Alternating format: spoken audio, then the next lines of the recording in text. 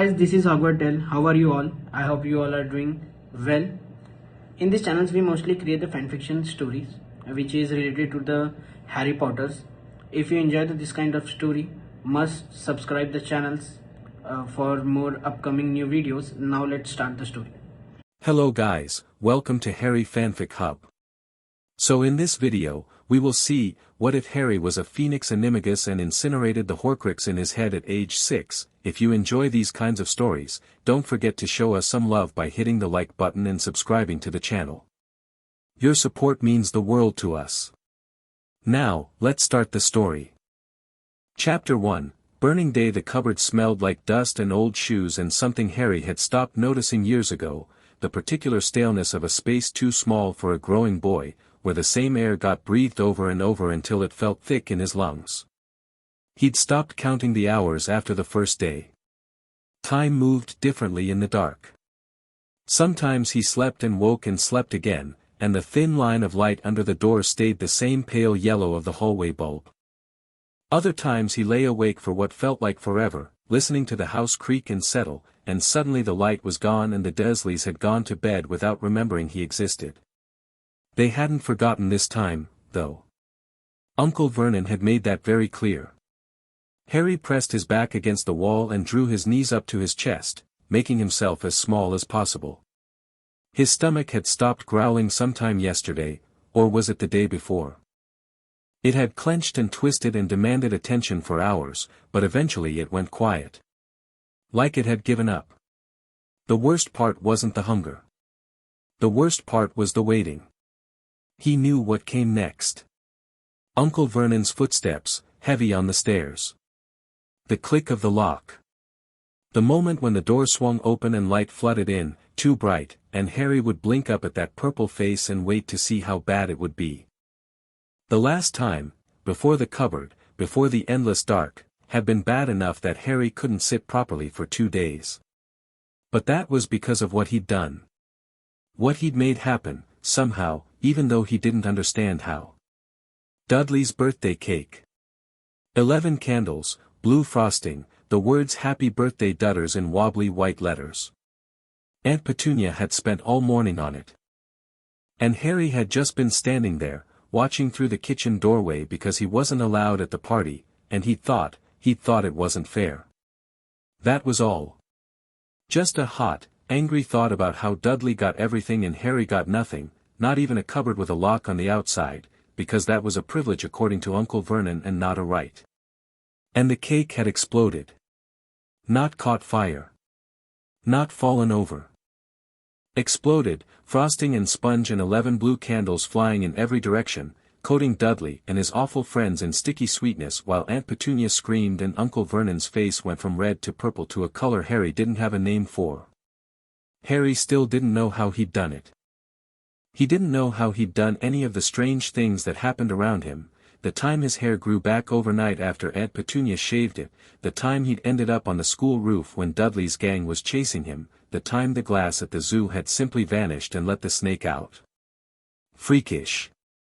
That's what the Dursleys called it. That's what they called him. Maybe they were right. Harry pressed his forehead against his knees and tried not to think about how thirsty he was. There was a glass of water somewhere in the cupboard. Aunt Petunia had given it to him that first morning, her lips pressed thin with disapproval, but he'd finished it hours ago. The empty glass sat somewhere by his feet, useless. He could hear them moving around upstairs. Dudley's television blaring through the floor, some cartoon with lots of explosions and shouting. The clatter of dishes in the kitchen, dinner, probably. Harry's stomach didn't growl at the thought, but something twisted in his chest. It wasn't fair. The thought came before he could stop it, hot and sharp like it had been in front of the cake. It wasn't fair. He hadn't asked to be left on their doorstep.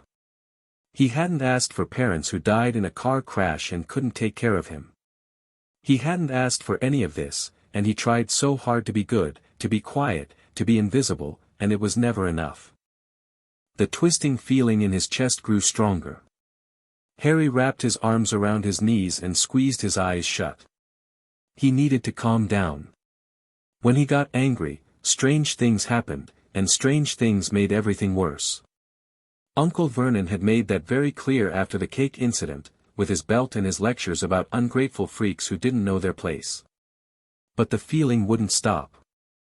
It was like something inside him was waking up, something that had been sleeping his whole life, pressed down under the weight of be quiet and don't make trouble and you're lucky we took you in. And now it was stirring, stretching, reaching toward the walls of this tiny dark space like it needed room to breathe. Harry's hands started to shake. He wasn't cold, the cupboard was stuffy and warm, too warm, had been too warm for a while now, but he couldn't stop trembling. The feeling in his chest spread outward, down his arms, into his fingers, and when he looked down at his hands he could see, light. Faint, golden light, glowing under his skin like he'd swallowed a candle. Harry's breath caught. The light grew brighter. He could see the lines of his own veins, dark channels running through the gold, and his skin felt hot, too hot, like standing too close to the stove but all over, everywhere, inside and out, he tried to push it down. Tried to shove the feeling back into whatever box it had escaped from. Calm down, calm down, calm down, but for the first time in his life, Harry didn't want to be calm. He wanted to be free. The thought crystallized like ice in his mind, sharp and clear. He wanted to be free. He wanted to fly away from this house and never come back. He wanted to burn through the lock and the door and the endless suffocating dark, burn through all of it until there was nothing left but open sky and clean air and fire. Harry screamed, but the sound that came out of his mouth wasn't human. It was a cry, high and piercing and somehow beautiful, even through the pain, and then there was no pain, only heat and light and the feeling of something unfolding inside him, something that had always been there but had never had room to spread its wings. He wasn't in the cupboard anymore. He wasn't, he didn't have hands anymore, or arms, or the small scarred body that had never been quite enough for the life he'd been forced to live. He had wings, great sweeping wings of gold and crimson, and his feathers burned with fire that didn't hurt, and his eyes could see everything, the dark wasn't dark anymore. The cupboard was tiny, impossibly tiny, how had he ever fit in here, how had he ever breathed, the fire answered his panic. It billowed out from him in a wave, orange and gold and white hot at the center, and the cupboard door didn't just unlock. It vaporized. The walls caught and burned and crumbled, and Harry's wings spread wide as the house came apart around him, and he was flying, finally flying, up through flames and smoke and collapsing timber into the evening sky. Behind him, Number 4 Privet Drive screamed. Not the house, the people. Harry heard Aunt Petunia's shriek, Dudley's howl of terror, Uncle Vernon's bellow of rage turning to fear. The roof caved in over where the living room used to be, and the whole building seemed to sag inward, fire eating through the bones of the structure that had been his prison for 6 years. He should care. He knew he should care. They were family, sort of, and there were neighbors and flames spreading and sirens somewhere in the distance, but Harry's phoenix heart beat steady and strong, and the fire that poured from his wings didn't burn what didn't deserve burning, and when he looked down with eyes that saw more than light and color, he could see the Dursleys stumbling out the back door, coughing and crying but alive. The fire had let them go. Harry didn't know how he knew that, but he did. Phoenix fire chose its fuel. Phoenix fire purified. Phoenix fire burned away what was wrong and left what was whole, and the Dursleys were horrible people but they were still people, and his flames wouldn't take them unless he wanted them taken. He didn't want that. He didn't want to be a killer. He just wanted, free. Harry's cry split the evening air, and he spiraled upward, higher and higher, until the burning house was a bright spot below him and the neighborhood stretched out in miniature and the whole world felt small and manageable from up here. The wind caught his wings, and carried him without effort, and for one perfect moment there was nothing but flight and flame and freedom. Then something tore.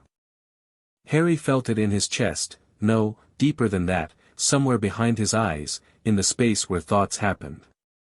Something that had been attached to him, something dark and cold and wrong, suddenly caught fire. And it screamed. The scream wasn't sound. It was feeling, pure and awful, a psychic howl of rage and terror that ripped through Harry's mind like claws. He tumbled in the air, wings folding wrong, and the thing inside him, the thing he'd never known was there, burned. Images flooded his mind. A pale face with red eyes. A high, cold laugh.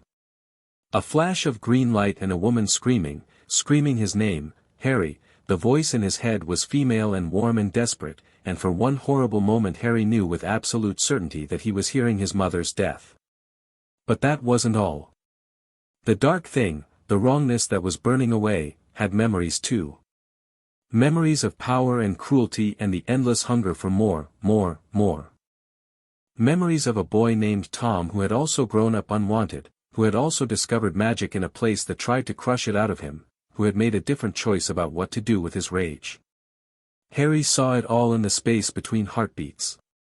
A lifetime of darkness, compressed into a single moment of fire. And then it was gone.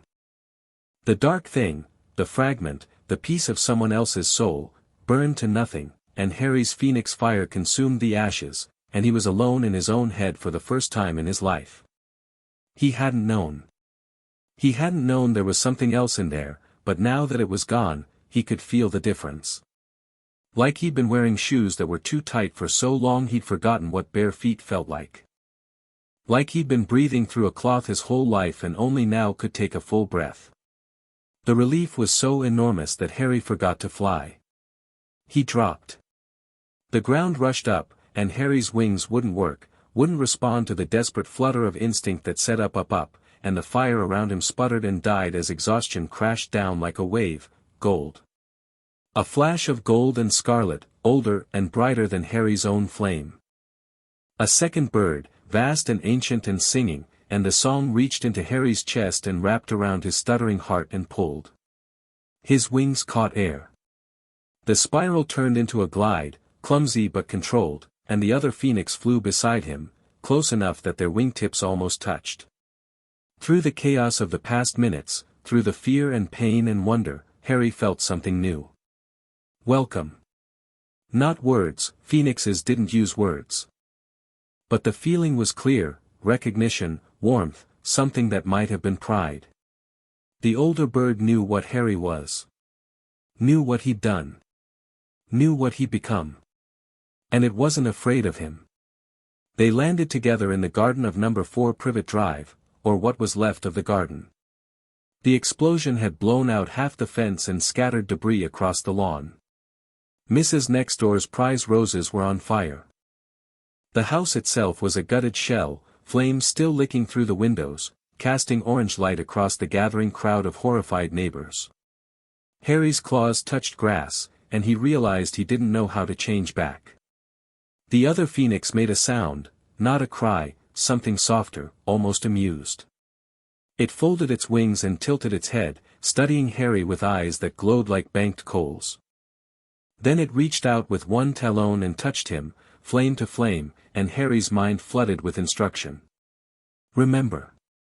Remember what you were. The fire is you, but you are not only fire. Harry tried to remember. It was harder than it should have been. The human body he'd worn for 6 years felt distant, like a dream he'd woken from too fast. But the other phoenix kept contact, kept feeding him impressions of shape and form and the way bones fit together, and slowly, painfully, Harry felt himself contract. Wings became arms. Feathers became skin. The fire didn't go out, it just moved inward, settling into his chest like a banked coal waiting to flare. When he opened his eyes, human eyes, green and wet and stinging from smoke, he was lying on his back in the remains of his aunt's garden, naked and shivering and more tired than he'd ever been in his life. The phoenix stood over him like a guardian, wings half spread against the chaos around them. Fire trucks screamed to a halt on the street. People shouted. The Dursleys huddled on the far side of the property, Dudley crying and Aunt Petunia wrapping her arms around him, Uncle Vernon red-faced and blustering at a firefighter who was trying to keep him back. None of them looked at Harry. The phoenix did. Fawkes, the name came to him, though Harry didn't know how. This one is called Fawkes.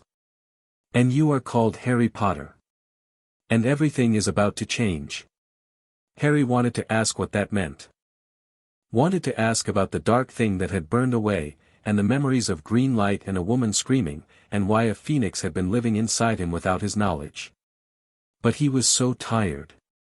The last thing he saw before the darkness took him was Fawkes spreading his wings, positioning himself between Harry and the approaching crowd, and then there was nothing but warm silence and the distant crackling of flames. Amelia Bones had been looking forward to a quiet evening. The Horcrux case had finally closed, 3 weeks of testimony, 2 assassination attempts on witnesses, and 1 memorable afternoon where a defendant had attempted to escape by turning into a ferret and been sat on by an elderly witch who thought he was a cushion. The Department of Magical Law Enforcement had earned a rest, and Amelia had been planning to spend hers with a glass of fire whiskey and the new Lockhart book her niece kept insisting she read. Then the alarms went off. Not the standard alerts for underage magic, those were common enough, flagging accidental spells by children who hadn't learned control yet. This was something else entirely.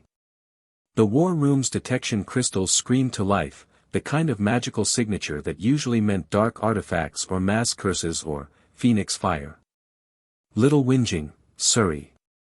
Magical signature, catastrophic. Civilian exposure, confirmed. Amelia was through the flow before the alert finished speaking. What she found on the other side was chaos. Half a dozen Aurors had already arrived, setting up barriers to keep Muggles back, casting Repello Muggletum in wide sweeping circles, and trying to make sense of what their wands were telling them. Fire trucks were being gently redirected down side streets. Neighbors stood in clusters, expressions going unfocused as the memory charms took hold. But none of that was what made Amelia stop dead in the middle of Privet Drive. The house was a shell. Not dark magic, she could tell dark magic by the way it sat in her sinuses, oily and wrong, but something had torn through number 4 like a hurricane. The walls were blackened and crumbling. The roof had caved in. And at the center of the devastation, standing guard over something small and pale on the ruined lawn, Fawkes. Dumbledore's phoenix, his wings spread in a posture that said very clearly, "Come no closer." "Everyone stop," Amelia called out, and her Aurors froze. "Nobody approaches that bird. Someone tell me what in Merlin's name is going on." Senior Auror Kingsley Shacklebolt appeared at her elbow, his deep voice pitched low. "We're not entirely sure, ma'am.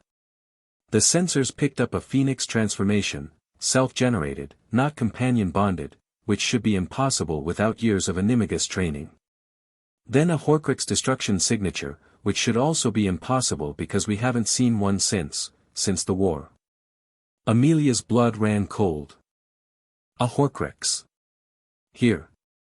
"Yes, ma'am." The signature was unmistakable. Something dark was destroyed in that fire. Shacklebolt hesitated. "And the child?" Amelia looked past Fawkes, past the spread wings and the crackling golden flame, to the small body lying on the scorched grass. A boy, naked and unconscious, maybe 5 or 6 years old. Black hair plastered to his forehead with sweat and soot. She didn't need to see the scar to know who he was. "Harry Potter," she said flatly. "This is the Potter residence." "His relatives, yes. The Muggles are being handled, memory modifications, relocation story, the usual." "But ma'am." Shacklebolt's voice dropped lower. "We've done preliminary scans on the boy. Someone needs to see what we found." Amelia moved forward. Fawkes watched her approach, his ancient eyes burning with something she couldn't read. When she was close enough to feel the heat radiating from his feathers, the phoenix sang a single note, not a warning, exactly. More like a question. "What will you do with him?" "I'm going to help him," Amelia said aloud, feeling slightly foolish for talking to a bird. But this was Dumbledore's companion, older than most wizarding families, and she'd learned long ago not to underestimate magical creatures. "I'm head of the DMLE. No one's going to hurt that child while I'm here." Fawkes tilted his head. Another note, lower and sadder. "Someone already has." Then he stepped aside. Harry Potter lay curled on his side, his thin arms wrapped around himself, shivering despite the warmth still radiating from the ruined house. Amelia knelt beside him, drawing her wand to cast a basic diagnostic, and stopped. She didn't need magic to see what had been done to this child. The scars were old. Some of them very old. They patterned his back and his shoulders, pale lines against pale skin, the kind of marks left by a belt or a switch wielded with intent to cause pain. There were burns, too, small and circular, placed with deliberate precision. And the way his ribs showed through his skin, the way his arms were more bone than muscle, Amelia had seen this before. In her career, in the worst cases that came across her desk, she'd learned to recognize the signatures of long-term abuse. This child had been tortured. Not by dark magic. By muggles. By the family that was supposed to protect him. Shacklebolt. Her voice was ice. Where are the relatives? Being held for questioning. The fat one's been screaming about property damage and freaks, arrest him. Shacklebolt blinked. Ma'am. Arrest him. Arrest all of them. Child abuse falls under our jurisdiction when the child is magical. I want them in holding cells before Dumbledore arrives, and I want complete documentation of every injury on this boy's body. Amelia stood, her wand hand trembling with rage she wouldn't let show on her face. This child was supposed to be safe. This child was supposed to be protected. Someone is going to answer for this. The wards, Shacklebolt said slowly. Dumbledore put up blood wards. He said they'd keep the boy safe. Do those look like the marks of a safe child, Kingsley? He looked at Harry Potter, at the scars, the burns, the terrible thinness of a child who had never had enough to eat, and his jaw tightened. No ma'am. They do not. Then get me those arrests. And someone find out where Albus Dumbledore has been for the past 6 years while this boy was being, a crack of apparition, and Amelia's least favorite person in the world materialized on the lawn. Cornelius Fudge, Minister for Magic, looked around at the devastation with an expression of theatrical distress. Good heavens. Amelia, what's happened? The alert said Phoenix Fire. Is Dumbledore here? I need to speak with Dumbledore immediately about the optics of this situation. A child was being abused. Amelia cut through his babbling like a knife through fat. A magical child, the boy who lived, was being beaten and starved and burned by his muggle relatives while under the protection of blood wards that Albus Dumbledore placed himself. That's what's happened, Minister. Fudge's face went through several colors. Surely there must be some mistake. I've seen the scars. Amelia stepped closer, using every inch of her height and every ounce of her authority. I've documented the evidence. This is not a mistake, Minister. This is a catastrophic failure of the magical world's duty to protect its children, and when the Daily Prophet finds out, now, let's not be hasty. Fudge's politician's instincts kicked in, his hands waving placatingly. I'm sure we can manage this quietly. A few memory charms, some discreet relocations. You want to cover this up. I want to protect the ministry's reputation. And young Potter's, of course. The boy doesn't need this kind of scandal following him. The boy, Amelia said, is 6 years old and covered in scars. He needs justice. And if you try to stand in the way of that, Minister, I will personally make sure that every newspaper in Britain knows exactly how concerned you were about optics while a child lay injured at your feet. She held his gaze until he looked away. Do what you must, Fudge muttered, already retreating. But I want Dumbledore briefed. This is his ward, his responsibility. Exactly, Amelia said. His responsibility. She turned back to Harry Potter, and found his eyes open. They were green, startling green, the color of new leaves, and they watched her with an expression no 6-year-old should possess. Not fear, exactly. Not trust either. Something in between, calculating and cautious, the look of a small animal deciding whether the larger creature in front of it was predator or protector. Hello, Harry, Amelia said, keeping her voice soft. My name is Amelia Bones. I'm here to help you. The boy's gaze flicked past her to Fawkes, still standing guard, then to the ruins of number 4, then back to her face. When he spoke, his voice was rough and thin, barely a whisper. "Is this real?" It was such a strange question that Amelia didn't know how to answer for a moment. Then she understood, a child who had just transformed into a phoenix, who had just burned away something dark inside himself, who had probably never experienced kindness from an adult in his life. He didn't know if this was real. He didn't know if he could trust it. "It's real," she promised. "You're safe now. No one's going to hurt you."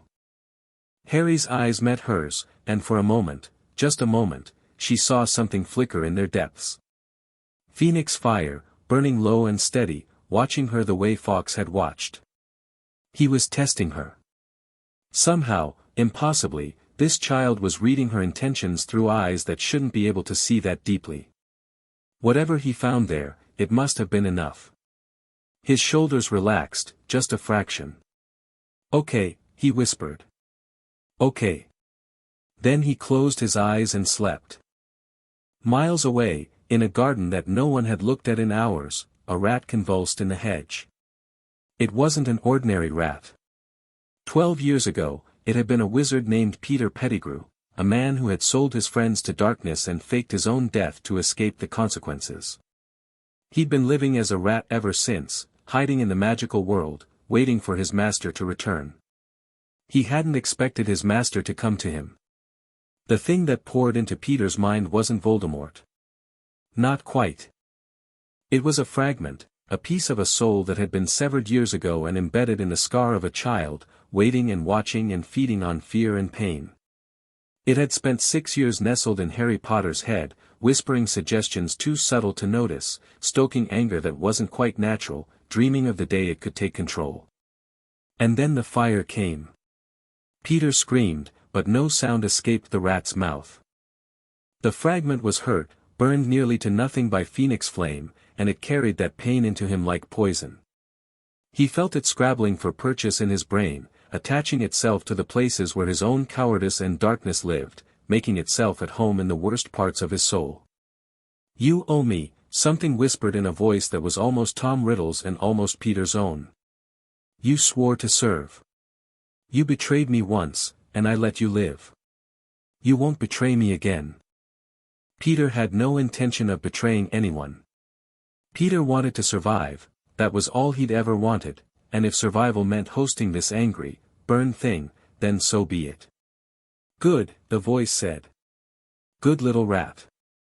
The fragment's memories were fragmentary, damaged by the fire, but Peter could glimpse flashes, the Potter house, that Halloween night.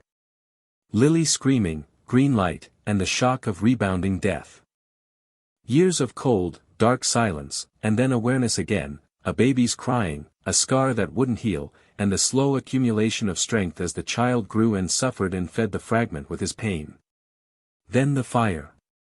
The terrible, purifying fire that had nearly ended everything. "He burned me," the fragment said, and its rage was a physical thing, pressing against the inside of Peter's skull. "The boy burned me. My own Horcrux, turned against me by his cursed blood.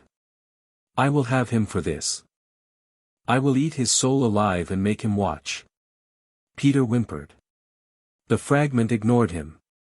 "But first," the voice continued, "we must grow strong. The boy is a phoenix now. He will be harder to kill. We need allies.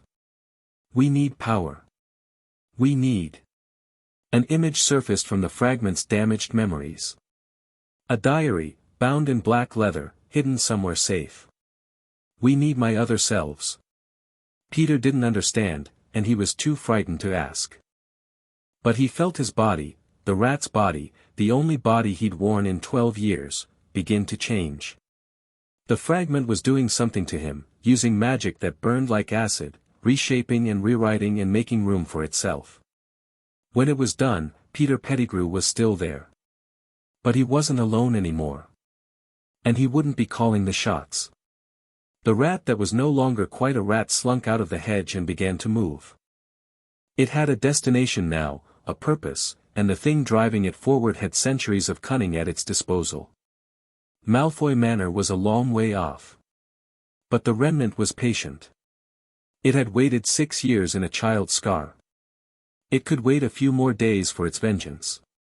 Behind it, Number 4 Privet Drive burned down to ash and embers, and the Ministry wizards swarmed around a boy who had no idea what he'd created when he set himself free. Harry woke to white. For a long, disorienting moment, he thought he was back in the cupboard, but the cupboard was dark, always dark, and this was bright and clean and smelled like nothing he recognized. Herbs, maybe.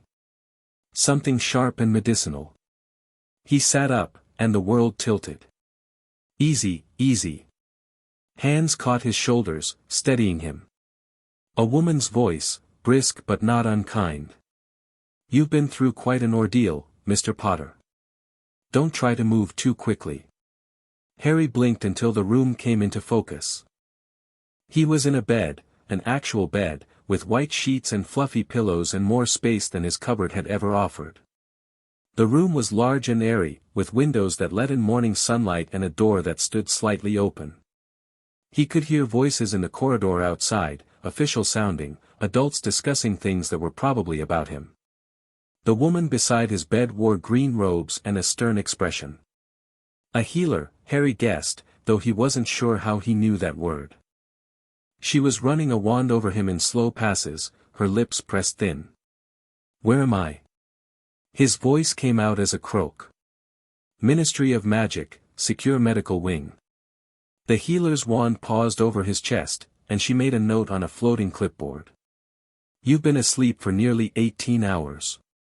How are you feeling? Harry took stock. His body ached, but it was a strange kind of ache, not the sharp pain of fresh bruises, more like the soreness after running very hard. His head felt clearer than he could ever remember it being, like someone had wiped fog off a window. Okay, he said. I think. Any pain? Dizziness? Nausea? No. Harry hesitated. What happened? I remember, there was fire, and he stopped. The memories crashed back all at once, the transformation, the wings, the dark thing inside him screaming as it burned. His hands flew to his chest, pressing against the thin hospital gown, half expecting to find feathers. You transformed into a phoenix. The healer's voice softened marginally. An unprecedented occurrence for someone your age. We're still trying to understand how it happened. I didn't mean to. The words came out in a rush. I didn't know I was going to, I was just in the cupboard, and it was dark, and I felt, the cupboard. The healer's expression sharpened. What cupboard? Harry closed his mouth. He'd learned, painfully and repeatedly, not to talk about the cupboard. Uncle Vernon said if he ever told anyone about their living arrangements, he'd regret it. But Uncle Vernon wasn't here. And the memory of the fire was still warm in Harry's chest, and something about it made him feel like he didn't have to be afraid anymore. The cupboard under the stairs, he said. That's where I slept. Where they put me when I was bad. The healer went very still. Her quill paused mid-note. And were you put there often? Harry thought about it. Yeah. But this time was longer. Because of the cake. The cake. Dudley's birthday cake. I didn't mean to make it explode, it just happened. Uncle Vernon was really angry. Harry looked down at his hands, half expecting to see the golden glow again. They were just hands, small, thin, normal. Is he here? Am I in trouble?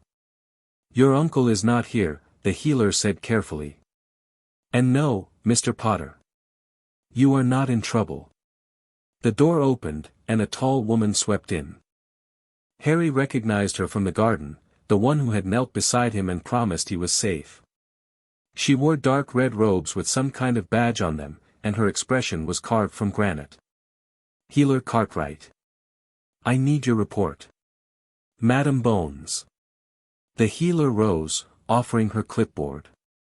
Physically, he's remarkably healthy for what he's been through.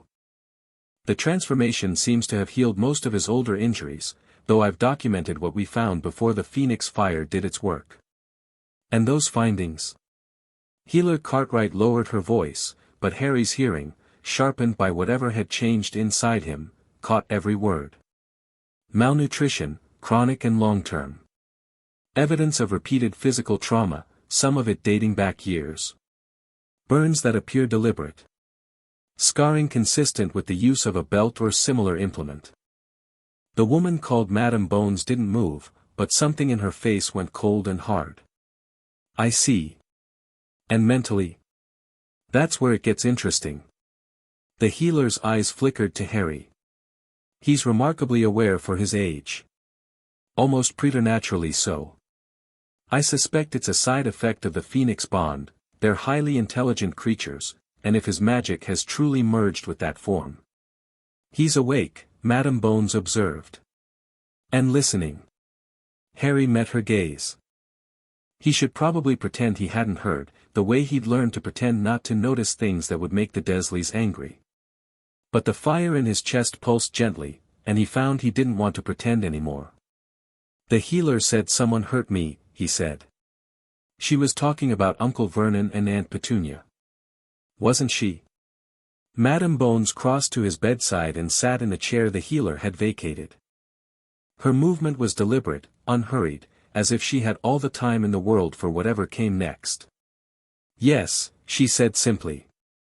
She was. And I need you to understand something, Harry. What they did to you was wrong. It wasn't your fault. And it's never going to happen again. Harry stared at her. Adults had said kind things to him before, teachers, sometimes, or the school nurse when he showed up with bruises he couldn't quite explain. But they'd always said it in soft, worried voices, and then nothing had changed. The Dursleys were family, and family took care of family, and who else was there to take a freak like Harry? This woman didn't sound soft or worried. She sounded like she was making a promise. Where will I go?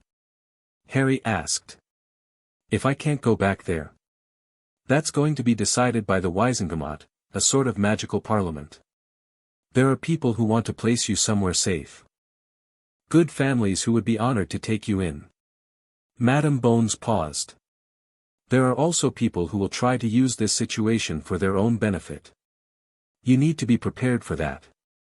People want me. You're famous, Harry. In our world, you're very famous indeed. Madame Bones's voice was careful, measured. Do you know why? Harry shook his head. When you were a baby, a dark wizard named Voldemort killed your parents. She said the name calmly, without the flinch Harry would later learn most people showed. He tried to kill you too. But the curse rebounded. He was destroyed, and you survived with nothing but that scar on your forehead. People call you the boy who lived. Harry reached up to touch his forehead. The scar was still there, he could feel the raised skin, the familiar lightning bolt shape, but it felt different somehow. Quieter. The dark thing, he said slowly. When I was on fire. Something was inside me, and it burned away. Was that? Madame Bones leaned forward. Tell me what you remember. So Harry told her. The feeling of something waking up inside him, the desperate need to be free, the transformation he hadn't understood. The flight into the evening sky, and then the tearing, the presence that had lived behind his eyes, clawing at his mind as the Phoenix fire consumed it. I saw things, he said. When it was dying. A woman screaming. Green light. And a man, no, not a man. Something that looked like a man, but wasn't really, Voldemort. Madame Bones's face was very pale. Harry, what you're describing, the thing that was inside you, that was a piece of Voldemort's soul. Harry didn't understand all the words, but he understood the gravity in her voice. Is that bad? It's. She took a breath. It's unprecedented. There are dark rituals that can split the soul, anchor it to objects or, apparently, to living beings. We call them Horcruxes. They're among the darkest magic known. And somehow, when Voldemort tried to kill you, a piece of his soul attached to you instead. But I burned it. Yes. A strange expression crossed Madame Bones's face. You burned it. Phoenix fire purifies, destroys corruption, and a soul fragment would be the ultimate corruption. You did something that should have been impossible, Harry. You freed yourself from a piece of the darkest wizard in a century. Harry thought about this. The thing inside him, the whispers he'd never quite heard, the anger that sometimes felt too big for his body, the dreams of green light and high, cold laughter, it was gone. He was alone in his own head for the first time in his life. Good, he said simply. I didn't like it being there. Madame Bones made a sound that might have been a laugh, quickly stifled. No, I don't imagine you did. She rose from the chair. Rest now. Tomorrow is going to be difficult, there are people who want to meet you, decisions that need to be made. But for tonight, you're safe. Fawkes is just outside, and no one will get past him without my permission. Fawkes. Harry remembered the Golden Phoenix, the one who had caught him when he fell, who had taught him how to become human again. Is he Dumbledore's? Madame Bones paused at the door. Fawkes has been Albus Dumbledore's companion for many years. But I suspect that may be changing. Phoenixes choose their bonds, Harry. And I think Fawkes may have chosen differently. She left him with that cryptic statement, and Harry lay back against the pillows, staring at the ceiling. His body was exhausted, but his mind was racing. So much had changed in such a short time, he'd gone from the cupboard to a hospital bed, from prisoner to something else entirely. A phoenix, he thought. I'm a phoenix. He reached inside himself, feeling for the fire that lived in his chest. It was there, warm and patient, waiting for him to call on it. He didn't understand how he'd done what he'd done, or what it meant for his future. But he understood one thing. He would never fit in a cupboard again. Harry closed his eyes, and the fire pulsed gently in time with his heartbeat, and for the first time in his life, he slept without dreaming of green light and screaming. Albus Dumbledore arrived at the Ministry of Magic at 7 o'clock the following morning, and he was not pleased. It wasn't the exhaustion, though he had been traveling for 3 days through some of the more remote regions of Albania, following whispers of dark magic that had proven to be nothing more than a particularly ambitious hag. It wasn't even the 17 urgent owls that had found him over the past 18 hours, each one more insistent than the last. It was the photograph on the front page of the Daily Prophet. Boy who lived abused by Muggle guardians, the headline screamed. Dumbledore's blood wards fail to protect Wizarding World Savior.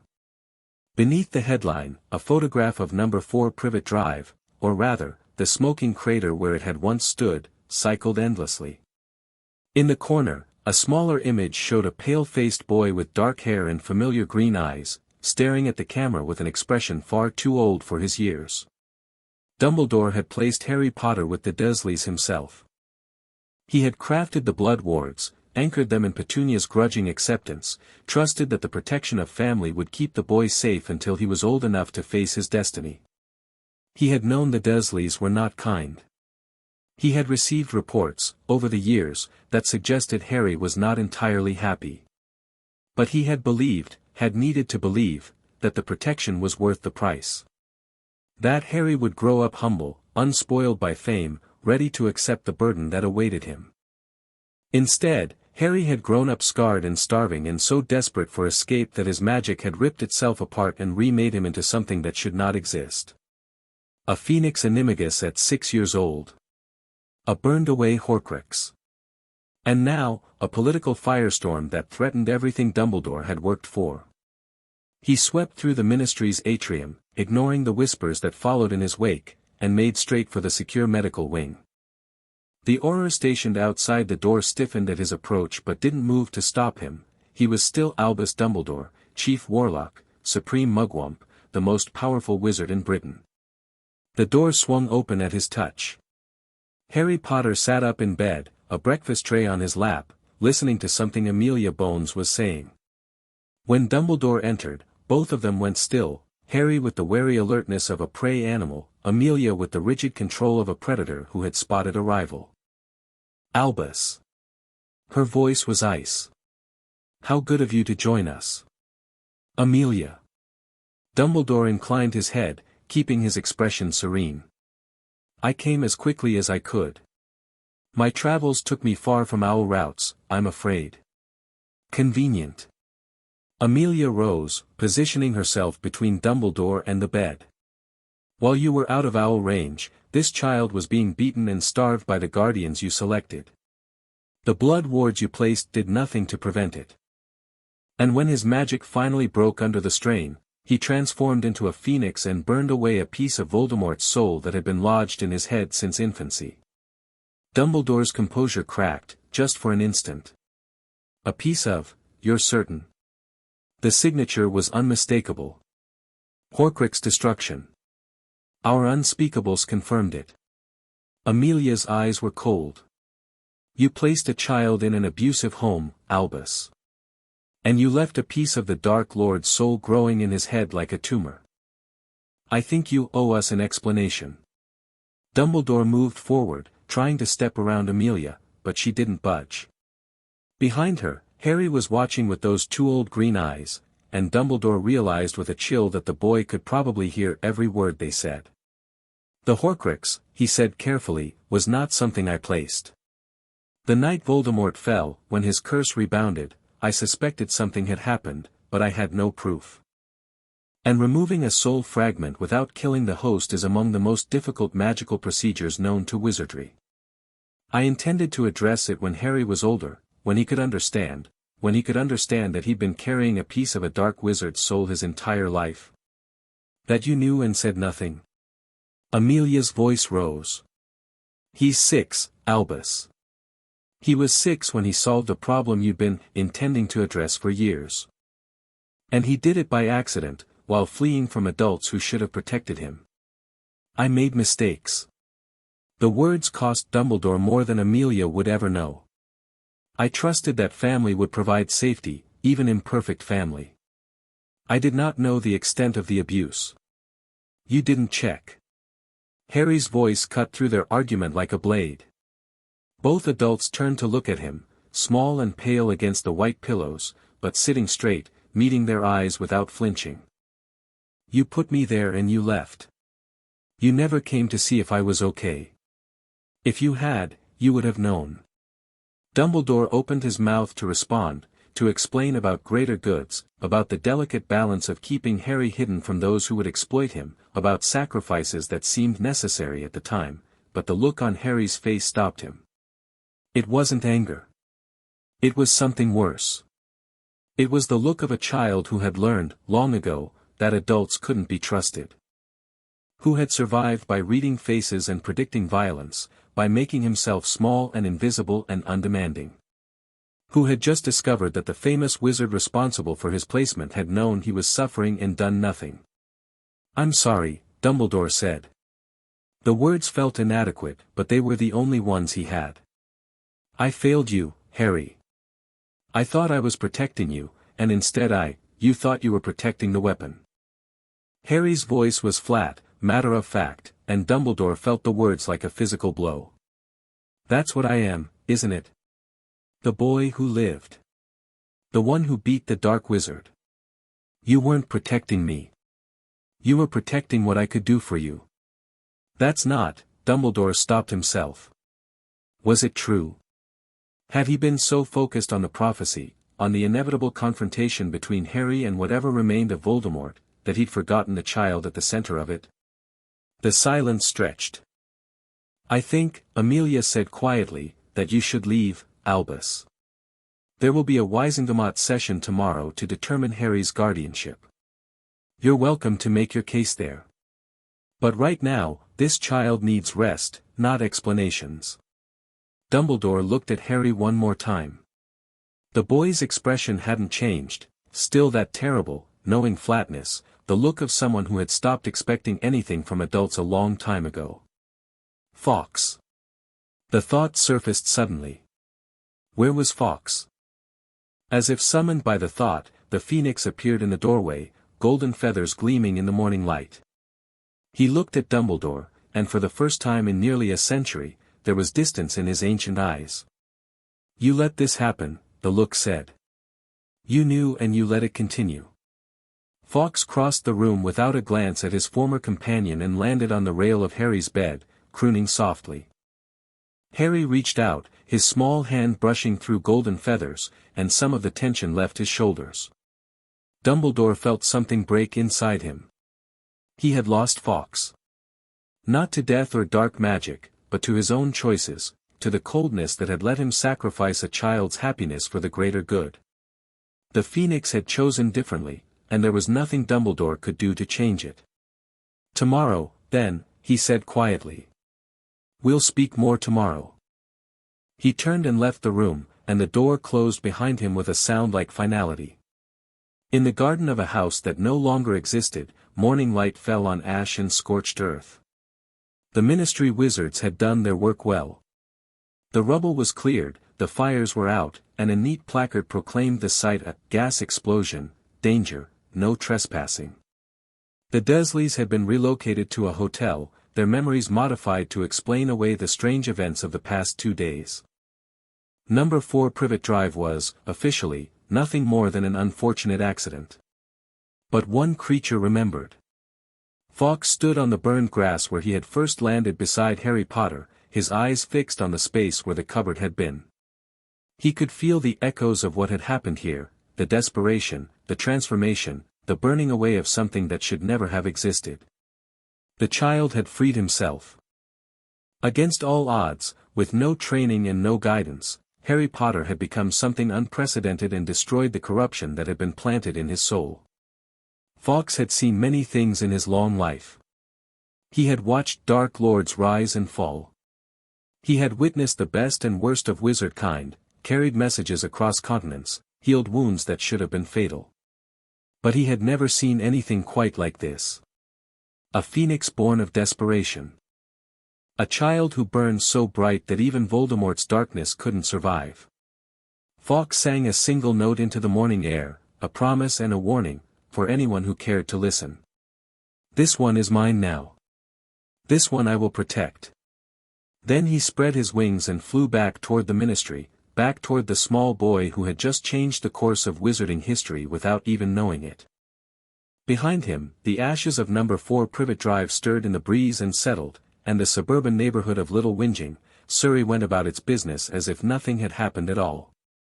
In a hedge on the outskirts of London, the rat stopped moving. Its body had changed over the past 18 hours, reshaped by magic that burned like fire and ice combined. It was still recognizable as a rat, mostly, but there was something wrong about the proportions now, something off about the way it moved. And its eyes, when they opened, were red. Almost there, the Remnant whispered to itself, in a voice that was neither Voldemort's nor Pettigrew's but something in between. Almost to safety. Malfoy Manor was still miles away.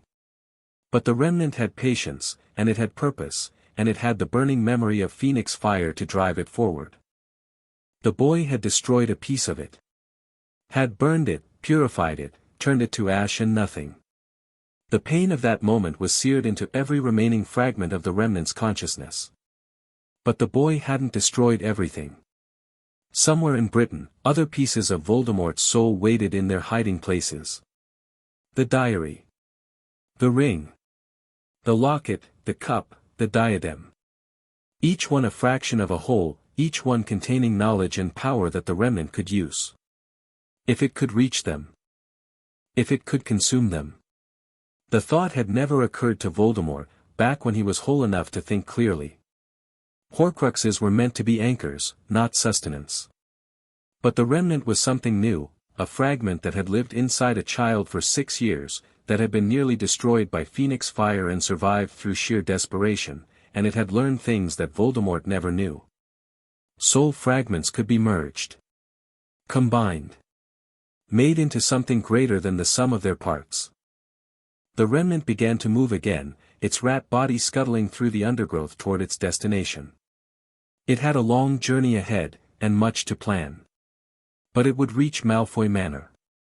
It would claim what was owed.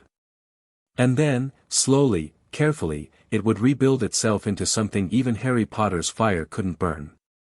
Burn me once, the Remnant thought, and what might have been a smile crossed the rat's twisted face. Won't burn me twice.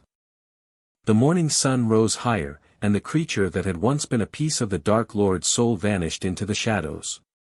Harry spent the rest of the day in the Ministry medical wing, learning to eat without flinching when people watched him.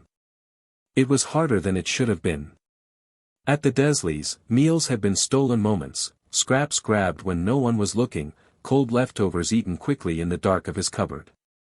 The idea of sitting at a table while an adult brought him food felt wrong, dangerous, like a trap waiting to spring. But Healer Cartwright was patient, and Madame Bones came by twice to check on him, and gradually Harry began to believe that he might be allowed to eat without punishment. In between meals, visitors came and went.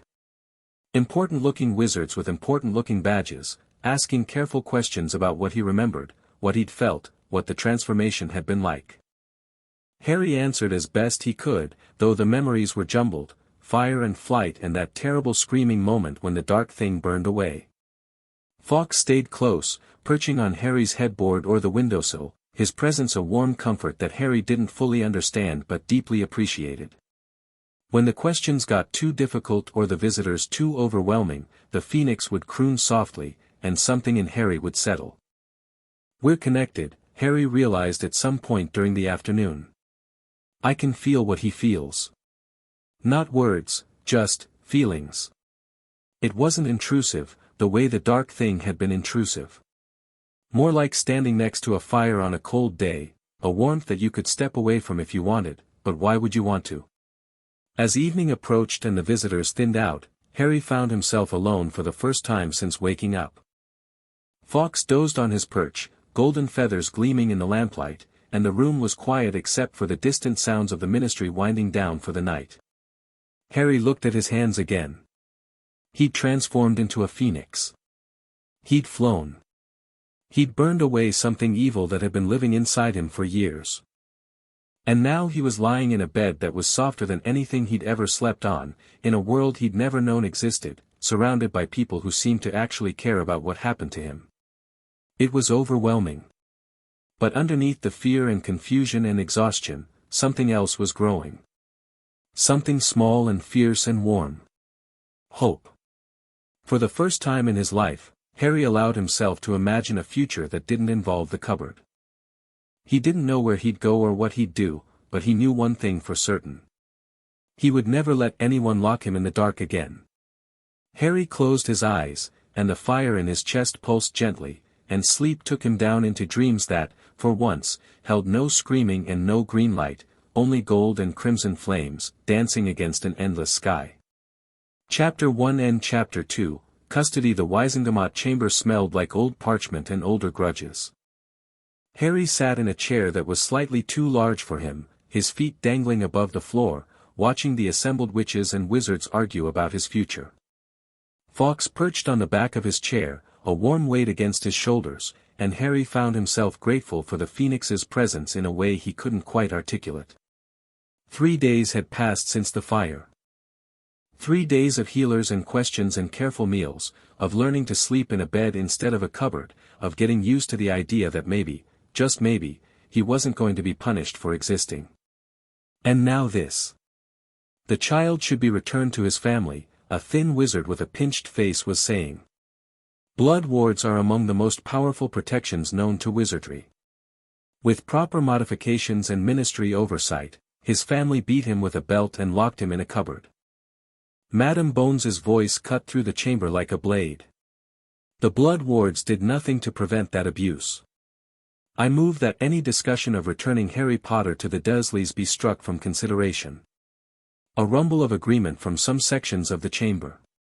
Unhappy muttering from others. Harry watched it all with the careful attention he'd learned from years of reading the Dursleys' moods, trying to figure out which adults were dangerous and which ones might be safe. Most of them, he decided, were dangerous. Not in the way Uncle Vernon was dangerous, fists and belts and purple-faced rage, but in a quieter way. They looked at him like he was a thing, not a person. A prize to be won. A piece to be played.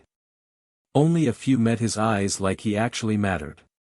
Madame Bones was one. An elderly witch with a vulture-topped hat, sitting ramrod straight in the upper gallery, was another. She'd introduced herself as Augusta Longbottom, and something about her fierce gaze reminded Harry of the hawk he'd once seen in a nature program at school, predatory, but not cruel. And there was the man sitting alone in the corner, watching the proceedings with calculating eyes. Lucius Malfoy, someone had whispered. Old family. Old money. Old darkness, though that part went unspoken. Harry didn't like the way Malfoy looked at him. There was something hungry in it. If I may. The voice came from the raised dais at the front of the chamber, and the arguing died down. Albus Dumbledore stood there in robes of deep purple, his silver beard catching the light from the enchanted windows. I believe we are approaching this matter from the wrong direction. Harry's shoulders tensed. Fawkes crooned softly against his back, but the warmth couldn't quite chase away the cold feeling that settled in his chest whenever Dumbledore spoke.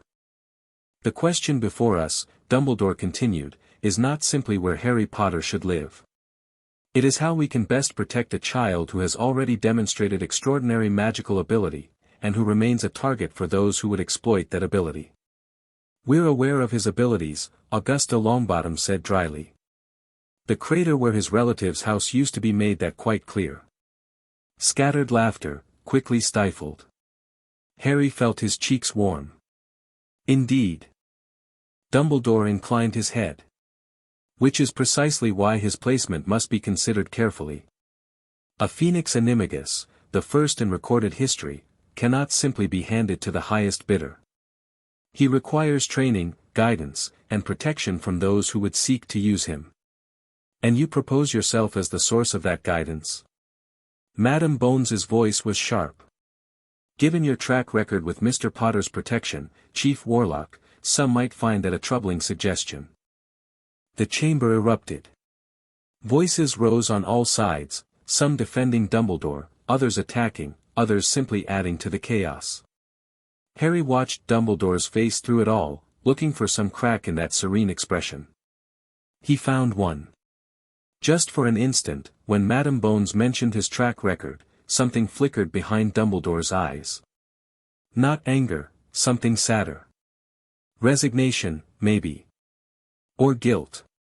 It didn't make Harry trust him more. But it made him wonder if maybe, just maybe, Dumbledore wasn't quite the villain he'd been imagining. Order. A silver-haired witch at the head of the chamber, the chief witch, Harry had learned, banged her gavel. We will have order, or I will clear this chamber and make the decision myself. The noise subsided. Now, the chief witch continued, we have heard arguments from multiple parties. Minister Fudge suggests a ministry-supervised placement with rotating guardian families. Chief Warlock Dumbledore advocates for his own oversight of Mr. Potter's education and protection. Madame Bones has petitioned for immediate and permanent guardianship. And we have received expressions of interest from no fewer than 12 noble houses. 12 families wanted him. Harry tried to process that.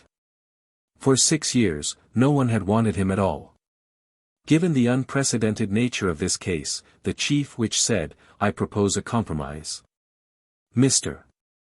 Potter will be placed in a rotating guardianship arrangement for a period of 6 months, during which time the Wisengamot will evaluate each potential guardian's suitability. At the end of this period, a permanent placement will be determined. And who will be first? Someone called out. The chief witch consulted her notes. Madame Bones has volunteered to take Mr. Potter for the initial 2-month period. Following that, Augusta Longbottom has agreed to a similar term. The final 2 months, I would be honored to host Mr. Potter at Malfoy Manor. The smooth voice came from the corner, and Harry felt his stomach drop. Lucius Malfoy had risen from his seat, his silver-blonde hair gleaming, his expression one of practiced benevolence.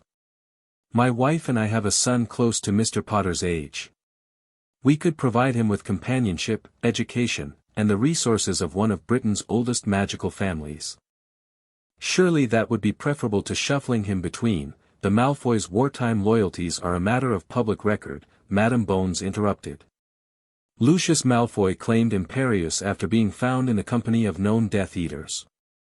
I hardly think I was cleared of all charges. Malfoy's voice hardened. And I will not sit here and be slandered by, the motion is noted, the Chief Witch cut in, her gavel falling again. Mr. Malfoy's petition will be considered along with all others. For now, the rotating guardianship will proceed as follows: Madame Bones for the first 2 months, Madame Longbottom for the second 2 months, with the final period to be determined based on evaluations. Harry felt some of the tension leave his shoulders. Madame Bones. He could handle that. She was stern, but she'd kept her promises so far. One final matter.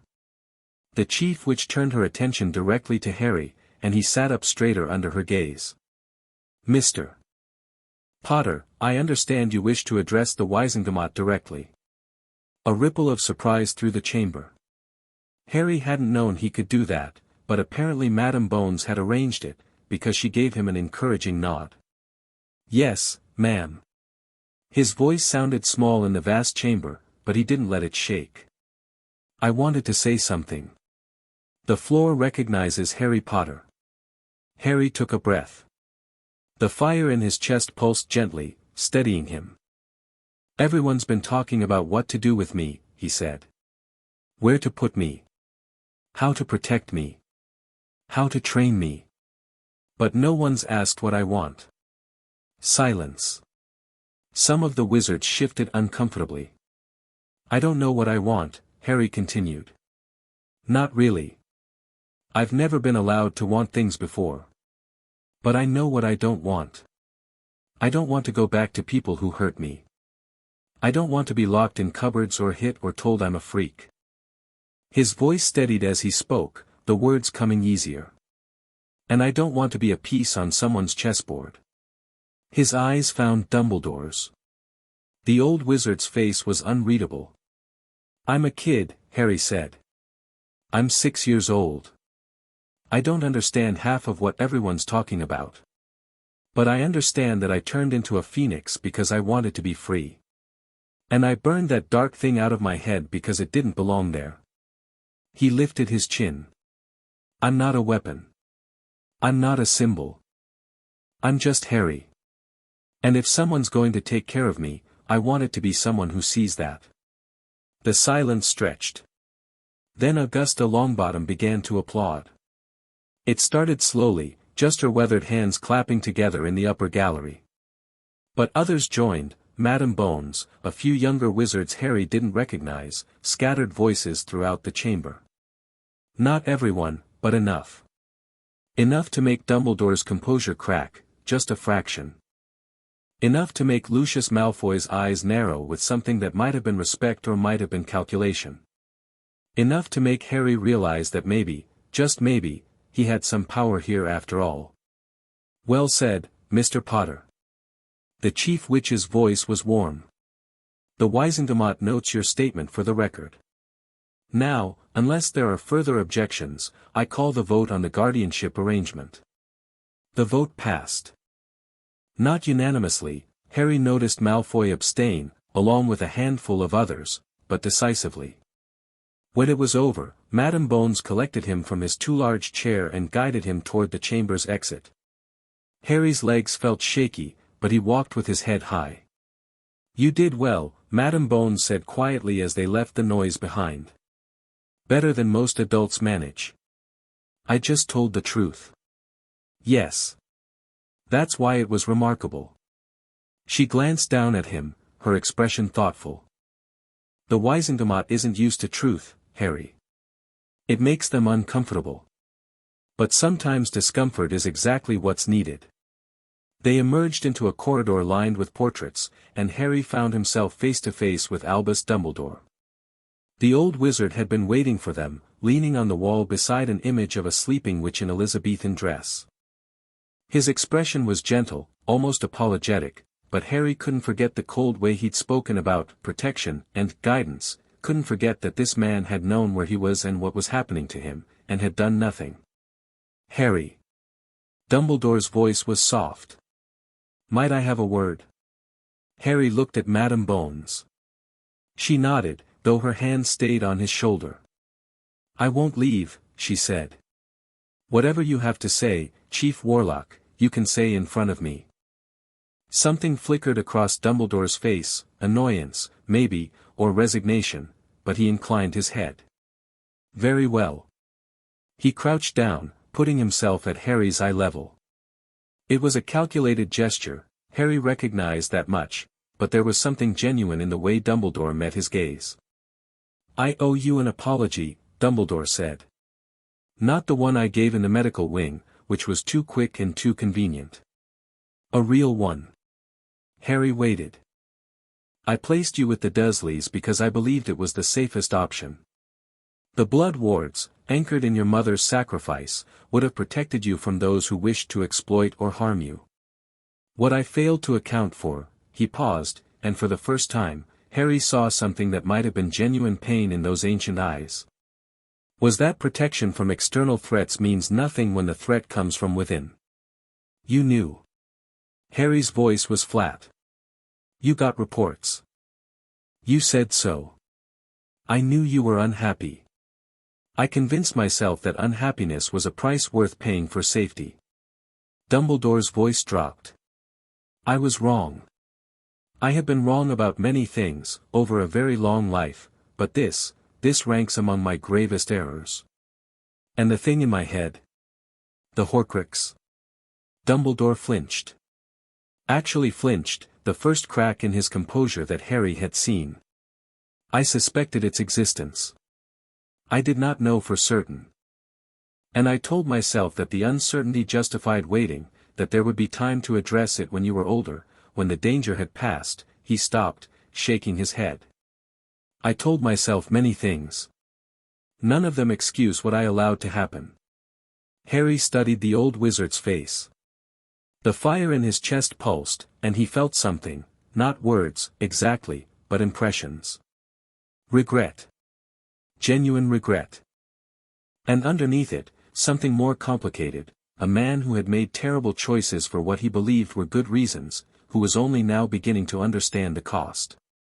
It didn't make Harry trust him. But it made him believe that the apology, at least, was real. "I don't forgive you," Harry said quietly. "Not yet. Maybe not ever. But I believe you're sorry." Dumbledore's eyes widened slightly. "That is more than I deserve." "Probably." Harry felt Fawkes shift on his shoulder, the phoenix's warmth a steady comfort. "But I've spent my whole life being treated like I don't matter. I'm not going to do that to someone else, even if they deserve it." He held out his hand. Dumbledore stared at it for a long moment. Then, slowly, he reached out and shook it. His grip was firm but gentle, and Harry felt the ancient magic in the old wizard's bones, so much power, held in check by will alone. "I will do better," Dumbledore said. "I cannot promise perfection. But I will try to see you as a person, not a piece." "Then we can talk again," Harry said. "After you've proven it." He turned away, and Madame Bones guided him down the corridor. Behind them, Dumbledore remained where he stood, his hands still extended, watching the boy who had just offered him something he hadn't expected. A chance. Bones Manor sat on a hill overlooking rolling green countryside, its grey stone walls softened by climbing roses and the warm afternoon light. Harry stood in the entrance hall, clutching the small bag of possessions the ministry had given him, mostly new clothes, bought with emergency funds, since everything he'd owned had burned with the Dursleys' house, and tried not to feel overwhelmed. The manor wasn't huge, not compared to some of the places he'd glimpsed through windows in the ministry. But it was the largest home he'd ever been invited into, and the weight of it pressed down on him. "This way." Madame Bones, Amelia, she'd told him to call her, though Harry wasn't sure he could manage it yet, led him through the entrance hall and up a sweeping staircase. "Your room is in the east wing. Susan's is just across the hall." "Susan? My niece. She lives with me." Amelia's voice softened slightly. "Her parents were killed in the war. Like yours. Harry absorbed this in silence. Another orphan.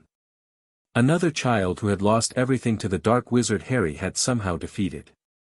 They stopped outside a door painted a cheerful blue. "This is yours," Amelia said. "If you don't like the color, we can change it. If you need anything, ask the house elves, they're the small creatures with the big ears. They'll be happy to help." Harry pushed the door open. The room was enormous. A bed that could have fit 4 of his cupboards. Windows overlooking the gardens. A wardrobe, a desk, bookshelves lined with actual books. And space, so much space, empty and open and his. His chest tightened. "Is it all right?" Amelia asked, and Harry heard genuine concern in her voice. "We can, it's perfect." The words came out choked. "It's just, I've never," he couldn't finish. The tears came before he could stop them, and Harry found himself sitting on the floor of his new room, sobbing in a way he hadn't let himself sob in years. All the fear and pain and loneliness he'd pushed down for so long came flooding out, and he couldn't do anything but let it happen. Amelia didn't try to stop him. She sat down beside him on the floor, her severe robes pooling around her, and simply waited. "I'm sorry," Harry managed eventually, scrubbing at his face. "I don't know why, you don't need to apologize." Her voice was gentle. "You've been through more than any child should have to bear. Crying isn't weakness, Harry. It's just your heart catching up with what your mind already knows." "What do I know?" "That you're safe now." She put a hand on his shoulder, carefully, giving him time to pull away if he wanted. He didn't. "That no one in this house will ever hurt you. That you're allowed to have a room, and a bed, and food whenever you're hungry, and people who will listen when you need to talk." Harry looked up at her. Her face was stern, all sharp angles and no-nonsense authority, but her eyes were kind.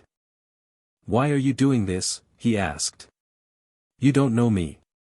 You could have let someone else take me." "Because I've spent my entire career fighting the people who hurt children." Amelia's voice hardened. "Death Eaters. Dark Wizards. Monsters who thought power gave them the right to destroy innocence. And when I saw what was done to you, saw the scars and the burns and the way you flinched when someone moved too fast, I recognized those monsters wearing muggle faces." She met his eyes squarely. "I couldn't save my brother and his wife. I couldn't stop the people who took them. But I can protect you. And I will, for as long as you let me." Harry didn't know what to say.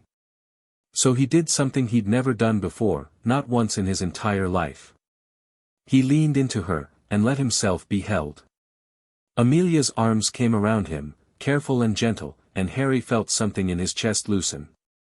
Not the fire was still there, warm and patient, but something else. Some knot of fear and loneliness that had been tied so long he'd forgotten it existed. He wasn't alone anymore. For the first time in 6 years, Harry Potter let himself believe it. The Remnant reached Malfoy Manor 3 days after leaving Surrey. The journey had been difficult. The body was weak, Pettigrew had let himself go soft in his years as a rat, and the Remnant's reshaping hadn't fixed the underlying problems of age and disuse.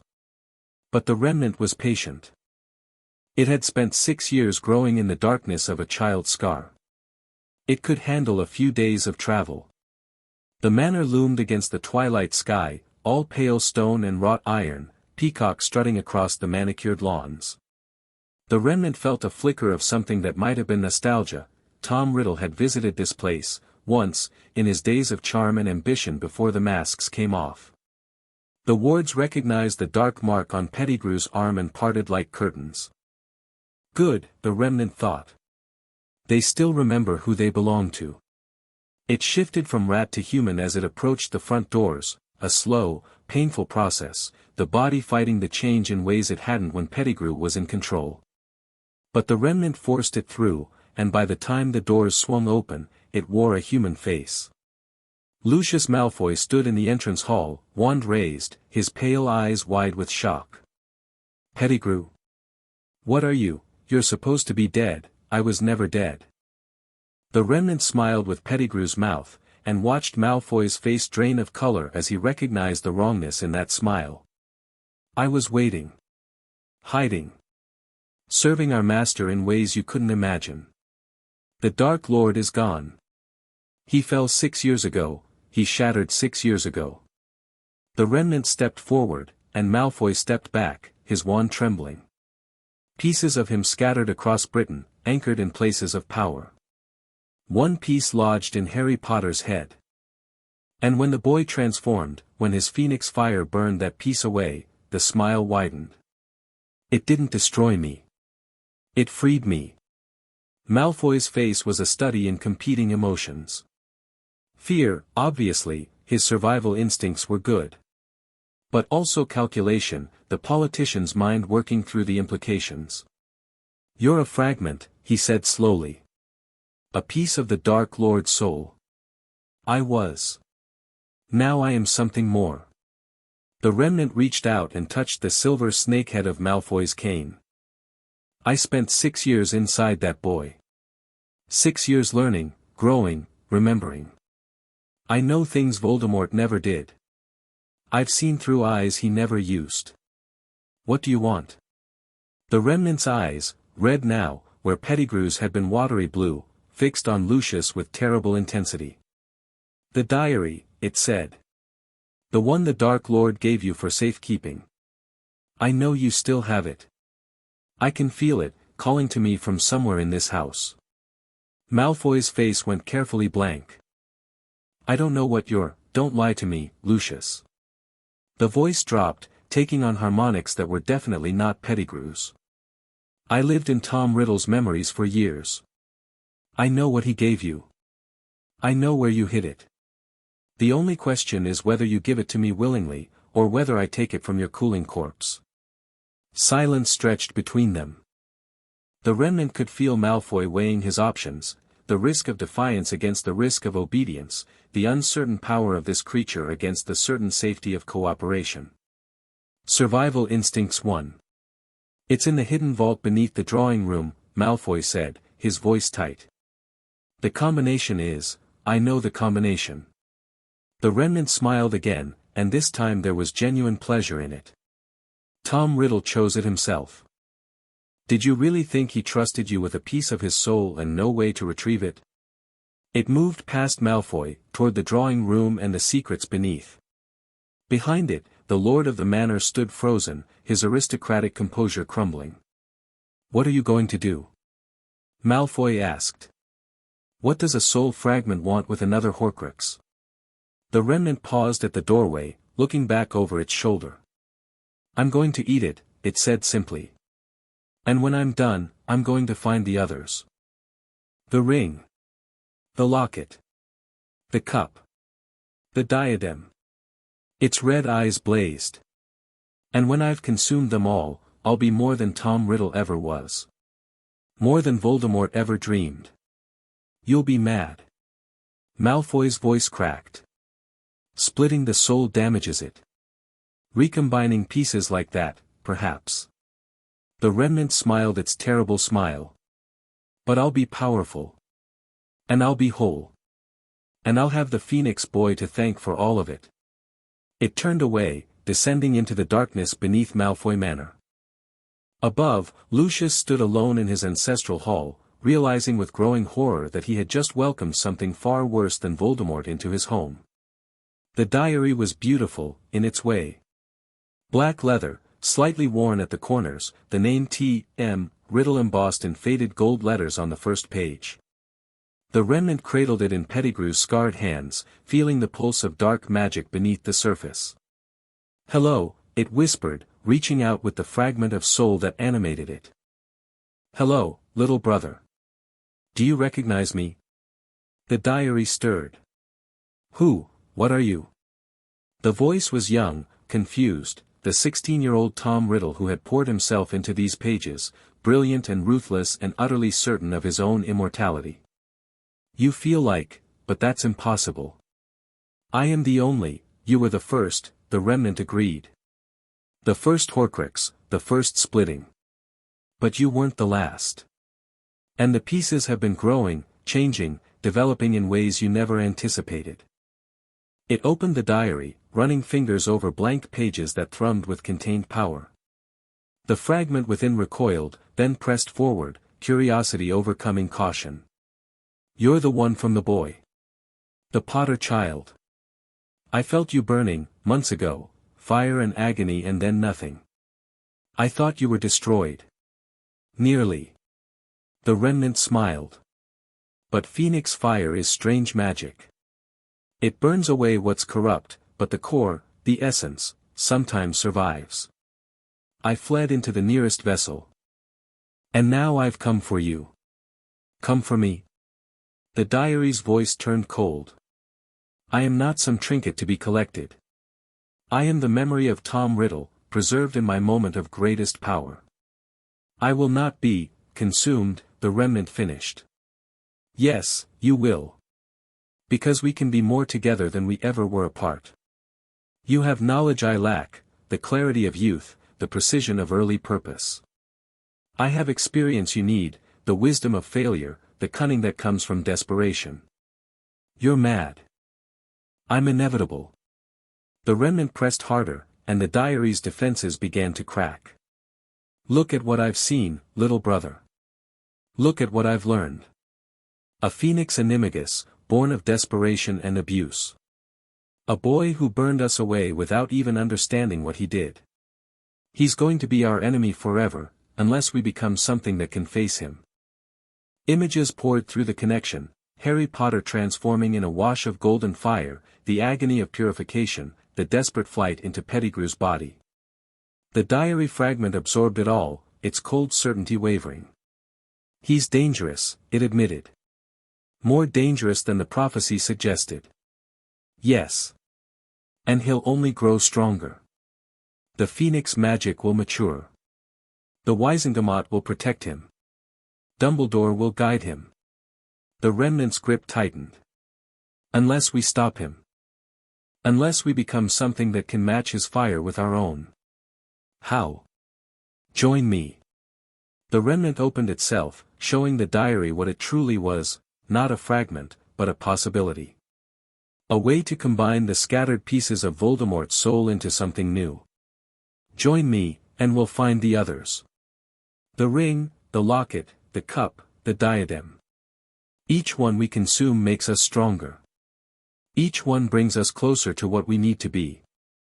The diary hesitated. Its fragment was proud, certain of its own superiority, reluctant to merge with anything that might dilute its purity. But it was also trapped.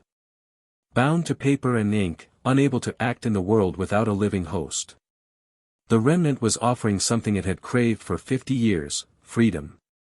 How do I know you won't simply absorb me? Subsume my consciousness into your own. You don't. The Remnant was honest, one soul fragment to another, there was no point in lies.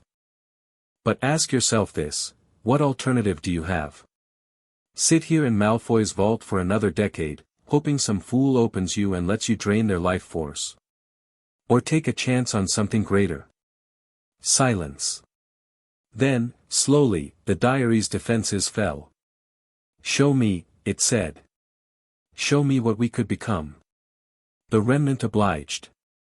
The merger was agony, two fragments of the same soul, grown in different directions, forced back together like broken bones refusing to knit.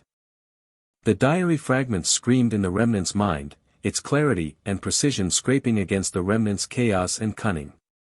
But they were the same soul. At the core, beneath all the differences, they fit. When it was over, the thing that rose from the vault floor was neither the Remnant nor the diary. It was both. It was more. We are, it whispered, testing its new voice. We are. The diary lay empty on the stone floor, its pages blank, its magic drained. The creature that had consumed it stretched Pettigrew's body, different now, taller, stronger, the flesh reshaping itself to accommodate the expanded soul within. For more, it thought. For more, and we'll be complete. It climbed the stairs, leaving the empty vault behind. Lucius Malfoy was waiting in the drawing room, his face pale, his hands clenched around his wand. "Is it done?" he asked. It's done." The creature smiled, and the smile was different now, sharper, more controlled, with none of Pettigrew's weakness in it. "The diary has joined us. Soon, we'll seek the others." "Us?" "We," the creature corrected. "We are no longer one thing, Lucius. We are becoming many things, combined into one." It tilted its head, studying the aristocrat with eyes that saw more deeply than before. "You fear us. Good. Fear keeps servants loyal. I am not your servant, you served Voldemort." The creature stepped closer, and Malfoy flinched back. "You wore his mark. You carried out his orders. When he was powerful, you knelt. When he fell, you claimed Imperius and bought your freedom. And now that something greater than Voldemort is rising, you will serve again, or you will die." Malfoy's jaw tightened. "And what would you have me do?" "For now. Nothing. Watch. Wait. Keep your ears open in the Ministry and the Wizengamot. The Phoenix boy is being placed with Amelia Bones. I want to know everything that happens in that house." The creature turned away, moving toward the manor's doors. "And when we call, you will answer. Without hesitation. Without question. Where are you going?" "To find the ring." The creature's voice echoed strangely in the entrance hall. "Our grandfather's legacy, hidden in the hovel where we were conceived. It carries its own power, the resurrection stone, though he never knew what he had. When we consume it, we'll be halfway to completion." It paused at the doors, looking back. "Tell no one of this, Lucius. Not your wife, not your son, not your allies in the Ministry. If word reaches Dumbledore that the Dark Lord's soul has begun to reconstitute itself, he will hunt us before we're strong enough to fight back. And if I refuse?" The creature smiled. "Then we'll kill your son," it said simply. "We'll drain the life from him slowly, the way the diary drained its victims, and we'll make you watch. And then we'll kill you, and your wife, and everyone who ever bore the Malfoy name." It stepped through the doors and vanished into the night. Lucius stood alone in the entrance hall of his ancestral home, his hands shaking, his mind racing through options that all led to the same conclusion. He was trapped. Again. By something worse than the Dark Lord had ever been. And there was nothing he could do about it. Susan Bones was small and red-haired and fierce, and she studied Harry with the careful attention of someone used to measuring new people quickly. "Aunt Amelia says you turned into a phoenix," she said, 3 days into Harry's stay at Bones Manor. They were sitting in the garden, watching the sun set over the hills, and it was the first time Susan had initiated conversation. "Is that true?" "Yeah." Harry wasn't sure how much he was supposed to say. "I didn't mean to. It just happened. Can you show me?" Harry hesitated. He'd been avoiding the transformation since arriving, not because he was afraid of it, exactly, but because he wasn't sure what would happen if he let the fire out again. What if he couldn't control it? What if he burned down the Bones house the way he'd burned the Dursleys? But Susan was looking at him with genuine curiosity, not fear, and something about that made him want to trust her. "Maybe," he said. "But not here. Somewhere safe. In case I mess up. There's a clearing in the woods behind the manor." Susan stood, brushing grass off her dress. "No trees close enough to catch fire. I go there when I want to be alone." Harry followed her through the garden gates and into the woods beyond. The path was narrow but well-worn, winding between old oaks and over roots that seemed to reach for his ankles. Fawkes flew ahead, his golden form flickering between the trees like a second sunset. The clearing was perfect, open enough to see the sky, private enough to feel hidden from the world. Harry stood in the center, feeling the soft grass beneath his feet, and reached for the fire in his chest. It came easier than he expected. One moment he was a boy, small and uncertain, standing in a stranger's woods. The next he was flame, wings spreading wide, the world sharpening into colors he didn't have names for. He cried out, that high, piercing phoenix song, and felt the joy of transformation rush through him like water breaking a dam. Susan gasped, stumbling backward, her eyes huge. Harry spiraled upward, tasting the evening air, feeling the wind beneath wings that seemed to know exactly what to do without being told. This was what he'd felt that first night, freedom, pure and absolute, but without the desperation that had driven it. He wasn't escaping now. He was just, being. He let himself fly, circling the clearing, and then banked down to land on a fallen log near Susan's feet. The girl stared at him, her mouth open. "You're beautiful," she breathed. Harry tilted his head, uncertain how to respond in this form. Fawkes landed beside him, crooning a greeting, and the two phoenixes sat together while Susan slowly recovered her composure. "Can you understand me?" she asked. "When you're like that?" Harry bobbed his head. "Yes." "Can you talk?" He tried, but what came out was a trill of notes, not words. "No, then. Phoenix throats weren't made for human speech." "That's okay." Susan crept closer, her fear fading into wonder. Can I touch you?" Harry hesitated, then lowered his head. Susan reached out, her small fingers brushing through his golden feathers, and he felt the touch as warmth, not physical sensation, exactly, but something deeper. He could feel her emotions, curiosity, excitement, and underneath it all, a loneliness that echoed his own. She'd lost her parents too.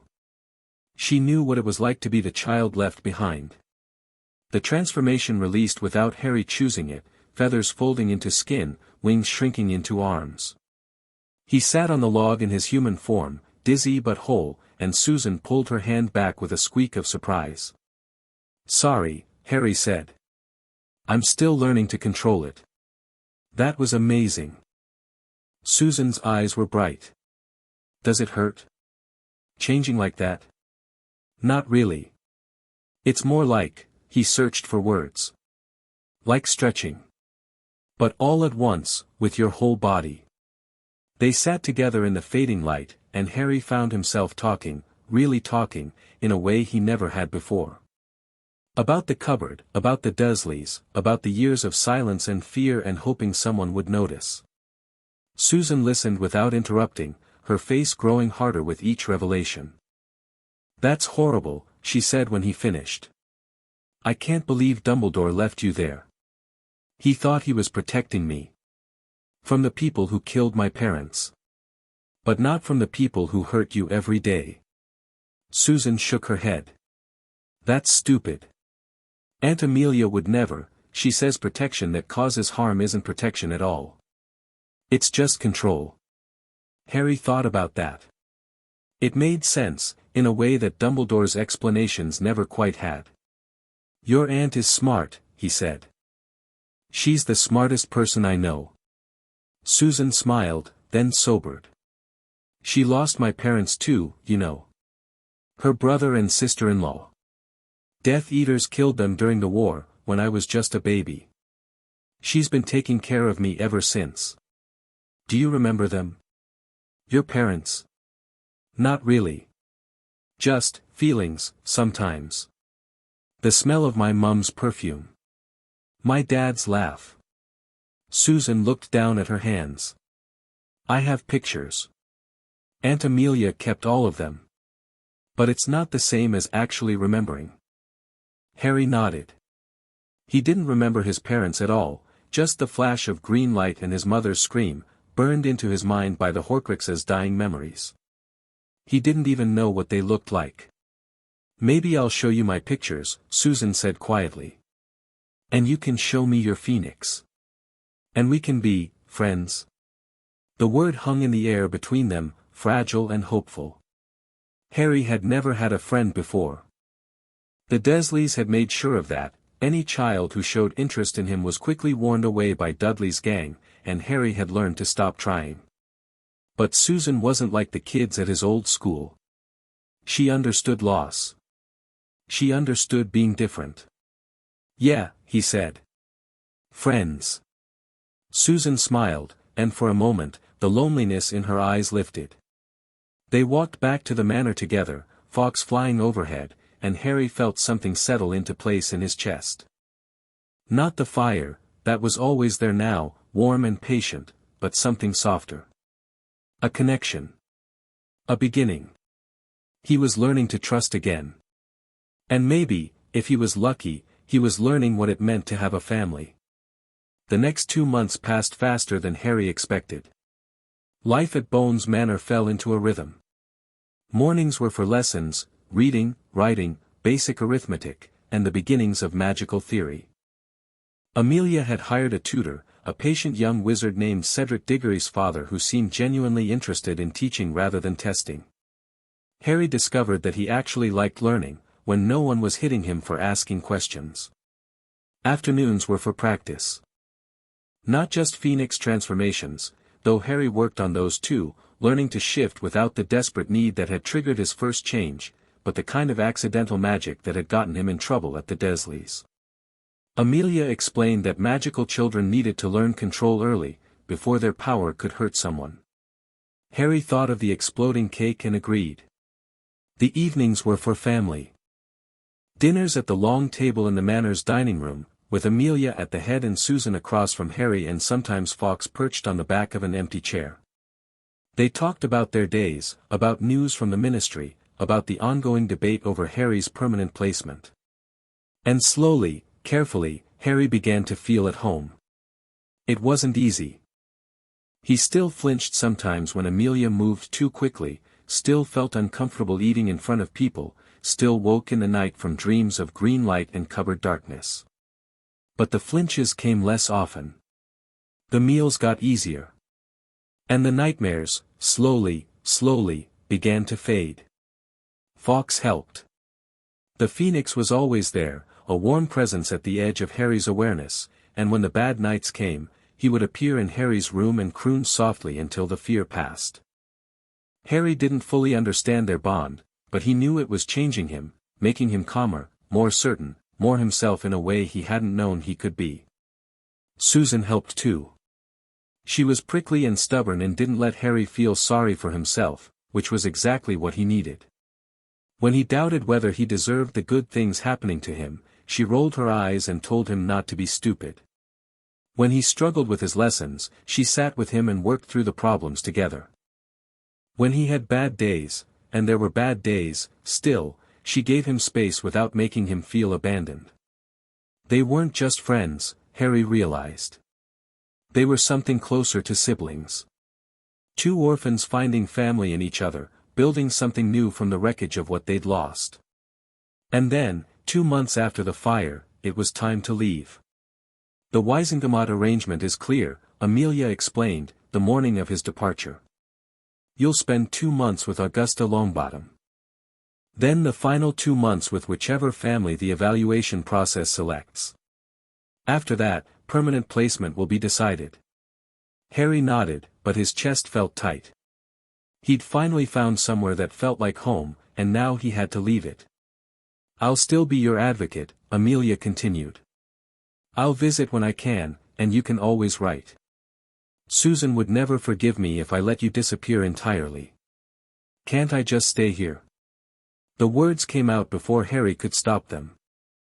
Amelia's expression softened. I'm working on that.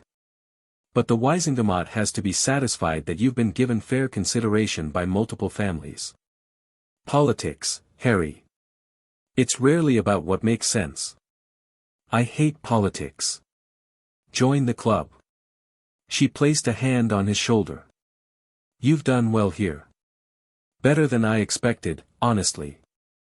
Whatever happens next, remember that you have a place in this house. Always. Harry threw his arms around her, the first hug he'd initiated since arriving, and felt her stiffen slightly before relaxing into it. Thank you, he mumbled against her robes. For everything. Thank me by thriving, she said quietly. That's all I ask. Susan's goodbye was harder. She cried, which made Harry want to cry, which made them both laugh awkwardly and promise to write every day. Don't forget me, she said, half joking, half serious. Never. Harry meant it. He stepped into the floor with Fawkes on his shoulder, spoke the words, Longbottom Manor, and let the green flames carry him toward the next chapter of his new life. Augusta Longbottom was waiting on the other side. She was tall and thin and carried herself like a sword that had never been sheathed. Her hat, adorned with a stuffed vulture that Harry suspected might actually be real, sat perfectly straight on her grey hair, and her eyes were the sharpest things Harry had ever seen. So, she said, looking him up and down. The Phoenix boy. I expected someone taller. Harry wasn't sure how to respond to that. I'm only 6, he offered. And already making more noise in the Wizengamot than wizards 6 times your age. Augusta's lip twitched, almost a smile. Good. This family could use someone with spine. She turned and strode away without waiting for him to follow. Harry scrambled to keep up, Fawkes adjusting his grip on his shoulder. Longbottom Manor was different from Bones Manor, older, somehow, with corridors that seemed to go on forever and portraits that whispered to each other as Harry passed. Augusta led him through a maze of hallways before stopping outside a door carved with intricate leaf patterns. Your room, she said. My grandson Neville is across the hall. Dinner is at 7. Don't be late. Yes, ma'am. Augusta studied him for a moment, then nodded sharply. You have manners. Good. Amelia didn't ruin you. She turned to leave, then paused. Neville is fragile. Be patient with him. Fragile how? You'll see. And she was gone, leaving Harry alone in a corridor that felt older than time. He pushed open his door and found a room that was comfortable if not quite as warm as the one at Bones Manor. A bed, a wardrobe, a window overlooking a garden. Good enough. Fawkes settled on the headboard, preening his feathers, and Harry sat on the bed to think. Neville. Augusta's grandson, the boy across the hall. Harry remembered Amelia mentioning him once, something about his parents being hurt in the war, though she hadn't given details. A knock on the door interrupted his thoughts. Come in. The door opened slowly, and a round-faced boy about Harry's age peered through the gap. He had brown hair, slightly messy, and eyes that couldn't seem to decide where to look. Hi, the boy said. I'm Neville. Gran said I should introduce myself. I'm Harry. I know. Neville slipped into the room, closing the door behind him. Everyone knows who you are. The boy who lived. The Phoenix. His eyes found Fawkes, widened. Is that really a phoenix? His name is Fawkes. Harry felt oddly protective. He's my friend. He's beautiful. Neville's voice was reverent. I've never seen one up close before. Gran has a book with pictures, but it's not the same. Harry watched Neville carefully. The boy was nervous, practically vibrating with it, but he didn't seem afraid, not of Harry, anyway. More like he was afraid of everything else, and Harry happened to be nearby. Your grandmother said you're fragile, Harry said. What does that mean? Neville flinched, but he didn't run. She means I'm not like my parents. They were brave. Aurors, like your friend Madame Bones. They fought in the war. His voice dropped. They got hurt. After the war was supposed to be over. Death Eaters came looking for information about you-know-who. They tortured them. Until they went mad. Harry felt ice spread through his chest. They're still alive. In St. Mungo's. The Wizarding Hospital. Neville's eyes were wet, but he blinked the tears back. I visit them sometimes. They don't recognize me. Mum gives me candy wrappers. She thinks they're presents. Harry didn't know what to say. His parents were dead, that was terrible enough. But to have parents who were alive but gone, present but empty, I'm sorry, he said finally. It wasn't enough, but it was all he had. It's not your fault.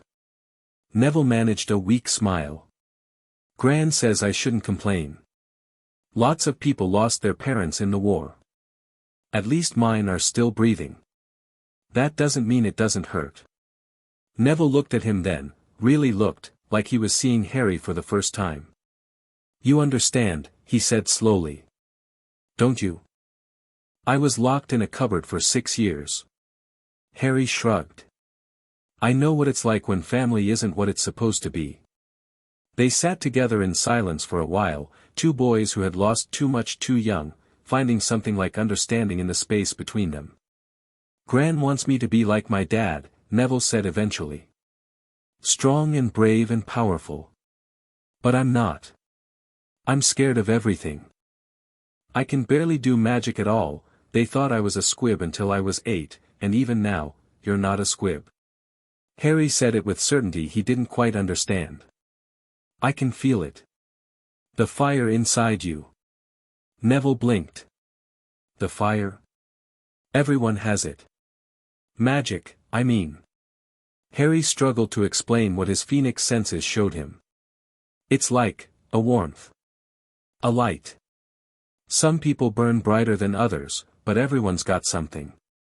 Yours is just, quiet. Banked, like coals waiting for fuel. You can see that. Feel it. Since I became, Harry gestured vaguely. It's a phoenix thing, I think. Fawkes does it too. Neville stared at him, wonder replacing some of the nervousness in his expression. Gran says I'm a disappointment. That my parents would be ashamed of me.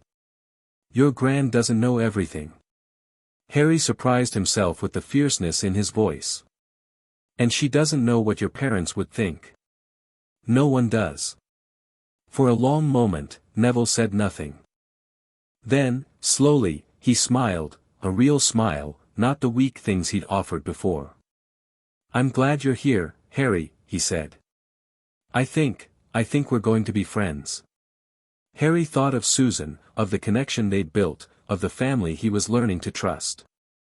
And he reached out to take Neville's hand, feeling the banked fire beneath the other boy's skin.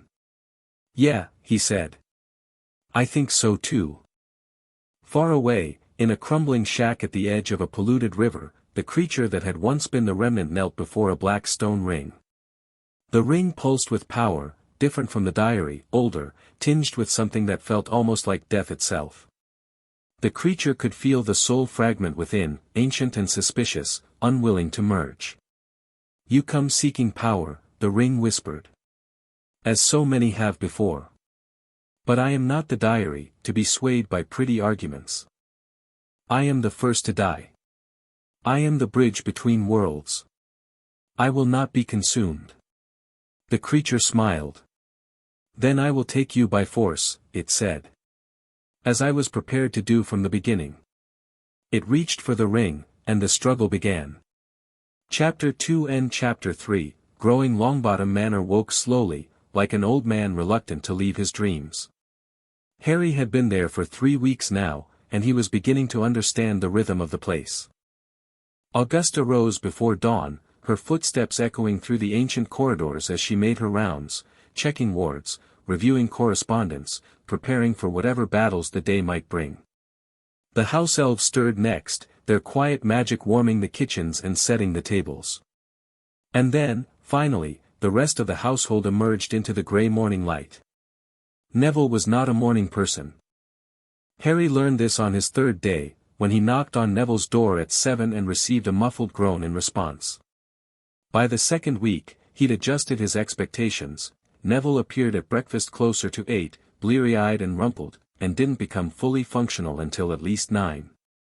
It was oddly endearing. Gran says I'm lazy, Neville admitted one morning, pushing eggs around his plate. She says my father was up with the sun every day, ready to train. Your Gran says a lot of things. Harry had learned to be careful with this subject. Augusta's expectations weighed on Neville like a physical burden, and Harry had seen how the boy shrank whenever she compared him to his parents. Maybe your father was just weird. Neville choked on his pumpkin juice. You can't say that. Why not? Lots of people are weird. Doesn't mean they're bad. Harry shrugged. I turned into a bird and burned down a house. That's pretty weird. The laugh that escaped Neville was surprised and genuine, and Harry felt a warm flicker of satisfaction. Making Neville laugh was becoming one of his favorite things. Augusta swept into the dining room before Neville could respond, her vulture hat perfectly positioned, her expression carved from granite. Good morning, boys. I trust you've both finished your breakfast. Yes, Gran. Yes, ma'am. Excellent. Harry, you have lessons with Instructor Marchbanks this morning, defensive theory. Neville, you're with me in the greenhouse. Augusta's eyes softened fractionally as she looked at her grandson. The venomous tentacula needs repotting, and you're the only one it doesn't try to strangle. Harry caught the brief flash of pride on Neville's face before the boy ducked his head. Plants, he'd discovered, were Neville's gift. The greenhouse behind Longbottom Manor was filled with magical species that should have been dangerous, but they seemed to recognize something in Neville, some kinship of quiet strength, and responded to his touch like dogs to a beloved owner. Augusta had mentioned, once, that Neville's mother had been brilliant with herbology before her injury. The comparison clearly meant something different to Neville than the ones about his father, gentler, maybe. Less sharp. I'll see you at lunch? Harry asked as they rose from the table. Neville nodded, then hesitated. Harry, you're meeting with the specialist today, aren't you? The one who's studying your transformation. This afternoon. Be careful. Neville's voice dropped. Gran says she's from the Department of Mysteries. They're not always gentle with things they want to understand. Harry filed this warning away, nodding. I'll be careful. They parted in the corridor, Neville toward the greenhouses, Harry toward the manor's study, where Instructor Marchbanks waited with his ever-present stack of books and his gentle, probing questions about the nature of fire and flight. The lessons were interesting, even if Harry didn't always understand them. Marchbanks was ancient, he'd taught at Hogwarts decades ago, before retiring to pursue private research, and his approach to magic was unlike anything Harry had encountered. Where most adults talked about spells and wands, Marchbanks talked about intent and connection and the shape of what you want to be. A Phoenix Animagus transformation should be impossible at your age, Marchbanks said, not for the first time. He was pacing the study, gesturing with his pipe, never lit, but always present, while Harry sat cross-legged on a cushion, trying to feel what Marchbanks described. The Animagus process requires years of meditation, potion-assisted self-exploration, and a level of magical maturity that typically doesn't develop until adolescence. But I did it anyway. You did it differently. Marchbanks stopped pacing, fixing Harry with eyes that seemed to see too much. The question is whether you can learn to replicate the process consciously, or whether it will always require the kind of extreme emotional catalyst that triggered your first transformation. Harry thought about the cupboard. The darkness. The desperate need to be free. I can feel it, he said slowly. The fire. It's always there now, even when I'm not transformed. I just have to reach for it. Show me. Harry closed his eyes and went inward. The fire was exactly where he expected it, curled around his heart, warm and patient, waiting. He touched it with his mind, and it responded instantly, surging up through his chest, control. Marchbanks's voice was sharp. Don't let it take over. Guide it. Harry struggled. The transformation wanted to happen all at once, feathers bursting from skin, wings unfolding in a rush of heat.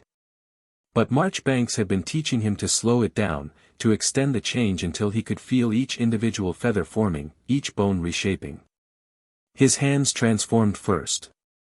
Human fingers stretching, flattening, sprouting gold and crimson. He stopped the change there, holding the shape, half boy, half bird, while his arms trembled with the effort. Good.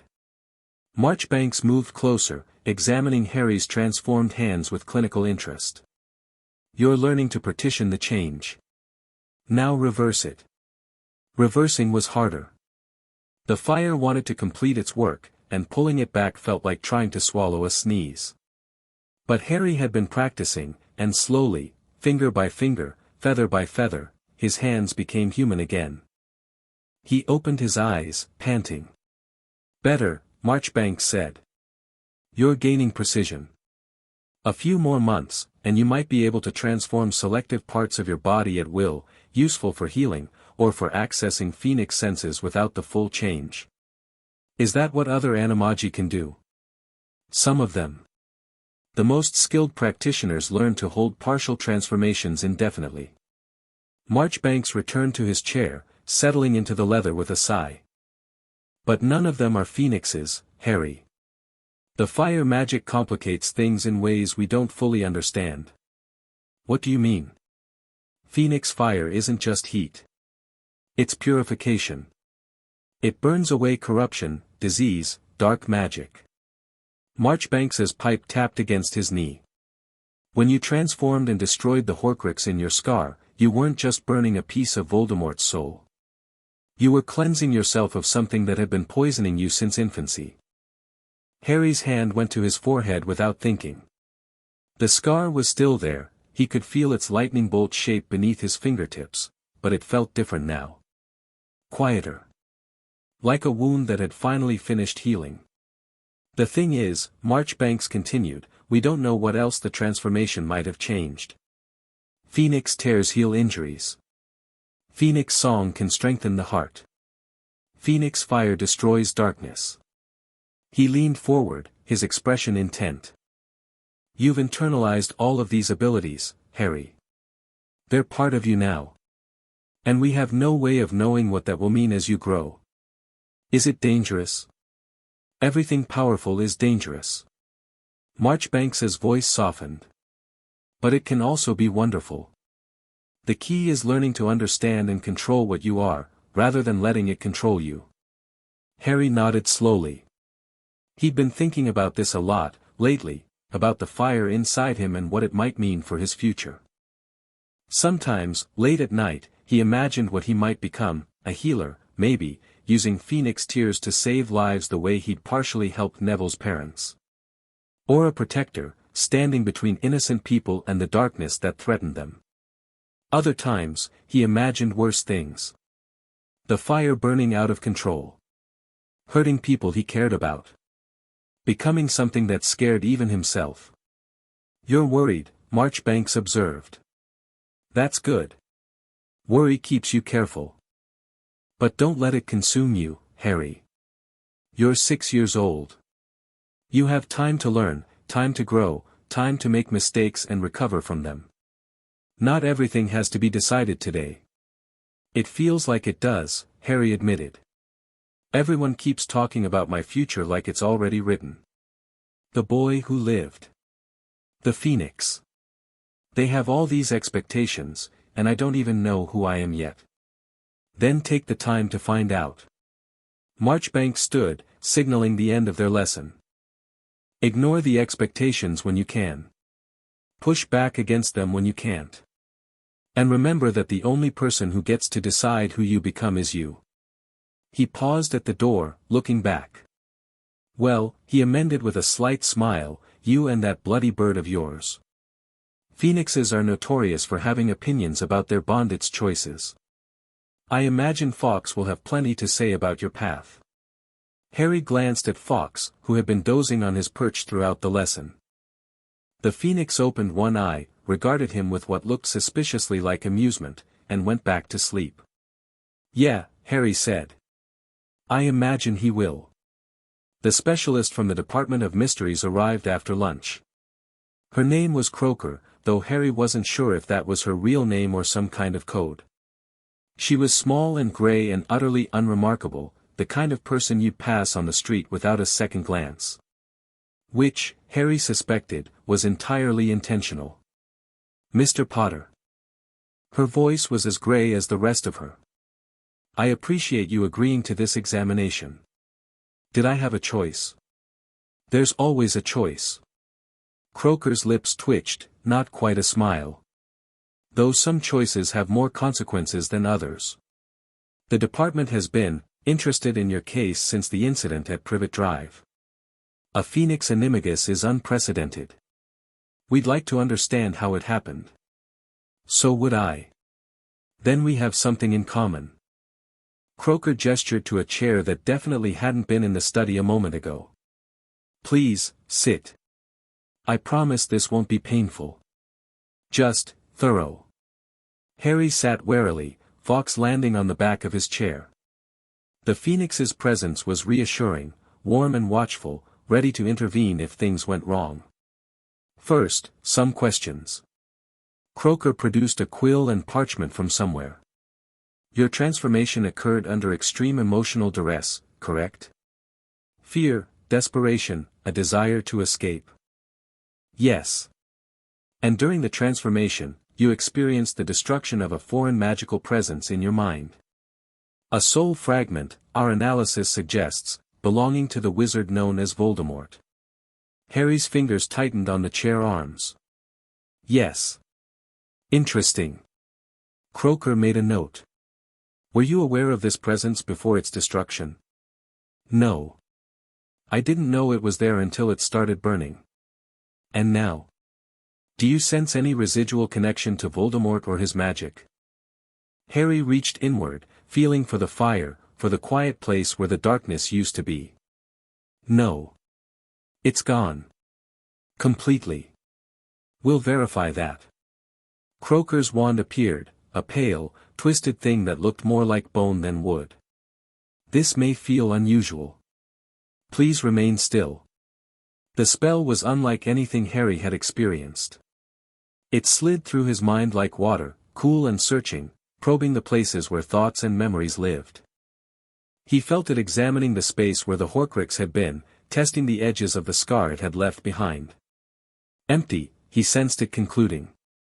Clean. Thoroughly purified. Remarkable. Croaker's voice held the first hint of genuine emotion Harry had heard from her, something like wonder. The purification is complete. Not a trace of dark magic remains. Most exorcism rituals leave scars, psychic damage, some residual connection to what was removed. But you. She shook her head slowly. It's as if the Horcrux was never there. Phoenix fire burns away corruption, Harry said, echoing Marchbanks. That's what everyone keeps telling me. Yes, but this is beyond what we understood Phoenix fire capable of. The soul fragment would have been deeply entrenched after 6 years. Removing it should have been traumatic, possibly fatal. Croaker leaned forward, her grey eyes suddenly sharp. Tell me exactly what you felt when it burned. Every detail you can remember. Harry closed his eyes and went back to that night. The cupboard. The desperation. The moment when something inside him broke open and became fire. It hurt, he said slowly. Not the transformation, that felt right. Natural. But when the fire touched the dark thing, it screamed. I could feel it trying to hold on, trying to dig deeper. But the fire wouldn't let it. The fire chose what to burn. Chose. Phoenix fire doesn't just burn everything. It decides. Harry opened his eyes.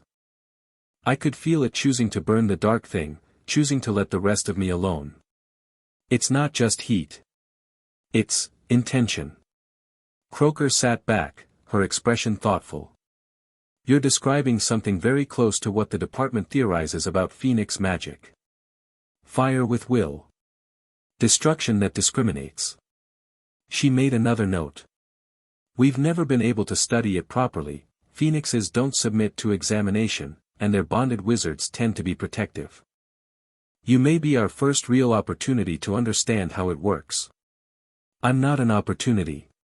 Harry's voice hardened. I'm a person. Of course you are. Croaker's tone didn't change, but something in her posture shifted, a slight retreat. I didn't mean to imply otherwise. The department is interested in understanding, Mr. Potter, not exploiting. We believe that knowledge about Phoenix magic could save lives, heal wounds that are currently incurable, perhaps even find ways to detect and destroy Horcruxes without requiring the desperate circumstances that triggered your transformation. Harry considered this. You want to learn from me so you can help other people?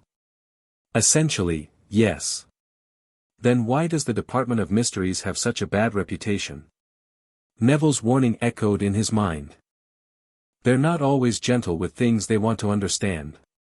Croaker's expression flickered, the first sign of genuine discomfort Harry had seen.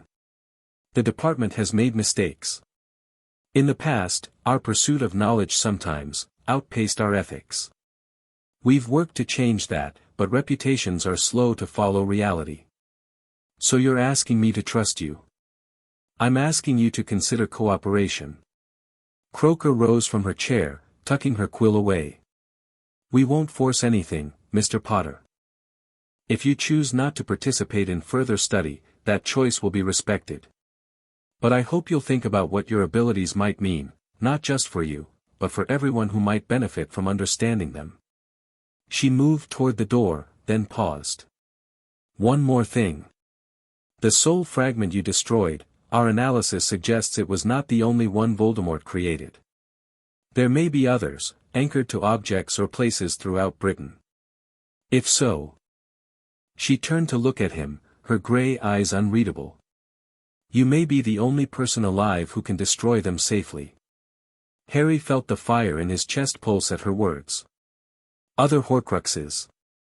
Other pieces of Voldemort, scattered and hidden, waiting. I'll think about it, he said. Croaker nodded and left, and Harry sat alone in the study, trying to process everything she'd said. Fawkes crooned softly, pressing against his shoulder, and Harry reached up to stroke his golden feathers.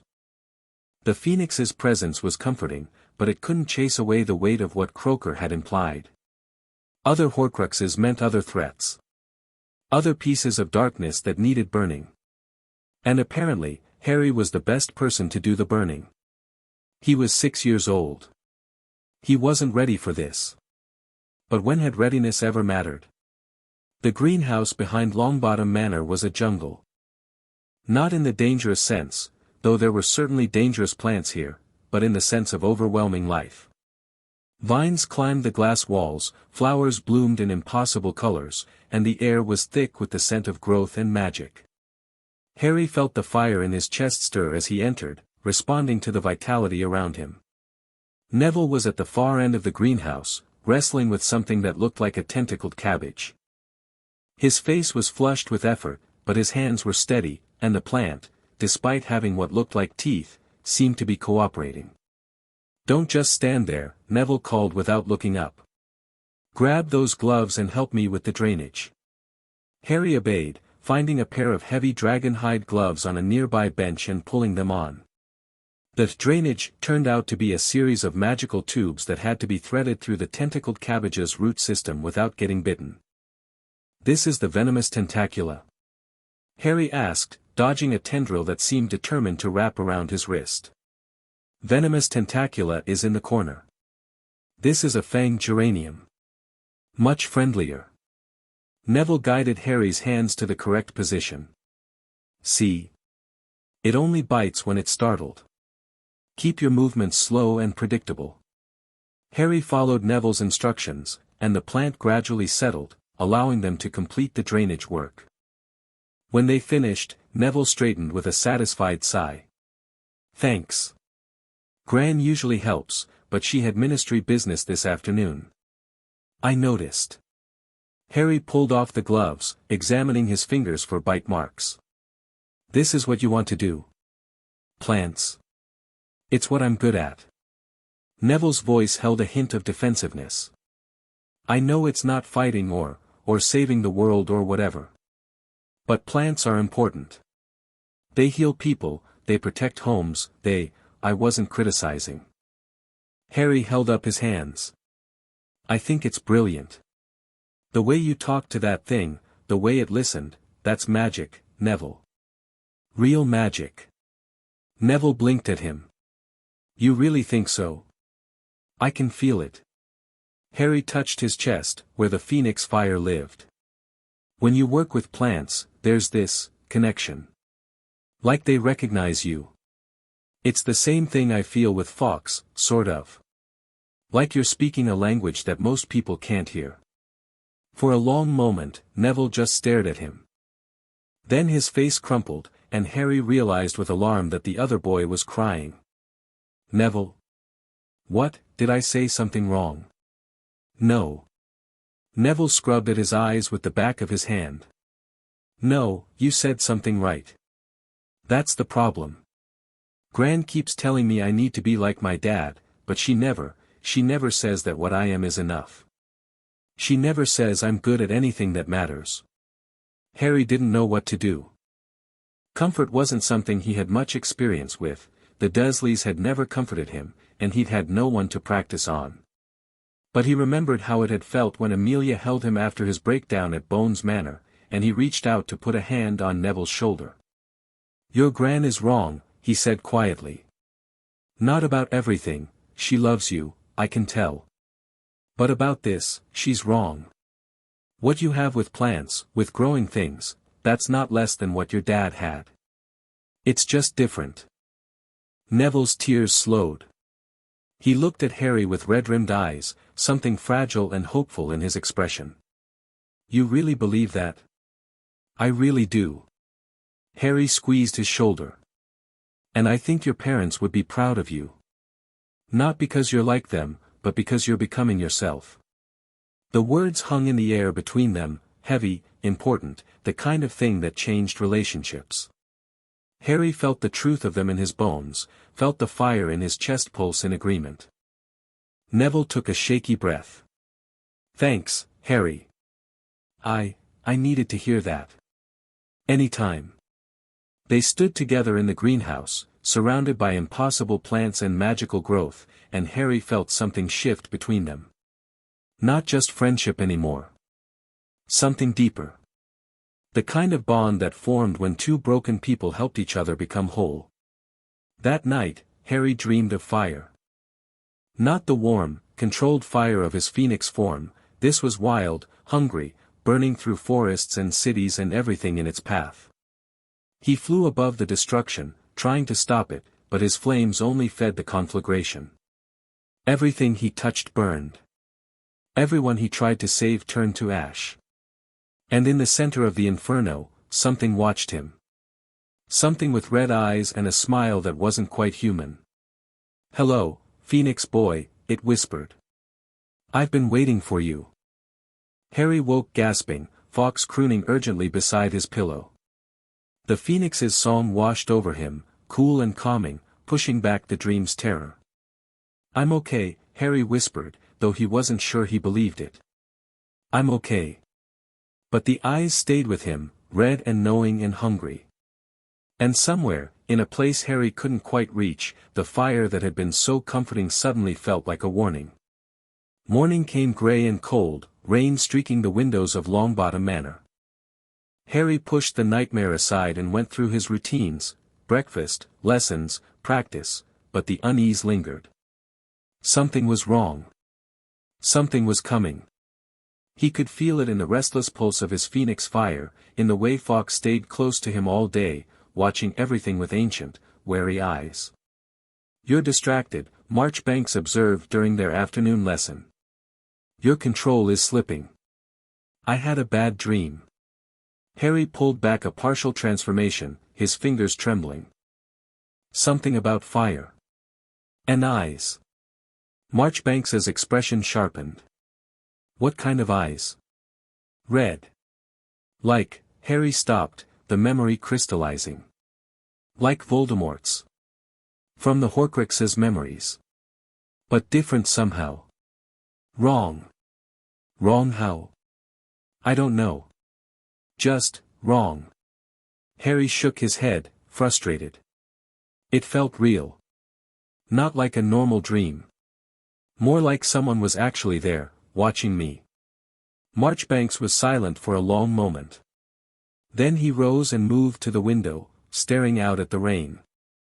Phoenix fire is connected to the magical world in ways we don't fully understand, he said slowly. Some theorists believe it can sense disturbances in the fabric of magic, tears, corruptions, the presence of dark artifacts or rituals. If you're dreaming of red eyes and fire, it may be because something out there is dreaming of you. That's not comforting. It wasn't meant to be. Marchbanks turned back to face him. I think we need to adjust your training.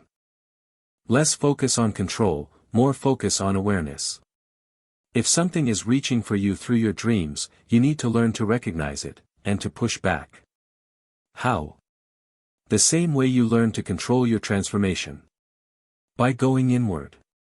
By understanding the fire that lives inside you, and all the things it's connected to. Marchbanks crossed to his chair and sat heavily. This isn't going to be pleasant, Harry. The kind of awareness I'm talking about means opening yourself to things most wizards spend their whole lives ignoring. But if there's a threat out there that's already found you, then I need to find it first. Harry understood. He didn't like it, but he understood. When do we start? Now. Marchbanks gestured to the cushion in the center of the room. Sit. Close your eyes. And let me show you how deep the fire really goes. The meditation was unlike anything Harry had experienced. Marchbanks guided him inward, past the surface warmth of his phoenix fire, down into layers he hadn't known existed. The fire wasn't just in his chest, it was everywhere, threaded through his blood and bone, connected to something vast and ancient that seemed to stretch beyond the boundaries of his body. This is the Phoenix Network, Marchbanks's voice whispered in his mind. Every phoenix that has ever lived, every phoenix that ever will, connected through the fire. You're part of it now, Harry. And through it, you can feel. Harry felt. The world opened around him like a flower blooming. He sensed other phoenixes, Fawkes, closest, a golden presence at the edge of his awareness, others more distant, scattered across continents and centuries. He felt the warmth of life wherever it flourished, and the cold of dark magic wherever it festered. And he felt something else. A wrongness. A corruption.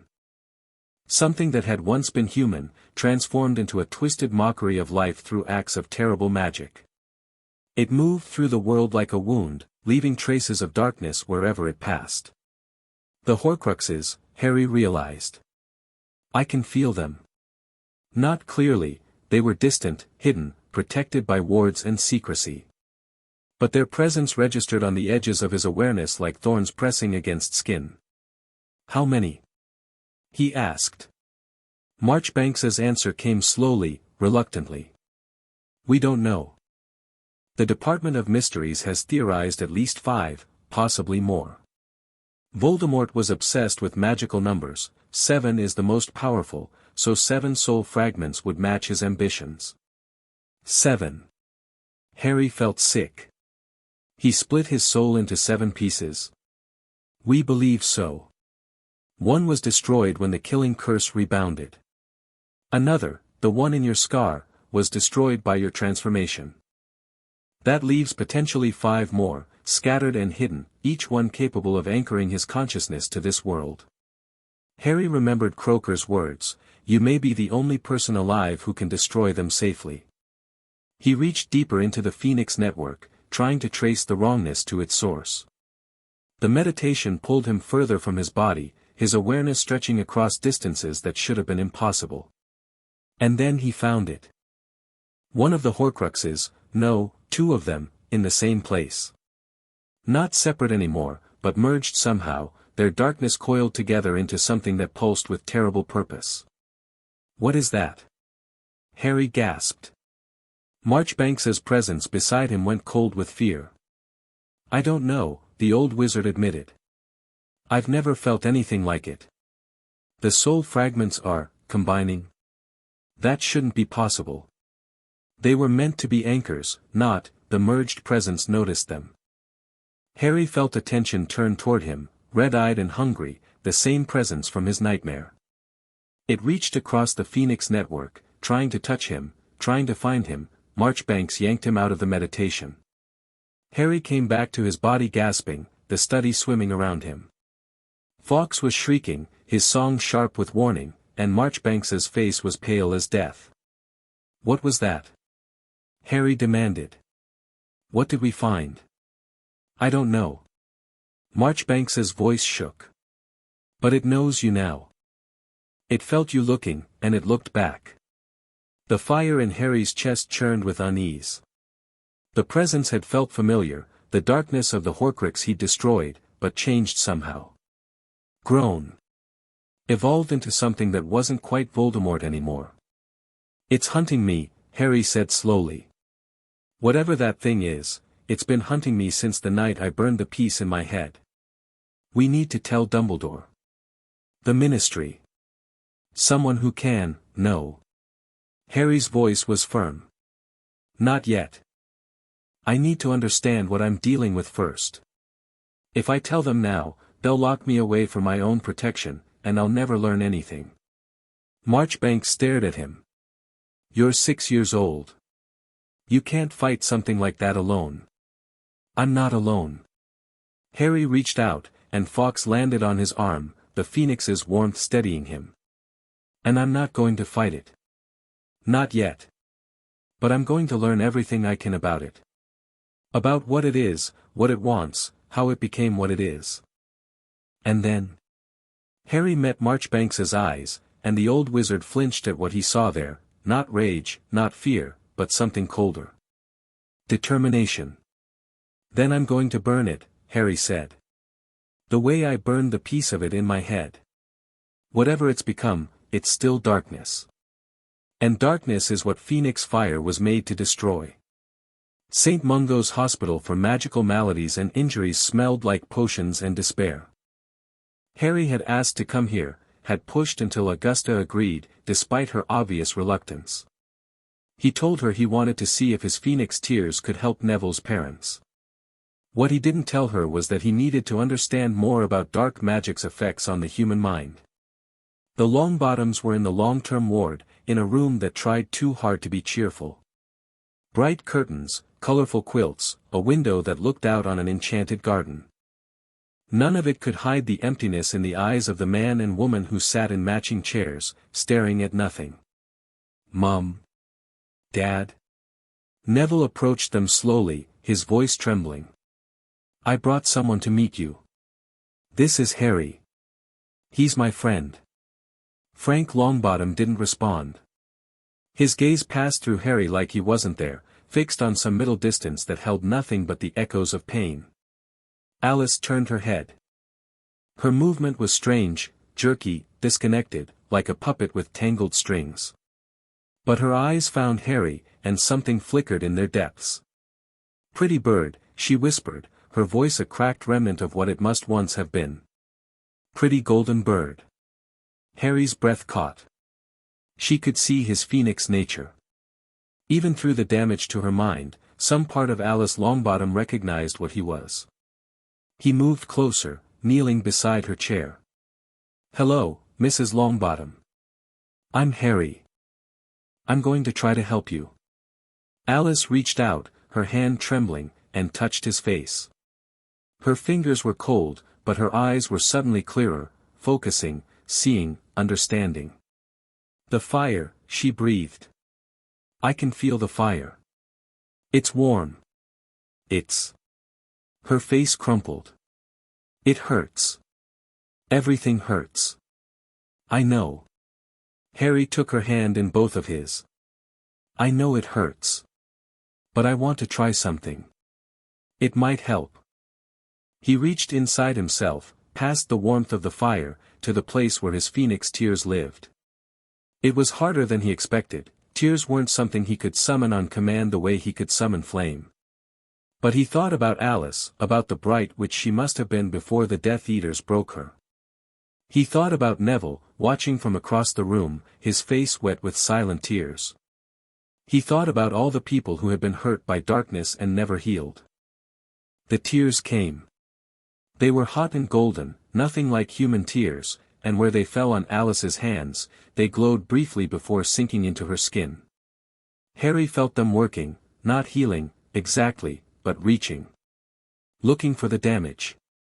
Testing its boundaries. Alice gasped. Her eyes went wide, and for a moment, just a moment, Harry saw recognition in them. Real recognition. The awareness of a whole person, trapped behind walls of pain and magic. "Neville," she said clearly. "My Neville. My beautiful boy." Neville sobbed, stumbling forward, falling to his knees beside Harry. "Mum. Mum, can you hear me?" "I can hear you." Alice's voice was fading, the clarity slipping away, but she reached out and touched her son's face with trembling fingers. "I'm so proud of you. I've always been so proud." The light in her eyes dimmed. The walls closed back in. And Alice Longbottom retreated once again into the broken place where the Cruciatus had left her. But she was smiling. Harry sat back, exhausted, his chest aching with the effort of calling the tears. Neville was crying openly now, holding his mother's hand, and Augusta, who had been watching from the doorway, had tears streaming down her face. "It worked," Neville whispered. "Just for a moment, but it worked. She saw me. She knew me." "The Phoenix tears can't heal the damage completely," Harry said slowly, understanding flooding through him. "But they can, make paths through it. Create moments of clarity. Moments she hasn't had in 6 years." Augusta's voice was rough. "Moments we thought were impossible." Harry looked at Frank Longbottom, still staring at nothing. "I could try with him too. But I'm tired, the tears take a lot out of me. Maybe next time." "Next time." Augusta moved forward and, in a gesture that shocked Harry completely, knelt down and embraced him. "Thank you, child. You've given my grandson something precious today. You've given us hope." Harry didn't know what to say. So he just let himself be held, feeling the old witch's tears dampen his shoulder, and wondered at how strange his life had become. 6 months ago, he'd been locked in a cupboard, forgotten and alone. Now he was a phoenix, a healer, a friend. A person who mattered to people, who could make a difference in the world. It was terrifying. And wonderful. And absolutely, utterly overwhelming. But for the first time, Harry thought he might be ready for it. That night, the dream came again. Red eyes in a sea of fire. A voice that was almost familiar, twisted into something wrong. "I see you, Phoenix boy. I see you practicing your little healings, playing at understanding. But you don't understand. You can't." Harry stood his ground in the dreamscape. "What are you?" "I am what you made me." The presence drew closer, and Harry could see it now, a shape that was almost human, but wrong. Features that shifted and blurred. "When you burned me away, you freed me. I fled into the nearest host, and I grew. I found others like me, pieces of the same soul, scattered and waiting. I consumed them. You're combining the Horcruxes." Harry felt sick. "You're putting Voldemort back together. Not putting together. Becoming." The smile widened. Voldemort was a fool. He shattered himself for immortality, never understanding what he was creating. But I understand now. Each piece I consume makes me stronger, more complete. And when I've gathered them all, I'll stop you. Will you? The presence laughed, a sound like breaking glass. "You're a child, Phoenix boy. A powerful child, yes, but still bound by mortal limits. I am becoming something beyond mortality. Something beyond anything this world has seen." "Then why are you here?" Harry demanded. "Why show yourself to me?" "Because I want you to know." The red eyes blazed. "I want you to spend every moment looking over your shoulder, wondering when I'll come for you. The piece of me you burned, it suffered. It screamed. And now, every time I consume another fragment, I remember that suffering." The presence leaned closer, its not quite face filling Harry's vision. "When I'm complete, I'm going to find you. And I'm going to make you burn the way I burned. I'm going to tear everything you love away, piece by piece, until there's nothing left but fire and screaming. You can try." Harry's voice didn't waver. But I've beaten you before. You beat a fragment. A sliver. What I'm becoming. The presence pulled back, and Harry saw it more clearly now, a form that was almost solid, almost real, made of merged soul stuff and hatred. What I'm becoming is a god. The dream shattered, and Harry woke to morning light and Fawkes' worried song. He lay in bed for a long time, staring at the ceiling, processing what he'd learned. The Remnant, he needed a name for it, and that seemed to fit, was real. It was growing. And it was coming for him. But Harry had learned something too. The Remnant was afraid of him. Despite all its threats, all its posturing, it was afraid of what Harry had done, and what he might do again. That fear was a weakness. And weaknesses could be exploited. Harry rose and began to prepare for the day. He had training to do, skills to develop, and somewhere out there, a nightmare to hunt. The Remnant thought it was becoming a god. But Harry was becoming something too, something that burned away gods and monsters alike. And when they finally met again, he intended to be ready. Lucius Malfoy stood in the ruins of his family's vault, staring at the empty space where the diary had been. The thing that had taken it, the thing wearing Pettigrew's body, had left 3 days ago. Since then, Lucius had spent every waking moment trying to understand what he was dealing with. The answer was not comforting. Soul fragments can merge, he muttered, consulting another dark tome from his family's collection. But the process should be unstable. Catastrophic. It shouldn't be possible to maintain coherent consciousness through multiple integrations. But the creature he'd met in this vault had been coherent. Terrifyingly so. It had spoken of consuming the other Horcruxes, of becoming something greater than Voldemort, and Lucius had no reason to doubt it could do exactly what it claimed. The question was what to do about it. He could warn the Ministry. Turn informant, offer his knowledge in exchange for protection. But protection from what? The Ministry couldn't stop a being made of merged soul fragments. They'd barely been able to stop Voldemort the first time, and he'd been at least partially human. He could warn Dumbledore. The old man was powerful, knowledgeable, experienced with dark magic. But Dumbledore would want to know how Lucius had come by this information, and that conversation would lead places Lucius very much wanted to avoid. He could try to fight. Rally the old Death Eaters, form a resistance. But resist what? The creature wasn't attacking yet. It was gathering strength, preparing, and by the time it was ready to move openly, resistance would be futile. Or he could do nothing. Wait and see. Hope that the creature's grand plans would fail, that the Phoenix boy would somehow stop it, that none of this would come back to destroy the Malfoy family. Lucius closed the book and stared into the darkness of the vault. The truth was, he had no good options.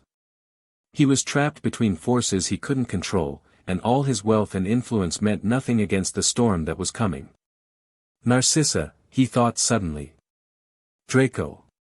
His wife. His son. The only things in this world he genuinely cared about. If he couldn't save himself, perhaps he could save them. Find a way to distance them from what was coming. Make arrangements, contingencies, escape routes. It wasn't much. But it was something. Lucius climbed the stairs out of the vault, already planning. The creature had demanded his loyalty, but loyalty could be feigned. And behind the mask of obedience, Lucius Malfoy would do what he had always done best. Survive. In a crumbling shack at the edge of a poisoned river, the Remnant absorbed the ring. The process was easier this time. The diary fragment had shown it how, had provided the precision and control that made integration possible without destroying either piece. And the ring, despite its ancient defenses, had ultimately been unable to resist. 3. The Remnant thought, feeling its consciousness expand. 3 pieces combined. The fragment from the boy. The diary's clarity. The ring's power. The ring had come with something unexpected, knowledge of an artifact it had never heard of. The Resurrection Stone, one of the Deathly Hallows, had been set into the ring's band. Voldemort had never realized what he possessed, had used the ring purely as a Horcrux, never understanding its deeper magic. But the Remnant understood now. The stone could call spirits back from death. Not truly, not completely, but enough to speak with them, to see them, to draw on their knowledge and experience. Useful, the Remnant thought. Very useful indeed. It reached for the stone's power and called. The ghost that appeared was thin and pale, a memory of a memory, barely substantial enough to see. But it wore the face of Tom Marvolo Riddle, and its eyes held the cold intelligence that had conquered death itself. "What are you?" the ghost demanded, staring at the creature that had summoned it. "You feel like me, but you're not. I am what you could have been," the Remnant said. "I am your fragments, merged and grown. I am the future you never imagined." The ghost's expression shifted through confusion, anger, and finally something like fascination. "You've combined the Horcruxes. That should be impossible. The soul fragments were meant to be separate, each protecting the others through isolation. You were wrong about many things." The Remnant rose, stretching a body that was already changing, growing taller, more refined, less like Pettigrew with each integration. "But your knowledge is still valuable. The locations of the remaining Horcruxes. The defenses you placed around them. The contingencies you never shared with anyone. And why should I give you this knowledge? Because I am your continuation." The Remnant's red eyes blazed. "Because everything you worked for, everything you sacrificed, lives on in me. And because, through me, you will finally achieve what you always wanted, immortality, power, and revenge on those who opposed you." The ghost considered this. It had spent years as a shadow, a memory, unable to affect the world it had once dominated. The offer of relevance, of purpose, was more tempting than it wanted to admit. "The locket is at the bottom of a cave on the coast," it said finally. "Protected by inferi and a potion of despair. The cup is in Bellatrix Lestrange's vault at Gringots, nearly impossible to retrieve. And the diadem is hidden in a room at Hogwarts that appears only to those who truly need it. The room of requirement." The Remnant smiled. "I know of it. Then you know more than most." The ghost's form flickered. "What do you intend to do when you've gathered them all?" "Exactly what you always wanted to do." The Remnant turned toward the door of the shack, toward the world that waited beyond. "I intend to rule. To make them all kneel before me. And to destroy anyone who dares to stand in my way." It paused at the threshold, looking back. "Starting with the Phoenix boy." The ghost watched it go, a complex expression on its transparent features. It had created something, long ago, that it never intended. Something that had grown beyond its control, beyond its understanding. And now that something was loose in the world, gathering power, preparing for a confrontation that would shake the foundations of magical Britain. The ghost of Tom Riddle smiled. It had always wanted to change the world. Perhaps, through this strange new vessel, it finally would. Chapter 3 and Chapter 4, Alliance. The letter arrived on a Tuesday morning, carried by an owl so black it seemed to absorb the light around it. Harry was in the greenhouse with Neville, helping to repot a batch of screech snaps that had outgrown their containers, when the bird swept through an open window and landed on the workbench between them. It regarded Harry with eyes like polished obsidian, then extended its leg with unmistakable purpose. "That's a Malfoy owl," Neville said, his voice dropping to a whisper. "I'd recognize it anywhere. Gran says they breed them specifically to intimidate." Harry untied the letter carefully, half expecting it to bite him. The parchment was heavy and cream-colored, sealed with green wax bearing the Malfoy crest. Inside, the handwriting was elegant but somehow urgent, letters that wanted to be formal but couldn't quite manage it. "Mr. Potter, I am writing to request a meeting at your earliest convenience.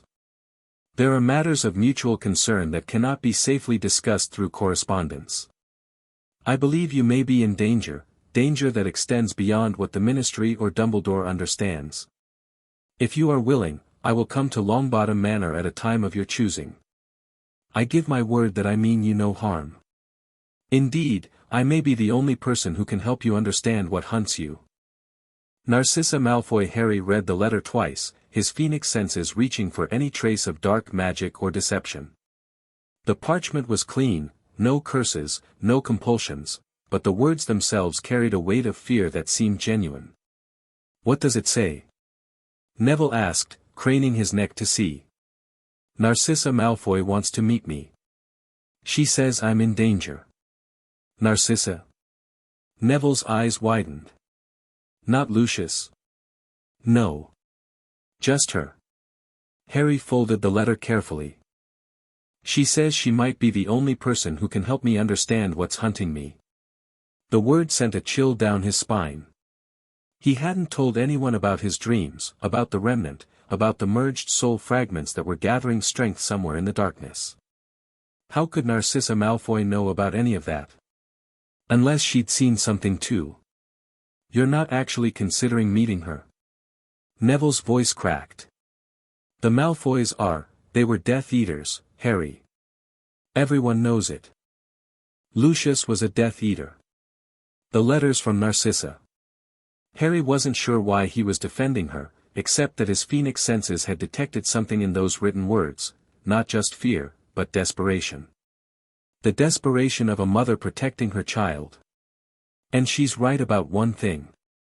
Something is hunting me. Something the Ministry doesn't understand. Then tell Gran. Tell Madame Bones. Tell Dumbledore, and what would they do? Harry turned to face his friend, and Neville flinched at whatever he saw in Harry's eyes. Lock me away for my own protection. Send Aurors to hunt something they can't even see. I've been doing this for weeks, Neville. Reaching out with my phoenix senses, trying to track the thing that's coming for me. And do you know what I've found? Neville shook his head mutely. It's getting stronger. Every day, it's getting stronger. And the people who should be fighting it, the Ministry, Dumbledore, all the adults who are supposed to protect us, they don't even know it exists. Harry's hands clenched at his sides. If Narcissa Malfoy knows something, I need to hear it. Then at least let me be there. Neville's voice was small but firm. If she tries anything, I can help. Somehow. Harry looked at his friend, round-faced, uncertain, still struggling to believe in his own magic, and felt a surge of warmth that had nothing to do with phoenix fire. Yeah, he said. You can be there. Narcissa Malfoy arrived 3 days later, and she looked nothing like Harry had expected. He'd imagined someone cold, aristocratic, armored in pure-blood superiority. The woman who stepped out of the flue in Augusta Longbottom's receiving room was pale and drawn, her blonde hair escaping from a hasty arrangement, her robes elegant but slightly rumpled.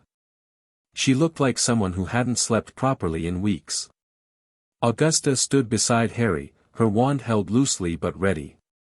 She'd agreed to the meeting only after extracting promises that Harry would not be alone with the Malfoy woman, that wards would be active, that Aurors would be on standby if needed. The fact that she'd agreed at all told Harry she was taking his concerns about the unknown threat seriously. Mrs. Malfoy. Augusta's voice could have frozen fire. You requested this audience. Speak. Madame Longbottom. Narcissa inclined her head, but her eyes went immediately to Harry. Thank you for allowing me to come. I know what my family's reputation is. I know what you must think of me. Do you? Augusta's tone suggested she doubted it. I think you see a Death Eater's wife. A woman who stood by while her husband served the Dark Lord, who benefited from his crimes without ever lifting a wand herself. Narcissa's voice was steady, but Harry could see her hands trembling. And you would be right. I was complicit. I told myself that I was protecting my son, that keeping my head down and my mouth shut was the only way to survive. And now? Now something worse than the Dark Lord has entered my home, and I cannot stay silent any longer. The words hung in the air. Harry felt his phoenix fire pulse in recognition, she was telling the truth. What do you mean, worse than the Dark Lord? He asked. Narcissa turned to face him fully, and Harry saw tears gathering in her eyes, tears she was fighting desperately to control. 3 weeks ago, something came to Malfoy Manor. Something wearing the body of Peter Pettigrew, but not human anymore. Not entirely. She took a shaking breath. It demanded the diary. The one the Dark Lord gave Lucius for safekeeping. And when Lucius gave it over, the creature took it into our vault and consumed it. Consumed it? I don't know how else to describe it. The diary was a Horcrux, a piece of the Dark Lord's soul, preserved in an object. I always knew what it was, even if I pretended otherwise. And this creature, this thing, it absorbed the soul fragment into itself. Made itself stronger. Narcissa's voice cracked. It called itself the Remnant. It said it was going to become something greater than Voldemort ever was. And it said it was going to destroy you. Harry's blood ran cold. The Remnant. The thing from his dreams, the merged soul fragments he'd sensed through the Phoenix network. Narcissa had seen it. Narcissa knew it was real. You've seen it, he said. Actually seen it. I've done more than see it. Narcissa pulled up her sleeve, revealing her forearm, pale, unmarked, but not quite right. The skin seemed to shimmer faintly, as if something lurked just beneath the surface. The dark mark. All his servants bore it. I was never marked myself. He didn't trust women to fight, but Lucius was. And through Lucius, through the magic that bound him to the Dark Lord's service, the Remnant can see into our home. Can hear what we say, know what we plan. Then why come here? Augusta demanded. If this creature can see through your husband's mark, it knows you're warning us. Because I'd rather die than watch my son become a sacrifice to that thing's ambitions. Narcissa's voice hardened. Lucius has chosen his path. He's too afraid to resist, too deep in the mire to see another way out. But Draco is 7 years old. He's a child. And if I can find a way to protect him, I will take any risk necessary. Harry studied her face, reaching with his phoenix senses for any trace of deception. He found none. Only fear, determination, and a mother's fierce protective love. What do you know about the Remnant's plans? He asked. It's hunting the other Horcruxes. The Dark Lord created several, I don't know exactly how many, and the Remnant intends to consume them all. Each one makes it stronger, more coherent, more real. Narcissa's eyes met Harry's. It's already absorbed 3, I think. The fragment that was in your scar, the diary, and something else, a ring, from the Dark Lord's family home. It spoke of others. A locket. A cup. Something hidden at Hogwarts. Do you know where they are? Not precisely. But I know people who might. Bellatrix, my sister, she was closer to the Dark Lord than anyone. If he told anyone where he hid his soul fragments, it would have been her.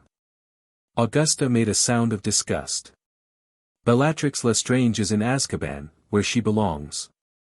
And even if she weren't, she would never help you. She might not have a choice. Narcissa's voice dropped. There are ways to extract information from prisoners. Ways the Ministry doesn't approve of, but that certain, interested parties might be willing to facilitate. You're talking about dark magic. I'm talking about survival. Narcissa turned back to Harry, something desperate in her expression. I know what I'm asking sounds mad. I know you have no reason to trust me. But you're the only one who can stop the Remnant. Your phoenix fire, it hurt it. It remembers the pain of burning when you destroyed the fragment in your scar. That's why it hates you so much. That's why it's coming for you. And that's why you came to me. Harry understood now. Because you think I can kill it. And if I kill it, your family is safe. Yes. Narcissa didn't try to pretend otherwise. My motives aren't pure. I'm here because I want to protect my son, and you're my best chance of doing that. But that doesn't make what I'm telling you any less true. Harry considered. The fire in his chest pulsed steadily, and he let it guide him, let it reach out and test the truth of Narcissa's words, the depth of her fear, the sincerity of her desperation. She was genuine. Terrified, compromised, far from innocent, but genuine. I believe you, he said finally. Augusta made a sharp noise of protest. Harry, I believe she's telling the truth about what she's seen and what she knows. That doesn't mean I trust her. Harry kept his eyes on Narcissa. You said the Remnant can see through your husband's mark. That means anything you know, it might know too. Yes. Narcissa's voice was barely a whisper. Then we can't plan anything specific. Not with you involved. Harry thought quickly, his mind racing through possibilities. But you can still help. Information, when you have it. Warnings, if the Remnant moves against us. And Draco. He's your son. You want to protect him. Harry met her eyes. The safest place for him might be away from Malfoy Manor. Away from your husband and the Remnant's sight. You're suggesting I send my son to live with strangers? I'm suggesting you consider all options. Harry's voice was gentle but firm. I know what it's like to be a child in a dangerous home. I know what it costs. If there's a way to spare Draco that, he's in school. Preparatory Academy, in Switzerland. I sent him there last month, after the Remnant's first visit. Narcissa's face crumpled. I told him it was for his education. I couldn't tell him the truth, that I was afraid what his father might be forced to do. Then he's safe for now. For now. Narcissa wiped her eyes, composing herself with visible effort. But the Remnant is patient. It has time. And once it's consumed all the Horcruxes, once it's become whatever it's trying to become, then nothing will be safe, Harry finished. I know. They stood in silence for a moment, three people bound by circumstance and fear, trying to find a path through darkness. I should go, Narcissa said finally. I've been away too long, Lucius will wonder where I am. But I'll send word when I can. And Harry, she hesitated. Be careful. The Remnant isn't just powerful. It's intelligent. It has Voldemort's cunning, Pettigrew's survival instincts, and something else, something new that it's becoming. Don't underestimate it. I won't. Narcissa stepped toward the flue, then paused. One more thing. The Remnant spoke about you, when it first came to the manor. It called you the Phoenix Boy. It said you burned it, and it would never forget the pain. It said the same thing in my dreams. Dreams? Narcissa's face went pale. It can reach you in dreams. It's been trying. Fawkes helps me push it away, but yes, it can find me when I sleep. Then you need better protection than a phoenix's song. Narcissa reached into her robes and withdrew a small pendant, silver chain, obsidian stone, carved with runes Harry didn't recognize. This was my mother's. A black family heirloom. It wards the mind against intrusion, not perfectly, but it helps. Take it. Harry accepted the pendant, feeling its cool weight in his palm. His phoenix senses detected protective magic woven through the stone, old and powerful and utterly without dark taint. Why give this to me? Because if the Remnant breaks into your mind, truly breaks in, it will learn everything you know. Everything you're planning. Everyone who's helping you. Narcissa's eyes were haunted. And then no one will be safe. Not you, not me, not my son. This is the least I can do. She stepped into the flue before Harry could respond, vanishing in a flash of green flame. Augusta let out a breath she seemed to have been holding for the entire conversation. That was unexpected. You believe her? Neville asked. He'd been standing in the corner throughout the meeting, so quiet Harry had almost forgotten he was there.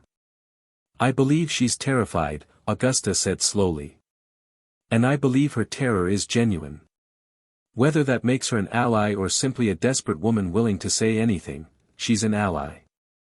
Harry slipped the pendant over his head, feeling its protective magic settle around his mind like a cool blanket. Or she will be, if we give her reason to be. You're placing a lot of faith in the wife of a Death Eater. I'm placing faith in a mother who loves her son. Harry looked at Augusta, holding her gaze steadily. That's the strongest magic there is, isn't it? That's what protected me when Voldemort tried to kill me. My mother's love. Augusta's expression softened, just slightly. You're wiser than your years, Harry Potter. I've had to be. The weeks that followed were a blur of preparation and training. Marchbanks intensified Harry's lessons, pushing him to develop his phoenix senses to their limits. They spent hours each day in meditation, Harry reaching through the phoenix network to track the Remnant's movements. It was difficult, the creature had learned to shield itself after their first contact, but Harry could still sense its general location, could feel when it consumed another soul fragment and grew stronger. It found the locket 2 weeks after Narcissa's visit. Harry felt the moment of absorption like a distant thunderclap, a surge of dark power that rippled through the magical world. The Remnant was halfway to completion now, 4 fragments merged into one. We're running out of time, Harry told Marchbanks after that session, his voice hoarse from the effort of reaching so far. It's going to find the cup soon, and then the diadem. And once it has all of them, I know. Marchbanks's face was grim. I've been corresponding with Croker at the Department of Mysteries. They're aware of the threat now, your information, combined with what Madame Malfoy provided, has convinced them something unprecedented is happening. What are they doing about it? Researching. Planning. Trying to understand what we're dealing with. Marchbanks sighed. They're bureaucrats, Harry. Even the dangerous ones. They move slowly.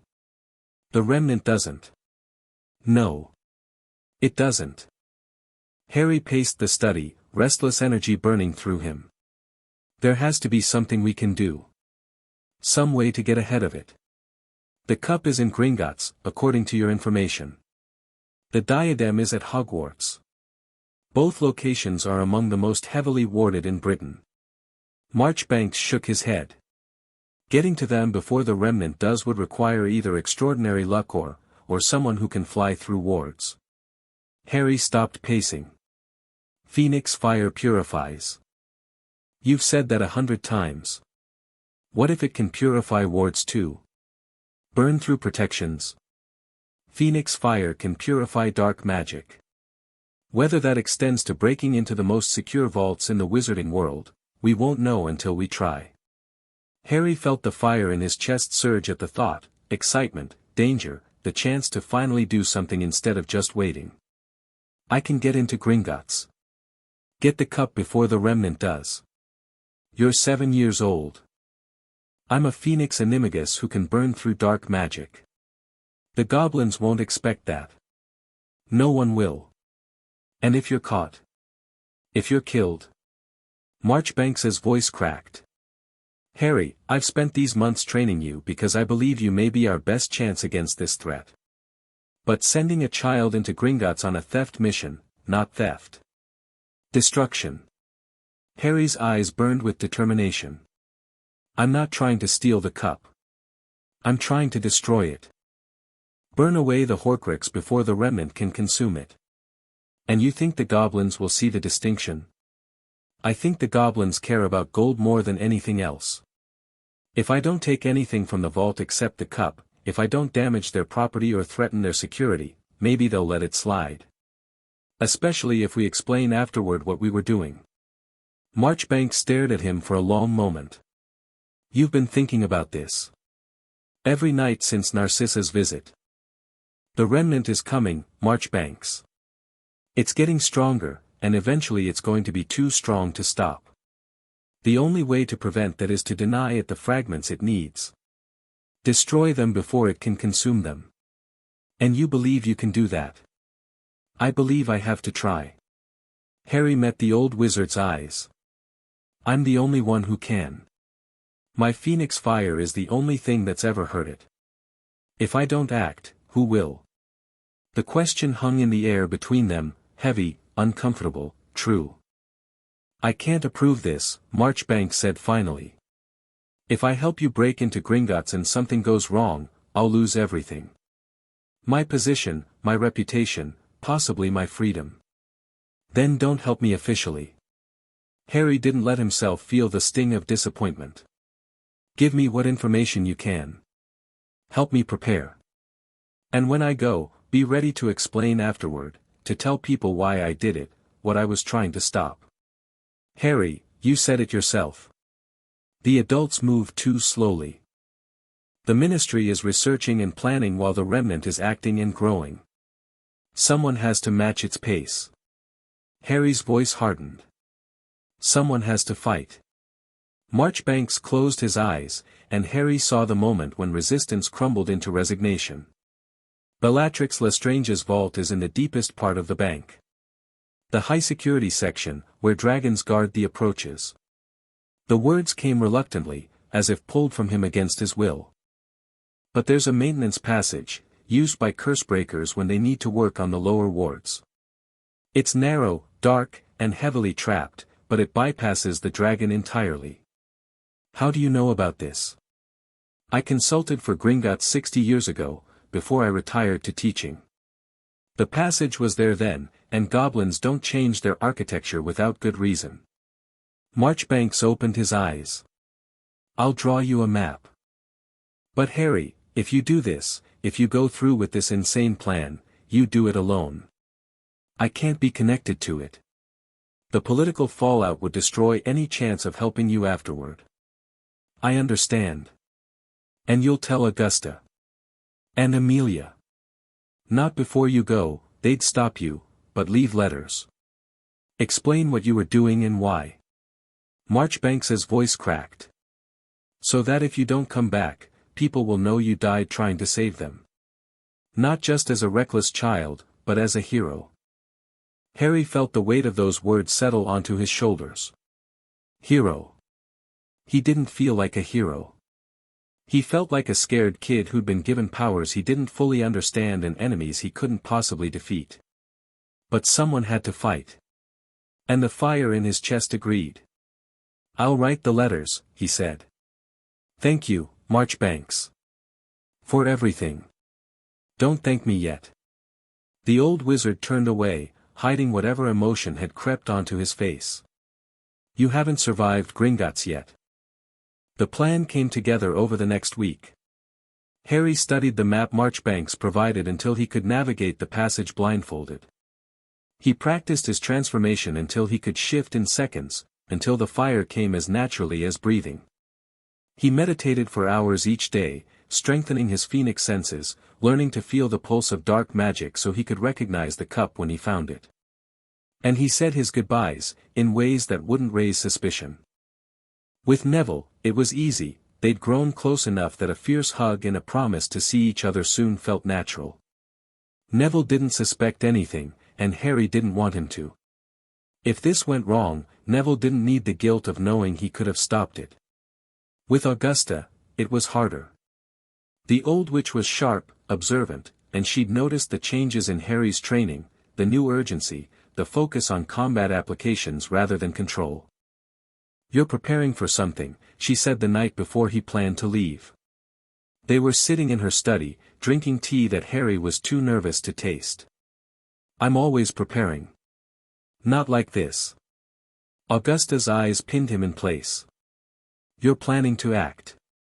To fight. Would you stop me if I was? That depends. She set down her teacup with precise care. Are you planning something suicidal, or merely extremely dangerous? Somewhere in between. Harry couldn't lie to her, she'd see through it instantly. There's a Horcrux that the Remnant is hunting. If I can destroy it first, I can slow down its growth. Maybe enough for the Ministry to catch up, for Dumbledore to find a solution. And you intend to go alone? I have to. Anyone who comes with me becomes a target. The Remnant knows about me already, I'm marked. But the people I care about, the people who've helped me, if I keep them at a distance, they might stay safe. Augusta was quiet for a long moment. Then she reached across the table and took Harry's hand, a gesture of affection so unlike her that Harry nearly flinched. My son and his wife went to war against Voldemort, she said softly. They knew the risks. They accepted them because they believed some things were worth dying for. I disagreed with them then. I thought they were reckless, foolish, too young to understand what they were sacrificing. Were they wrong? No. The word came out rough. They weren't wrong. They were heroes.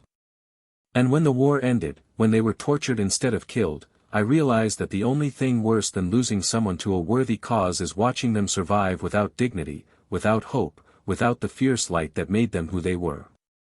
Augusta squeezed his hand. I won't try to stop you, Harry. You're too much like they were, too brave, too stubborn, too convinced that you're the only one who can make a difference. But I need you to promise me something. What? Come back. Her voice cracked on the words. Succeed or fail, live or die, come back. Don't let yourself become a ghost haunting the people who love you. Don't make us spend the rest of our lives wondering what happened to you. Harry thought of the Longbottoms in St. Mungo's, of Alice's brief moment of clarity, of Neville's face when his mother said his name. I promise, he said. I'll come back. He left before dawn, slipping out of Longbottom Manor while the house still slept. The Floo took him to London, to a quiet alley near the Leaky Cauldron. From there, it was a short walk through early morning streets to the imposing white facade of Gringots Bank. Harry didn't enter through the front doors. Instead, he circled around to the back of the building, to an unremarkable service entrance that Marchbanks's map indicated. The door was warded, he felt the magic pressing against him as he approached, but his phoenix fire answered with warmth, and the wards parted like curtains. The maintenance passage was exactly where the map said it would be, behind a false wall in a storage room, hidden by glamours that his phoenix senses could see through easily. Harry pressed his palm against the wall, let the fire flow through his fingers, and watched the illusion dissolve. The passage beyond was narrow and dark, carved from raw stone rather than the polished marble of the public areas. Harry transformed immediately, his phoenix form was smaller, more maneuverable, and his fiery feathers provided their own light. He flew. The passage twisted and turned, descending deeper into the earth with every corner. Harry's phoenix senses screamed warnings of traps and wards and things that lurked in the darkness, but his fire burned a path through all of them. Curse triggers melted. Detection spells flared and failed. Even a guardian sphinx that emerged from the shadows fell back, its ancient eyes widening at the sight of a phoenix where no phoenix should be. Deeper and deeper. The air grew colder, heavier, thick with the accumulated magic of centuries. Harry felt the pressure building against his transformation, pushing at the fire that kept him aloft, but he pushed back harder. Finally, the passage opened into a vast underground cavern. Rails ran along the floor, cart tracks, leading to the high-security vaults, and in the distance, Harry heard the rumbling breath of dragons. He didn't have time to deal with dragons. The cup was close, he could feel it, a knot of darkness pulsing somewhere ahead. He angled toward it, following the sense of corruption through labyrinthine tunnels and past vault doors that gleamed with deadly enchantments. The Lestrange vault was smaller than he expected. A circular chamber, perhaps 20 feet across, piled high with gold and jewels and artifacts that radiated magic both light and dark. In the center of the hoard, resting on a velvet cushion as if it were the most precious treasure of all, sat a small golden cup with badger handles. Hufflepuff's cup. The Horcrux. Harry landed on the edge of the hoard, careful not to touch anything except the bare stone floor. Even from here, he could feel the cup's wrongness, the piece of Voldemort's soul trapped inside, twisted and suffering and angry. So, a voice whispered in his mind. The Phoenix boy comes to play. Harry's blood froze. The cup was talking to him. Did you think I wouldn't feel you coming?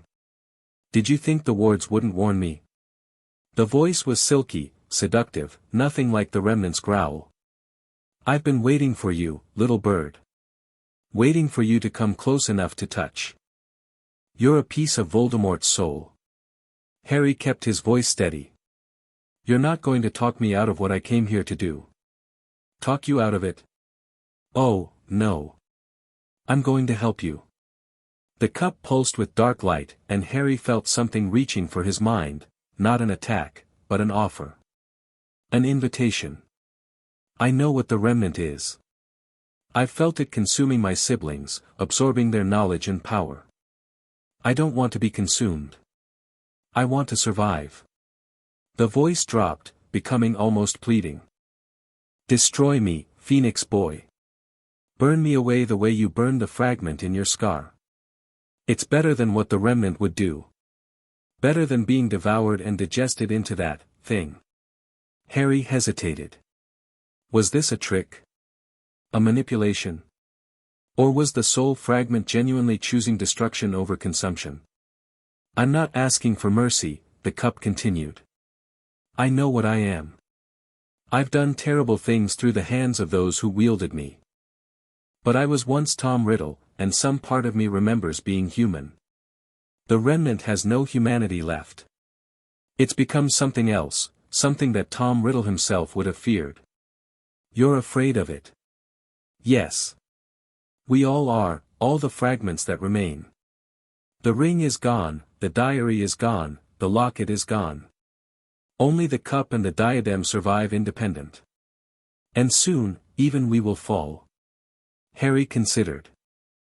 His phoenix senses reached out, testing the truth of the cup's words, and found genuine fear. Genuine desperation. And something else, something that surprised him. Regret. All right, Harry said. I'll destroy you. But you have to tell me something first. Anything. The diadem. Where is it exactly?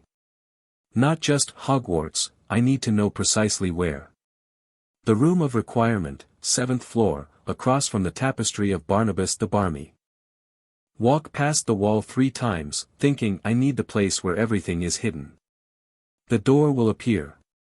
The diadem is inside, buried in a pile of broken furniture near the vanishing cabinet.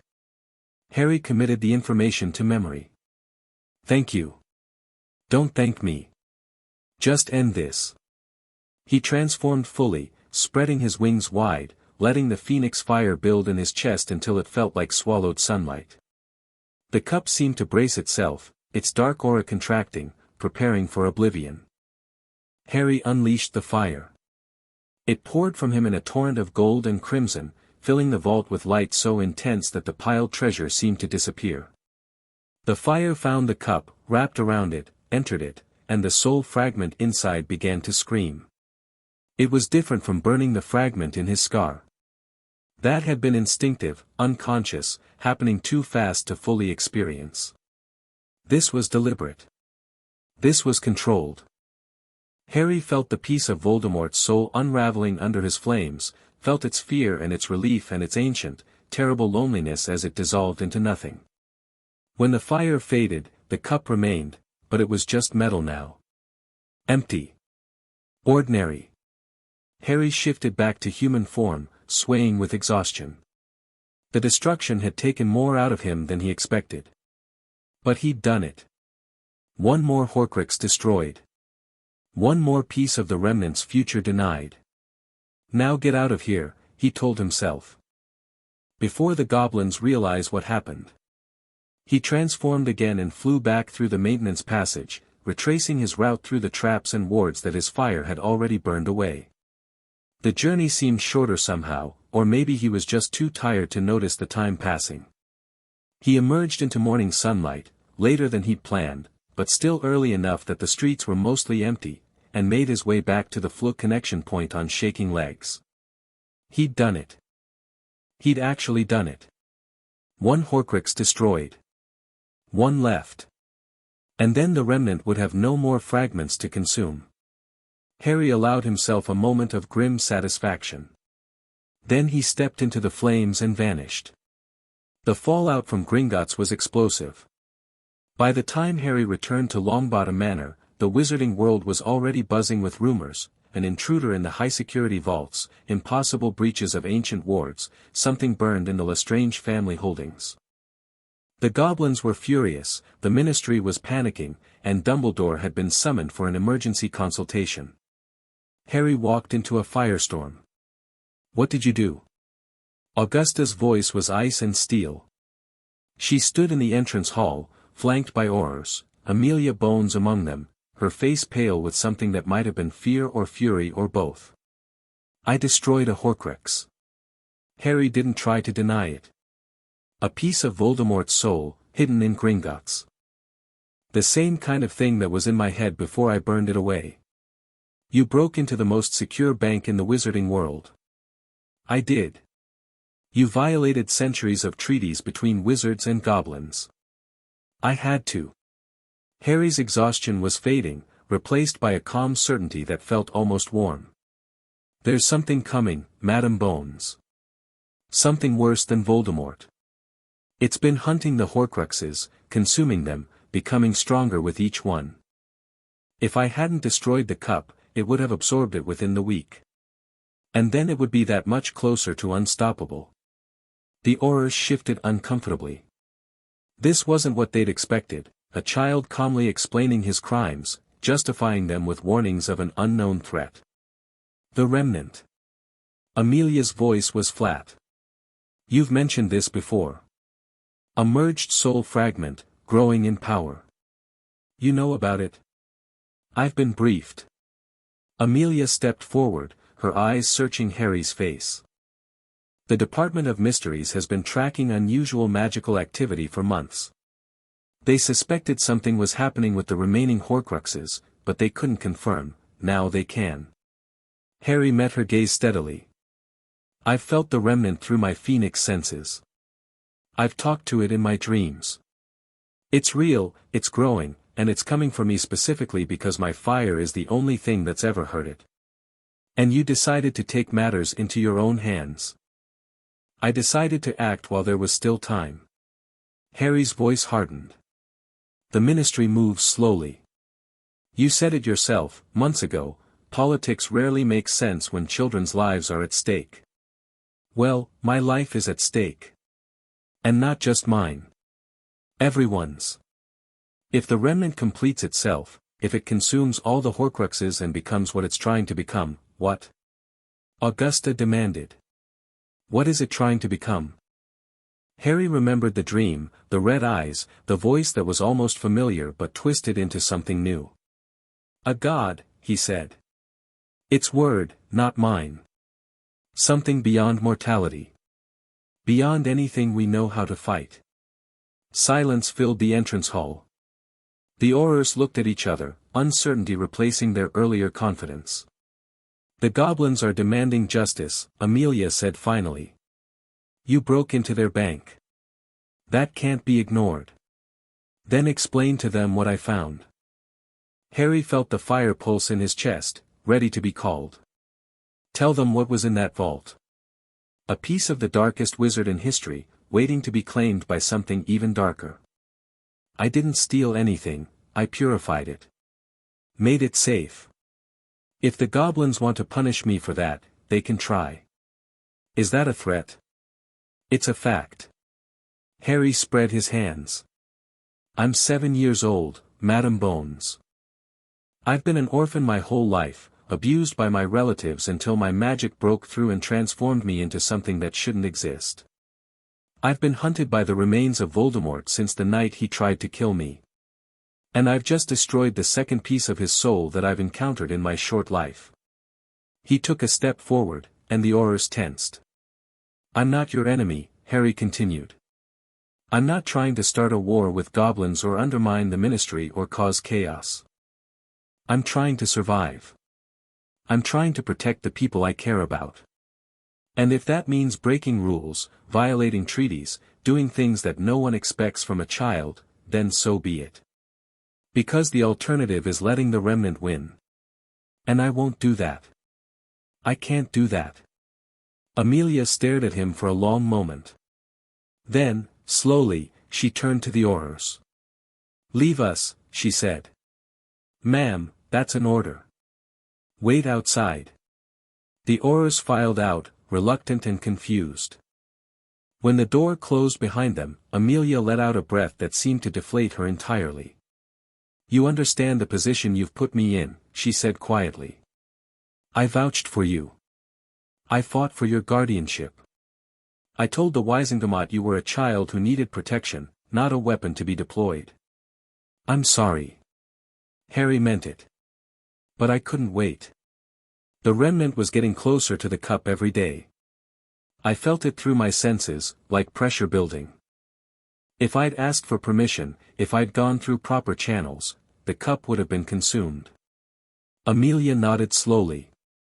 "And we'd be one step closer to catastrophe." "Yes. And the diadem? The final Horcrux. Do you plan to go after that one too?" Harry hesitated. "It's at Hogwarts. The room of requirement, 7th floor. I know exactly where. And you weren't going to tell anyone." "I was going to tell you. After I'd destroyed it." Harry's voice dropped. "I didn't know who else to trust. The Ministry is full of people like Lucius Malfoy, people who served Voldemort and bought their way free. Any of them could be reporting to the Remnant. Any of them could sabotage the plan. But not me. You fought against Voldemort. You lost family to his followers. And you took me in when no one else would." Harry met her eyes. "You're the only adult I trust completely." Something shifted in Amelia's expression, a softening, a warmth that broke through her professional mask. "You're going to be the death of me," she said. "You know that?" "I hope not." "So do I." She sighed, running a hand through her hair. "All right. Here's what's going to happen. I'm going to tell the goblins that the break-in was authorized by the DMLE as part of an ongoing investigation into dark artifacts. They won't believe it, but they'll accept it because they don't want a public conflict with wizards any more than we want one with them." "And the Wisengamot?" "I'll handle the Wisengamot. There are enough people there who remember what Voldemort did, who fear even the possibility of his return. When they understand what the Remnant is, what it represents, they'll support extreme measures." "And Dumbledore?" Amelia's expression tightened. "Dumbledore will want to be involved. He'll insist on taking control of the situation, on directing the response according to his own plans. His plans didn't work out so well for me the first time." "No. They didn't." Amelia met Harry's eyes. "I'll keep him at arm's length as long as I can. But Harry, he's still the most powerful wizard in Britain. If the Remnant becomes the threat you're describing, we may need him. Then use him. But don't let him use me." Harry's voice was firm. "I'm not a weapon for him to point at his enemies. I'm not a pawn in whatever chess game he's playing. I'm a person, and I'll make my own choices about when and how to fight. Even if those choices are reckless. Even then." Amelia shook her head, but she was almost smiling. "You're absolutely going to be the death of me. Come on. Let's go tell Augusta that her ward is a criminal mastermind who just robbed Gringots for the forces of good." Harry followed her through the manor, feeling the weight of the day's events settling onto his shoulders. One Horcrux destroyed. One left. And then came the real battle. The Remnant was out there, growing stronger, preparing for its confrontation with the Phoenix boy who dared to burn its first fragment away. Harry would be ready. Draco Malfoy arrived at Longbottom Manor 3 days later. He came through the floor with a small bag of belongings and a face that was trying very hard not to show fear. Narcissa had arranged it all, a cultural exchange between noble houses, she called it in the official letters, but everyone involved knew the truth. Draco was being hidden. Protected from his father and the thing that had taken up residence in Malfoy Manor. Potter. Draco's voice was stiff, formal. Longbottom. Malfoy. Neville's voice was equally cold. These were their families' names, their histories, thrown at each other like challenges. Harry stepped between them. Draco. I'm glad you're here. Are you? Draco's chin lifted, but Harry caught the uncertainty beneath his pride. My mother says you're the only one who can protect me from what's happening.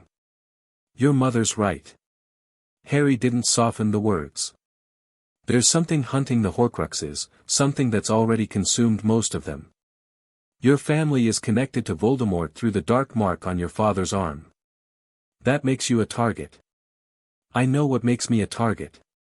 Draco's voice cracked slightly. I know what my father is. I know what he did. And you chose to come here anyway. I didn't choose anything.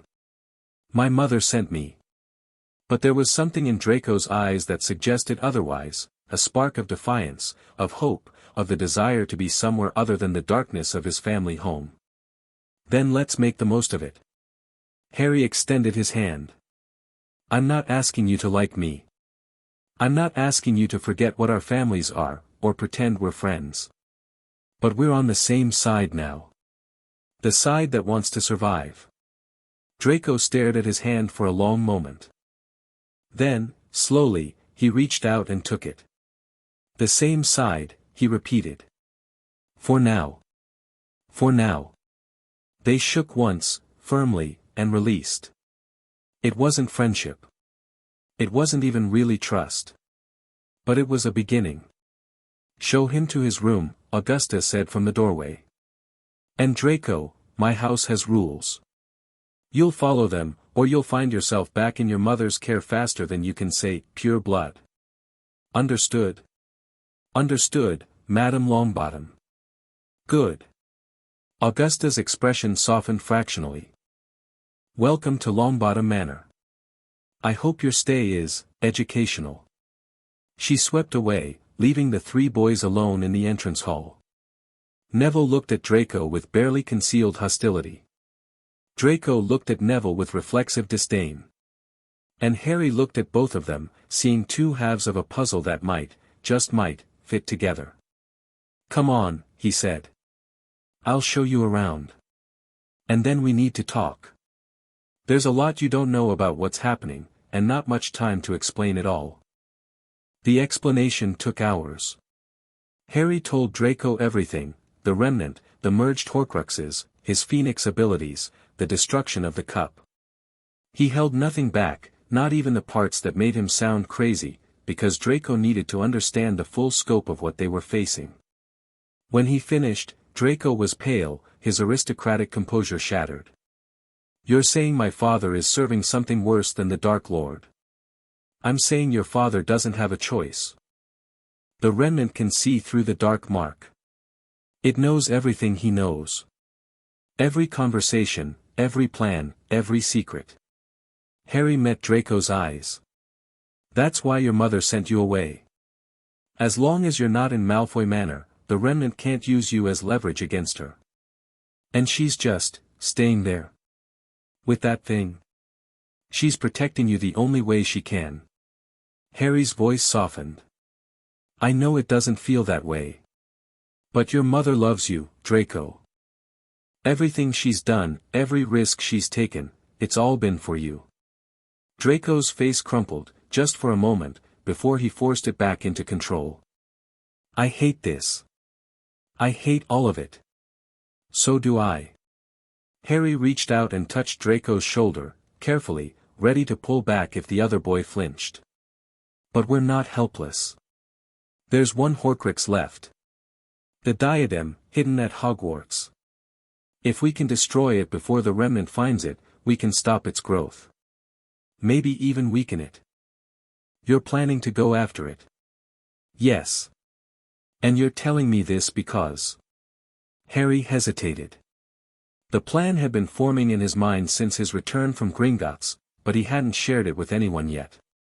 It was reckless, probably impossible, and definitely against every rule the adults would want him to follow.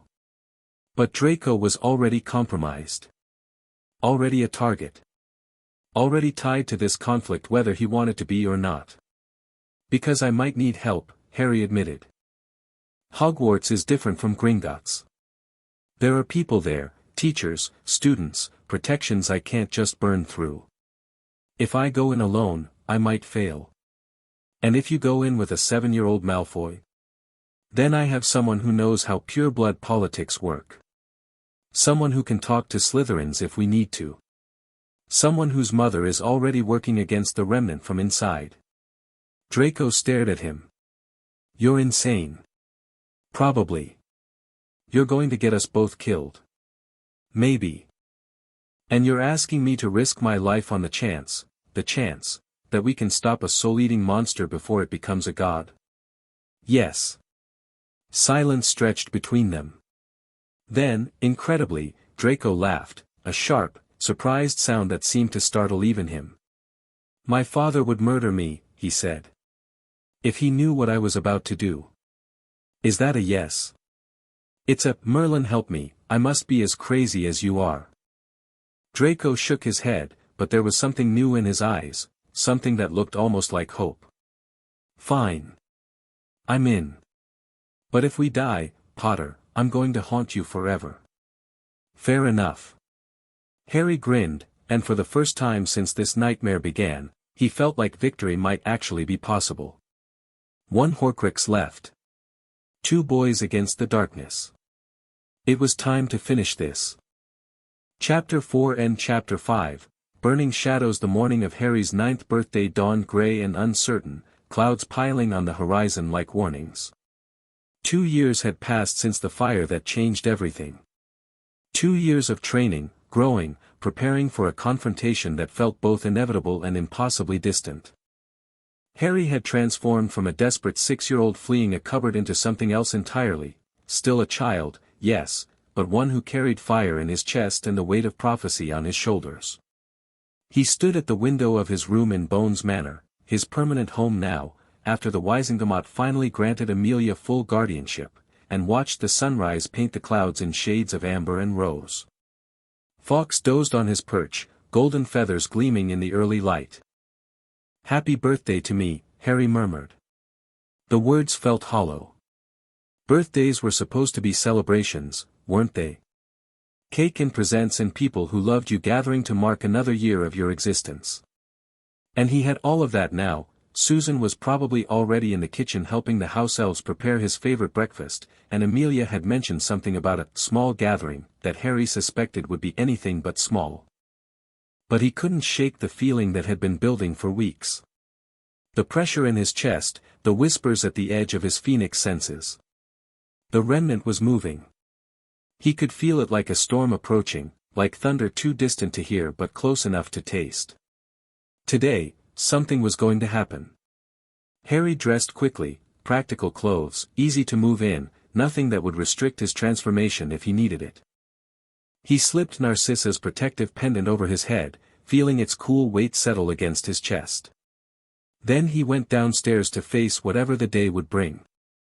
Susan met him at the bottom of the stairs, her red hair escaping from a hasty braid, her face flushed with excitement. Happy birthday. We've been planning for weeks, there's going to be cake, and presents, and Neville's coming, and even Draco said he might stop by, though you know how he is about frivolous celebrations, Susan. Harry caught her hands, stilling her nervous energy. Something's wrong. Her excitement faded. What do you mean? I don't know yet. But I can feel it. The Remnant is doing something today. Something big. Susan's face went pale. She'd learned, over the past 2 years, to trust Harry's phoenix senses. They'd saved her life twice already, once from a cursed artifact that had somehow made its way into the manor, and once from a would-be kidnapper who'd underestimated how quickly a 9-year-old could transform into a creature of living flame. Should we cancel the party? No. I don't think. Harry paused, reaching inward, feeling for the source of his unease. The Remnant's presence was there, pulsing at the edge of his awareness, but it wasn't moving toward him. It was moving toward something else. Diagon Alley, he breathed. It's going to attack Diagon Alley. How do you know? I can feel it. The darkness, the intent, it's not subtle anymore. It wants to be noticed. Harry's hands clenched. It's making a statement. We have to warn someone. Aunt Amelia is already at the ministry for an early meeting. Harry's mind raced through options. Susan, I need you to call her. Tell her what I said. Tell her to get Aurors to Diagon Alley immediately. What are you going to do? Harry met her eyes, and Susan flinched at whatever she saw there. I'm going to stop it. The flue deposited Harry in the leaky cauldron, and he knew immediately that he was too late. Screams echoed from the street beyond, punctuated by the crack of spell fire and the roar of something that shouldn't exist. Harry pushed through the panicked crowd streaming away from Diagon Alley, his phoenix senses blazing, tracking the source of the darkness. The Remnant had brought an army. They poured through the street like a tide of shadows, not Death Eaters, not exactly, but something worse. Figures in ragged robes, their faces hidden, moving with a coordination that spoke of a single controlling mind. Inferi, Harry realized with sick horror. The Remnant had raised the dead and bound them to its will. At the center of the horde, standing on the steps of Gringots like a king surveying his domain, was the Remnant itself. It had changed since Harry last sensed it. The body was no longer recognizably Pettigrew, taller now, more refined, features that shifted and blurred as if they couldn't quite decide what shape to hold. Its eyes burned red in a face that was almost handsome, almost human, almost familiar. Tom Riddle, Harry thought. It's starting to look like Tom Riddle. Phoenix boy. The Remnant's voice cut through the chaos, somehow audible over the screams and spellfire. I was hoping you'd come. I wanted you to see this. Harry pushed through the last of the fleeing crowd and stepped into the cleared space around the Remnant's position. Inferi turned toward him, dead eyes tracking his movement, but the Remnant raised a hand and they froze. Not yet, it said. Let him approach. Let him see what he's facing. Harry walked forward, his heart pounding, his phoenix fire building in his chest. The Remnant watched him with an expression that was almost fond. You've grown, it observed. 2 years, and look at you, taller, stronger, more confident. The phoenix magic suits you. You've been busy too. Harry kept his voice steady. How many Horcruxes now? 4. 5. 6. The Remnant smiled, and the expression was wrong on that almost human face. The cup eluded me, you're doing, I understand, but I found the diadem before you could interfere. And I've been busy in other ways. Building an army. Making plans. Preparing for this moment. This moment. The moment I announce myself to the world. The Remnant spread its arms, encompassing the burning street, the screaming civilians, the Inferi standing ready. The Dark Lord Voldemort was a shadow. A whisper. A terror that hid in the darkness and struck from concealment. But I am something new. Something greater. And I will not hide. You're attacking innocent people. I'm sending a message. The Remnant's eyes blazed. The ministry is weak. Dumbledore is old. The Aurors can barely maintain order on a normal day, let alone against a force like mine. And you, its smile widened. You're just a child. A powerful child, yes, but still bound by mortal limits. You're afraid of me. Harry felt the truth of it through his phoenix senses. The Remnant's hatred was real, but underneath it was something older, something that flinched from the memory of fire. That's why you're doing this. You want to show the world you're not afraid. I want to show the world what happens to those who oppose me. The Remnant's voice dropped, becoming almost intimate. Starting with you. It raised its hand, and the Inferi surged forward. Harry transformed. The phoenix burst from his human form in a wash of gold and crimson, wings spreading wide, flames pouring from every feather.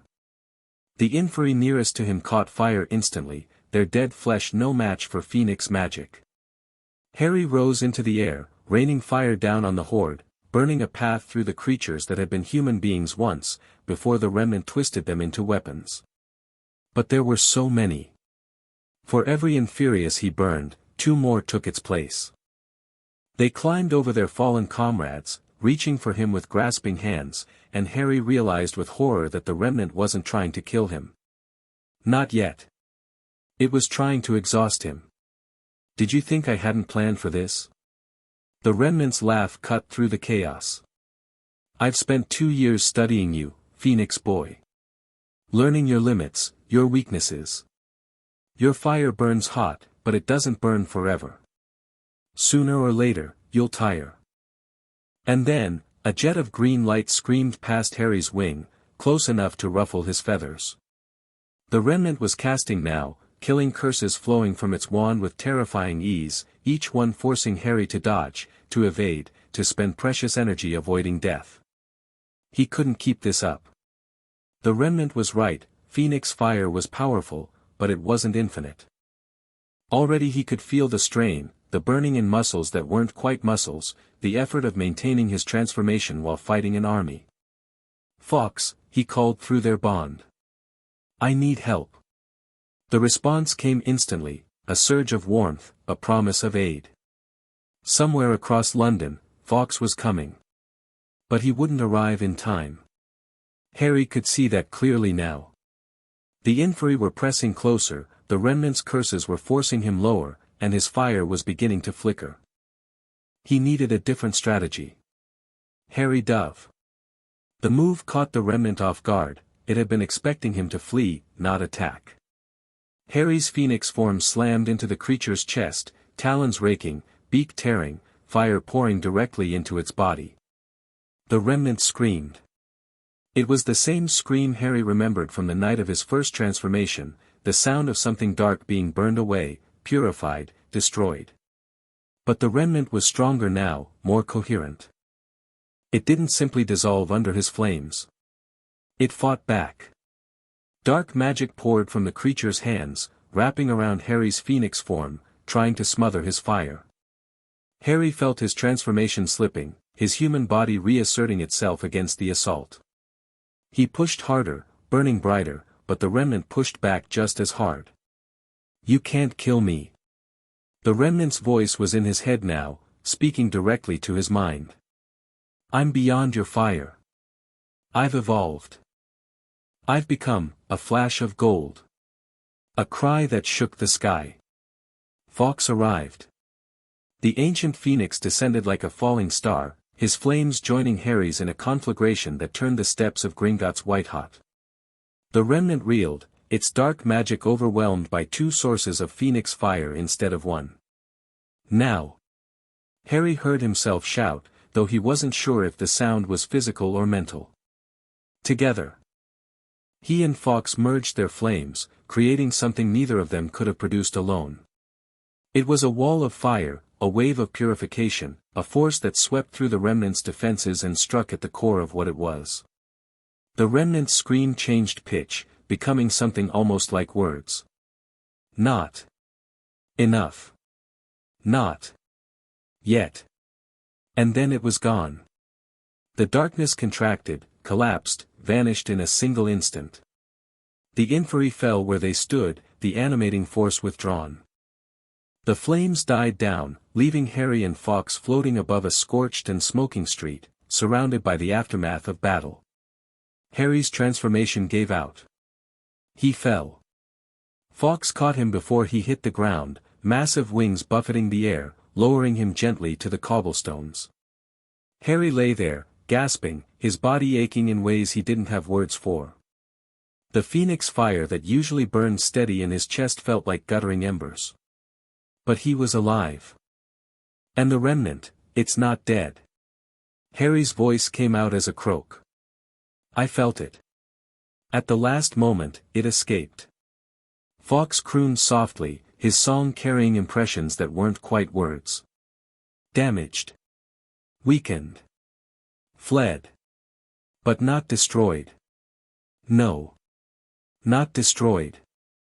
Harry closed his eyes, feeling the weight of failure settle onto his shoulders.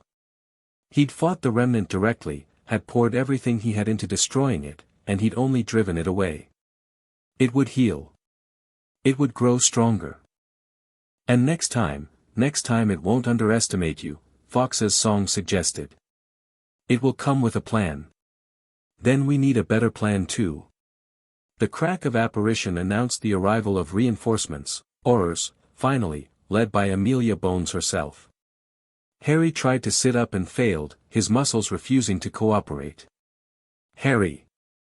Amelia's face appeared above him, pale with fear. Are you injured? Can you? I'm okay. He wasn't, not really, but he'd survive. The Remnant was here. It brought inferi.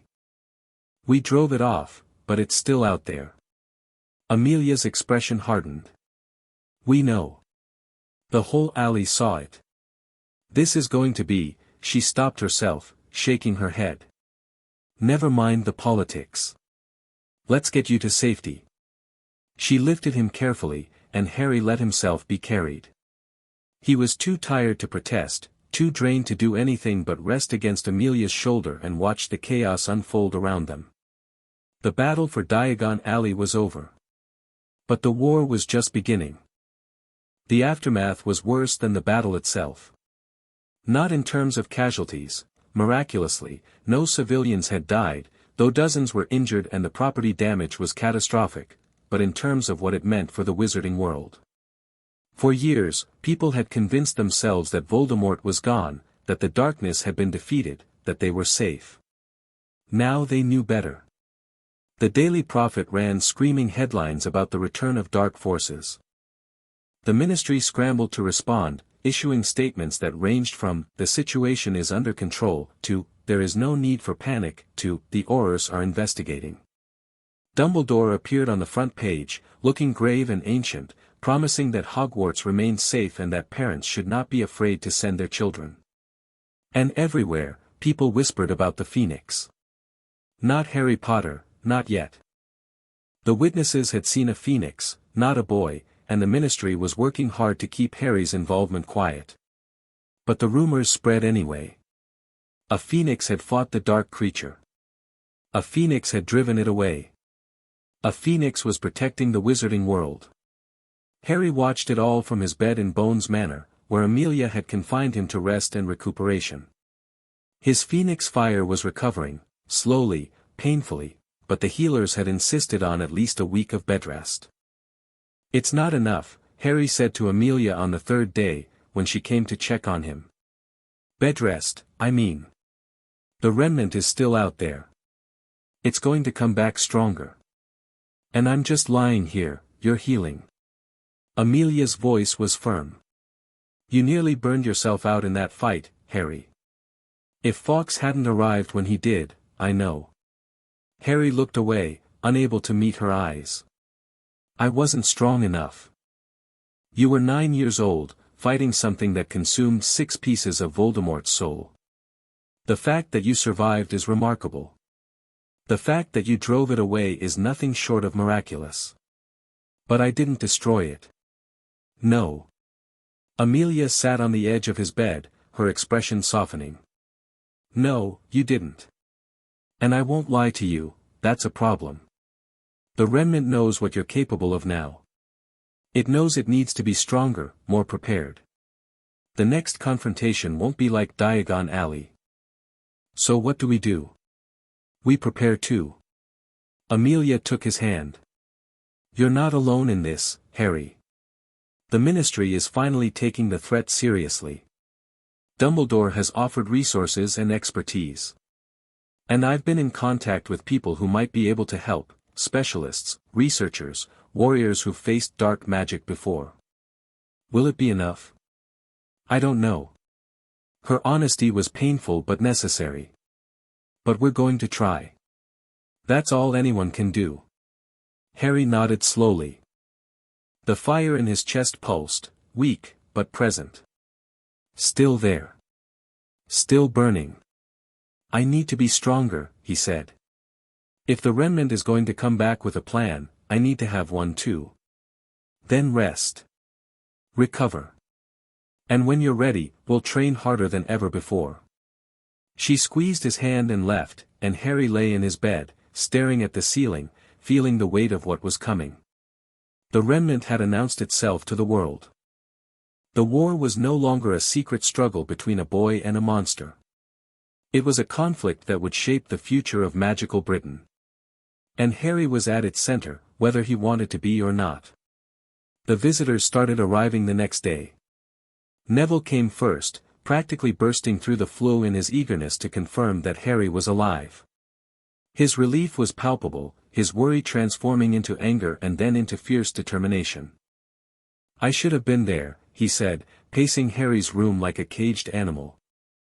"I've been training, Gran's been teaching me dueling, I could have helped, you would have died." Harry's voice was blunt. The inferi were endless. The Remnant was casting killing curses like they were nothing. This wasn't a fight for anyone but phoenixes. Then I should become an Animagus too.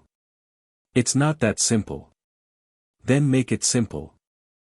Neville stopped pacing, his round face set with an expression Harry had rarely seen there, stubborn, unyielding, absolutely certain. "I'm not going to watch from the sidelines while you fight our battles alone. You're my best friend, Harry. If something happens to you, nothing's going to happen to me. You don't know that. No one knows that." Neville sat down heavily in the chair beside Harry's bed. "Gran told me once that my parents knew they were going into danger when they fought in the war. They knew they might not come back. But they went anyway, because some things are worth the risk. And you think this is worth the risk? I think you're worth the risk." Neville's eyes were wet, but his voice was steady. "You've given me more in the past 2 years than I've had my whole life. Confidence. Hope. The belief that I'm worth something, even if I'm not a great wizard like my dad. I'm not going to let you face this alone." Harry felt something warm in his chest that had nothing to do with Phoenix fire. "All right. When I'm recovered, we'll train together. I'll teach you what I know about sensing dark magic, and you'll teach me about, I don't know. Plants, I guess. There must be something useful in all that herbology." Neville laughed, a watery sound. "There's plenty useful. Just wait until you see what venomous tentacula venom does to inferi." Susan came next, her visit quieter but no less emotional. She sat with Harry for hours, not saying much, just being present. When she finally spoke, her voice was small. "I was so scared when I saw the news. The headlines, the descriptions of the battle, I thought you were dead, Harry. I thought I'd lost you the way I lost my parents. I'm here. I'm not going anywhere. Promise?" Harry hesitated.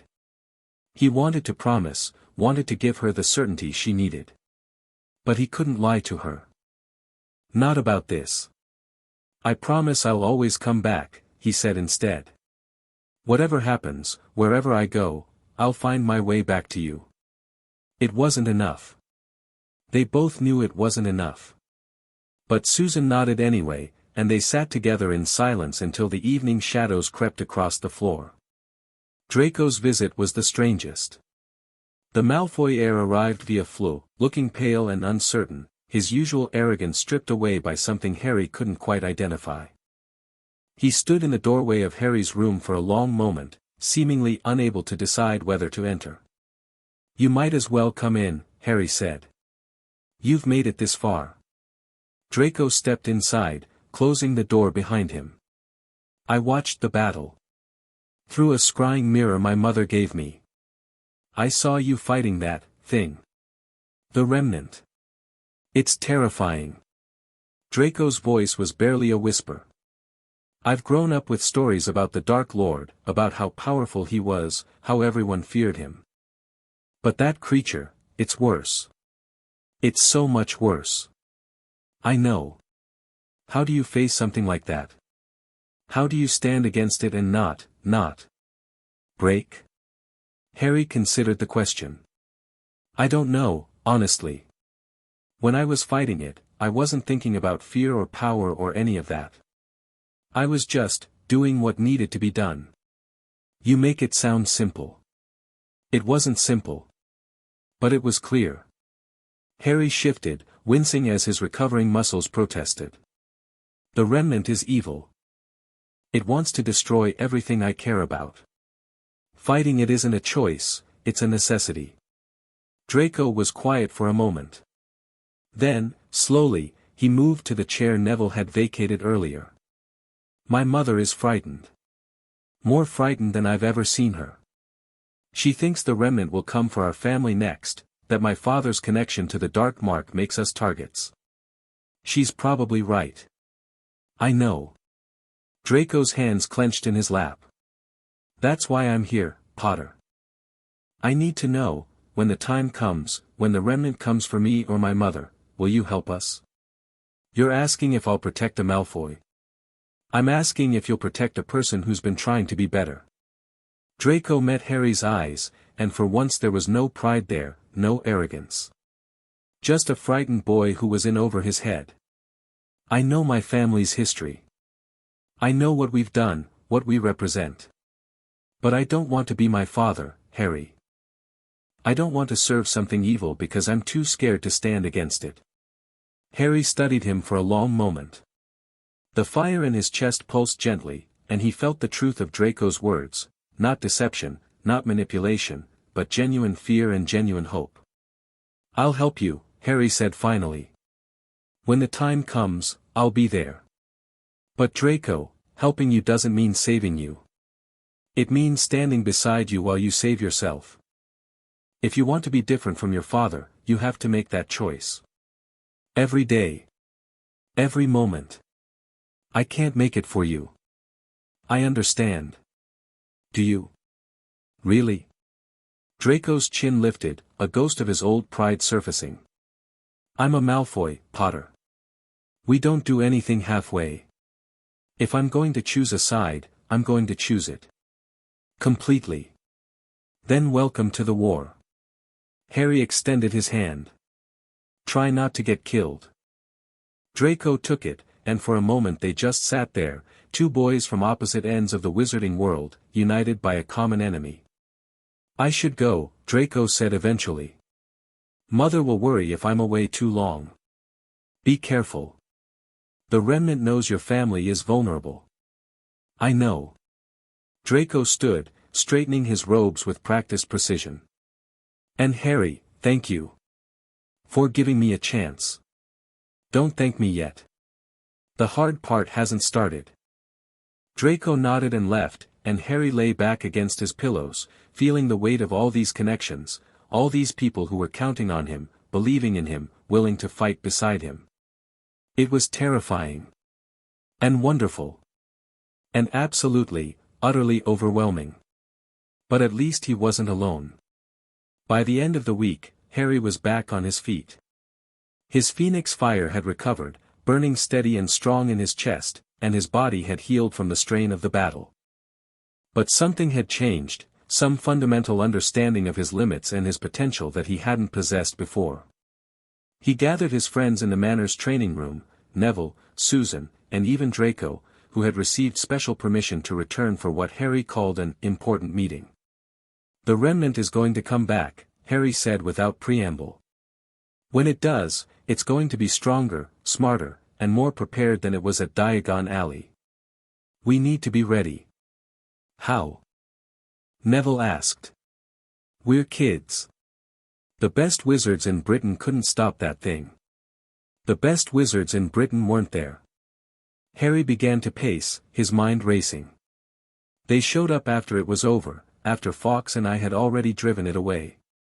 If the Aurors had been present from the start, if they'd coordinated with me instead of arriving late, the Ministry doesn't coordinate with 9-year-olds, Draco pointed out. Then we need to change that. Harry stopped, facing his friends. I've been thinking about this all week. The Remnant succeeded at Diagon Alley because no one was ready. No one expected an attack. But if we can predict where it's going to strike next, if we can be there waiting, you want to set a trap, Susan said slowly. I want to end this. On our terms, not the Remnant's. Harry's eyes burned with determination. But I can't do it alone. I need people I can trust, people who know how to fight, how to think, how to survive. I need you. We're children, Draco repeated, but there was something different in his voice now, not objection, but consideration. We're not just children. We're survivors. Harry looked at each of them in turn. Neville, your parents fought against Voldemort. Susan, your family was targeted by Death Eaters. Draco, you've lived your whole life in the shadow of the Dark Lord's legacy. We've all been shaped by this war, whether we want it to be or not. It's time to shape it back. Silence filled the training room. Then, slowly, Neville stepped forward. I'm in, he said. Whatever you need, Harry. I'm in. Susan followed.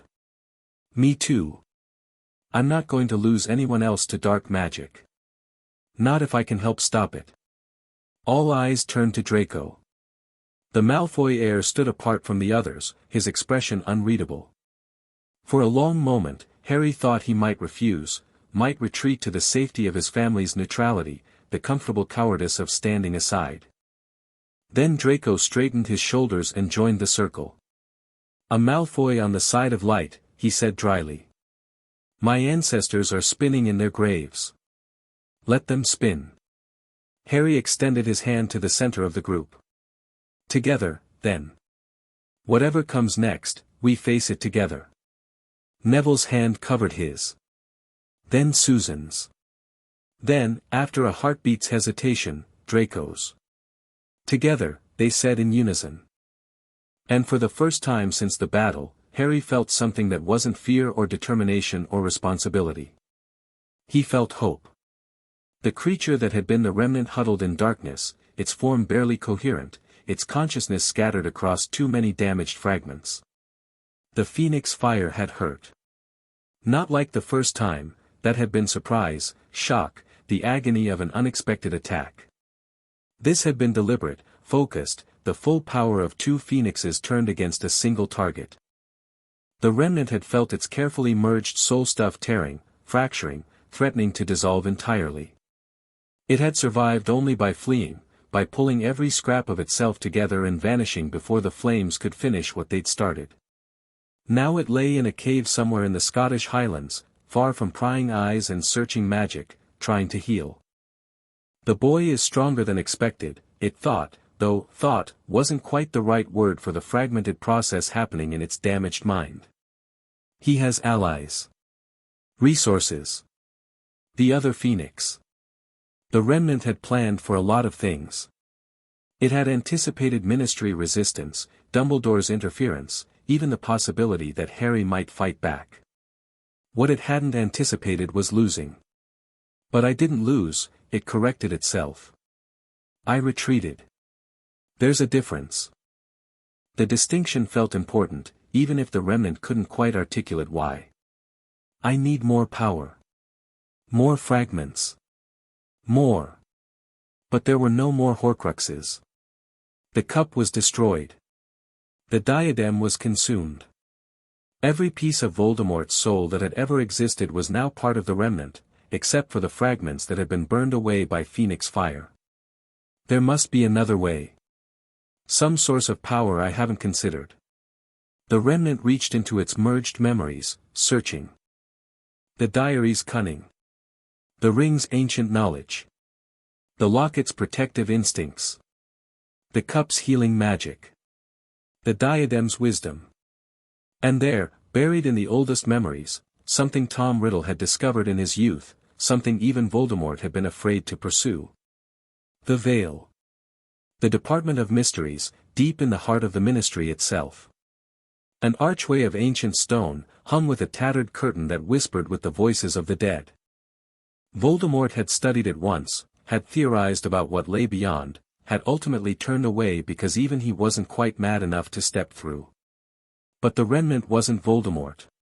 The Remnant was something new, a patchwork of souls, a creature of merged consciousness, neither fully alive nor truly dead. The veil might destroy a normal wizard. But what would it do to something that was already between worlds? Only one way to find out. The Remnant began to pull itself together, fragment by fragment, rebuilding its damaged form with painstaking care. It would take time, days, maybe weeks, but that was fine. The Phoenix boy would need time to recover too. And when the remnant was ready, when it had healed enough to move again, it would go to the Veil. And it would become something even Phoenix fire couldn't burn. You hurt me, Phoenix boy, it thought, projecting the words into the darkness like a promise. But pain is temporary. Power is forever. And when I return, I will show you what real pain feels like. The cave fell silent, and the remnant continued its slow, patient recovery. The war wasn't over. It was just beginning. 2 months later, Harry stood before the Wizengamot. Not as a defendant this time, or as a ward whose guardianship was being debated. This time, he stood as a witness, a survivor of the Diagon Alley attack who had been asked to testify about what he'd seen and done. The chamber was packed. Every seat was filled, every gallery crowded with observers. The attack had shattered the wizarding world's complacency, and people were desperate for answers. Harry gave them what he could. The Remnant is not Voldemort, he said, his voice steady despite the hundreds of eyes fixed on him. It's something worse. A creature made from the fragments of his soul, merged together into a single consciousness. It has his cunning, his power, his knowledge, but none of his limitations. And you believe you can defeat this creature, someone called from the upper galleries. I believe I'm the only one who can. Harry met the speaker's gaze without flinching. My Phoenix fire hurt it. Damaged it. Drove it away when nothing else could. But I can't do it alone. I need the Ministry's support, Dumbledore's expertise, the cooperation of everyone in this room. You're asking us to follow a child into war. I'm asking you to fight beside me. Harry's voice rose, filling the chamber. The Remnant is coming back. It's healing, growing, preparing for another attack. When it comes, will you be ready? Or will you still be sitting in this chamber, debating whether to trust a 9-year-old while the world burns around you? Silence. Uncomfortable shifting. The reality of the situation pressing down on everyone present. Then Dumbledore stood. If I may, he said, his voice carrying easily through the chamber. I have watched Harry Potter since the night his parents died. I have made many mistakes regarding his welfare, mistakes I will never fully atone for. But I have never doubted his courage, his conviction, or his fundamental goodness. He turned to face Harry, and something passed between them, an acknowledgement, a truce, perhaps even the beginning of respect. Young Mr. Potter is not asking us to follow him, Dumbledore continued. He is asking us to stand with him. To put aside our petty differences and political maneuvering and face the darkness together. I, for one, intend to accept that invitation. As do I, Amelia Bones said, rising from her seat. The DMLE stands ready to coordinate with any and all parties in defense of our world. And the Department of Mysteries, Croaker added from the shadows. We've been studying the Remnant since its emergence. We have resources to offer.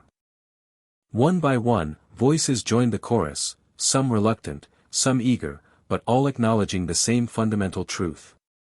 The wizarding world was at war, and their best chance of survival was a boy who could turn into a phoenix. Harry watched it happen with a mixture of pride and terror. This was what he'd wanted, unity, coordination, a real plan for facing the Remnant. But it also meant that everything was official now. He was no longer a child playing at being a hero.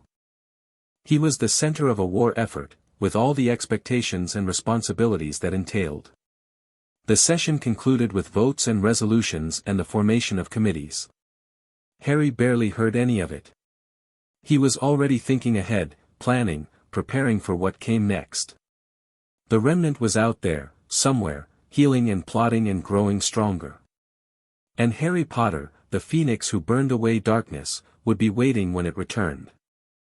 Chapter 5 and Chapter 6, Ascension. The Hogwarts Express gleamed scarlet in the September sun, steam curling from its engine like the breath of some enormous sleeping dragon. Platform 9 3/4 swarmed with students and parents, trunks and owls, the chaos of a new school year beginning. Harry stood apart from the crowd, watching. 2 years since Diagon Alley. 2 years of training, planning, building alliances.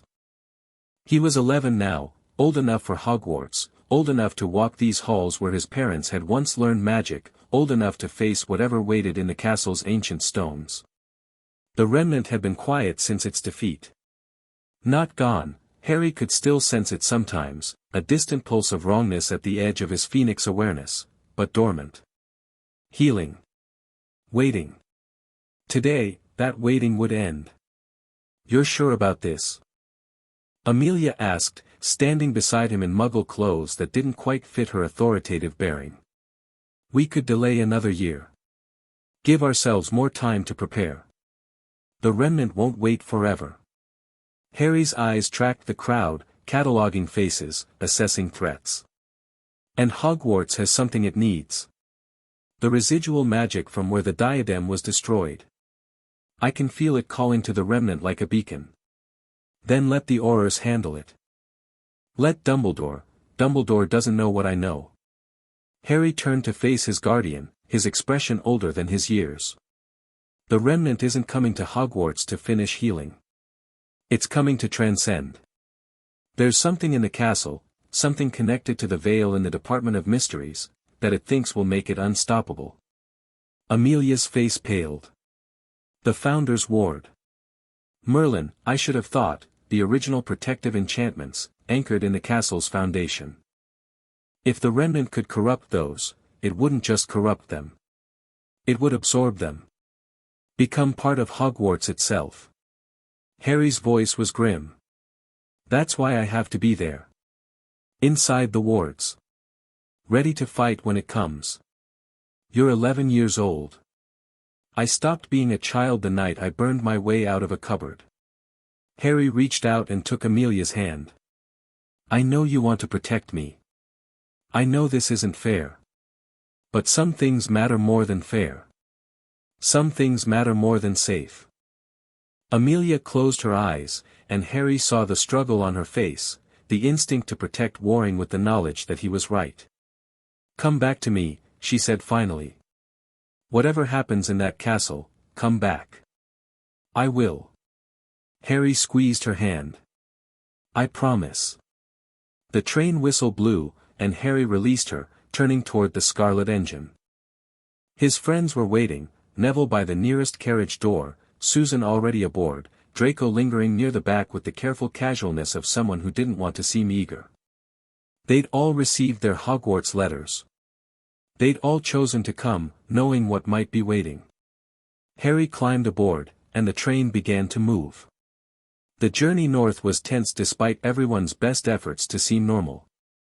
They'd claimed a compartment near the middle of the train, warding it with every protection spell they knew.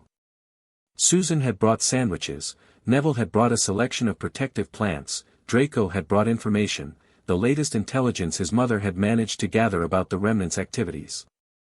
"It's been moving," Draco reported, spreading a hand-drawn map across the compartment seat. "Not physically, it's still recovering somewhere in Scotland, but magically. Tendrils of influence, reaching out toward Hogwarts." "How close?" Harry studied the map, correlating Draco's information with his own phoenix senses. "Close enough that Mother thinks the attack could come any day now. Maybe even," Draco hesitated. "Maybe even tonight. The welcoming feast." Neville's face went pale. All the students in one place, the wards at their most permeable while they adjust to the new arrivals, the Remnant would have access to hundreds of potential victims. Susan's voice was steady, but her hands shook. "Children who don't know what's coming. It won't get that far." Harry's voice was hard. "We know it's coming. We'll be ready." "Ready for what, exactly?" Draco's skepticism was tinged with fear. "The Remnant nearly killed you last time, and that was with Fawkes helping. If it attacks during the feast, then we evacuate the Great Hall and draw it somewhere isolated. Somewhere I can fight without worrying about collateral damage." The room of requirement. Neville sat up straighter. It's where the diadem was hidden. The remnant will be drawn there anyway, to whatever residual magic it left behind. And it's on the 7th floor, Susan added, far from the common rooms and dormitories. If we can contain the fight there, we'd have a chance. Harry nodded slowly. All right. That's the plan. When we arrive, we act normal. We get sorted, we attend the feast, we pretend everything is fine. But the moment the remnant makes its move, we lead it to the room of requirement and pray you can finish what you started. Draco's voice was flat. Wonderful. Any other suicide missions you'd like to schedule for our first day? Just the one. Harry almost smiled. Try to relax, Draco. We've been preparing for this for 2 years. Yes, and I'm still not convinced any amount of preparation is enough. But Draco settled back against his seat, some of the tension leaving his shoulders. Fine. We do this your way. But if I die, Potter, I'm haunting you forever. You already promised that. I like to be consistent. They rode on through the afternoon, watching the countryside change from gentle farmland to wild moors to towering mountains. When Hogwarts finally appeared on the horizon, ancient and magnificent, its towers reaching toward a sky that was just beginning to darken, Harry felt the fire in his chest surge in recognition. This was where it would end. One way or another. The Sorting Hat was old and patched and surprisingly opinionated. It murmured when Harry placed it on his head.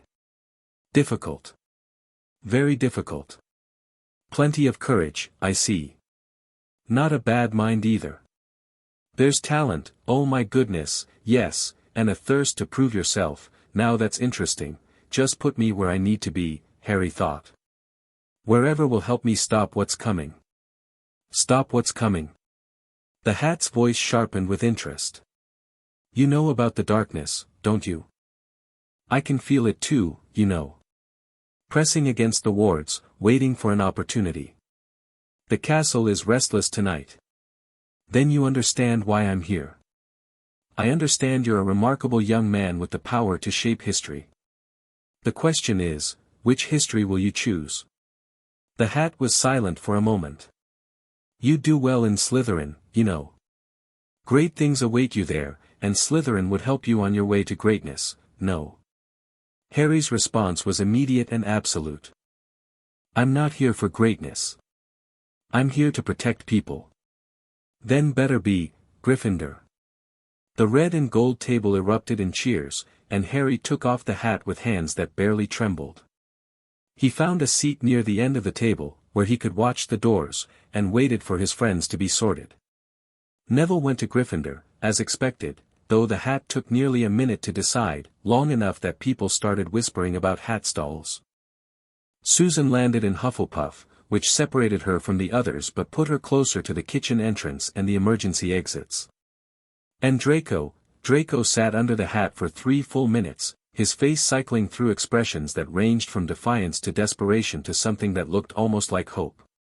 When the hat finally shouted, Gryffindor, the great hall went silent with shock. A Malfoy in Gryffindor. The political implications alone would keep the gossip mills running for years. Draco walked to the Gryffindor table with his chin high and his eyes fixed straight ahead. He sat down next to Harry without a word, his hands clenched white-knuckled on the table's edge. Well, Harry said quietly. That's going to make things interesting. Shut up, Potter. Welcome to Gryffindor, Malfoy. I said shut up.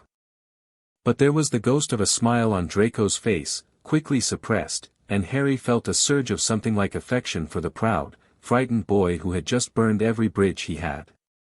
The feast began. Dumbledore made his welcoming speech. The tables filled with food and laughter and the chatter of hundreds of students catching up after the summer. And beneath it all, Harry felt the darkness growing closer. It came at midnight. Harry was in Gryffindor Tower, pretending to sleep in a bed that was softer than anything he'd ever owned, when the ward screamed. Not audibly, the other first-years slept on, unaware, but the sound echoed through Harry's phoenix senses like a thunderclap. Something was tearing at the castle's protections, forcing its way through centuries of accumulated magic. The Remnant had arrived. Harry was out of bed in an instant, his wand in his hand, his transformation ready at the edge of his consciousness. He crossed to Neville's bed and shook him awake. "It's here." Neville's eyes snapped open, instantly alert. "Where?" "7th floor. The room of requirement." Harry was already moving toward the door. "Get the others. Meet me there." "Harry, I'll be fine. Just hurry." He slipped out of the dormitory, leaving Neville to wake the rest of their year. The common room was empty at this hour, the fire burned down to embers, and Harry crossed it like a shadow, easing through the portrait hole before the fat lady could do more than mumble a sleepy protest. The corridors of Hogwarts were dark and silent, but Harry didn't need light. His phoenix senses painted the castle in shades of warmth and cold, life and darkness. He could feel the students sleeping in their dormitories, the teachers in their quarters, the ancient magic of the castle itself, and threading through it all, a corruption that grew stronger with every moment. The Remnant was on the 7th floor. He could feel it battering at the room of requirement, trying to force its way to whatever power waited inside. Harry ran. The staircases cooperated for once, holding steady as he raced upward. The suits of armor watched him pass with eyes that seemed to glow in the darkness. Even the ghosts held back, pressing themselves against walls as if they could feel the wrongness that had invaded their home. He reached the 7th floor corridor and found chaos. The wall where the room of requirement should appear was torn open, ancient stones scattered across the floor. The Remnant had forced its way through by brute magical power, and now it stood in the gap, its twisted form silhouetted against a strange, flickering light from within. It had grown since Diagon Alley. Taller, more defined, its features settling into something that was almost entirely Tom Riddle now, the handsome face, the dark hair, the elegant bearing. But its eyes were still wrong, still that burning red, and its smile was the smile of something that had never been human. "Phoenix boy."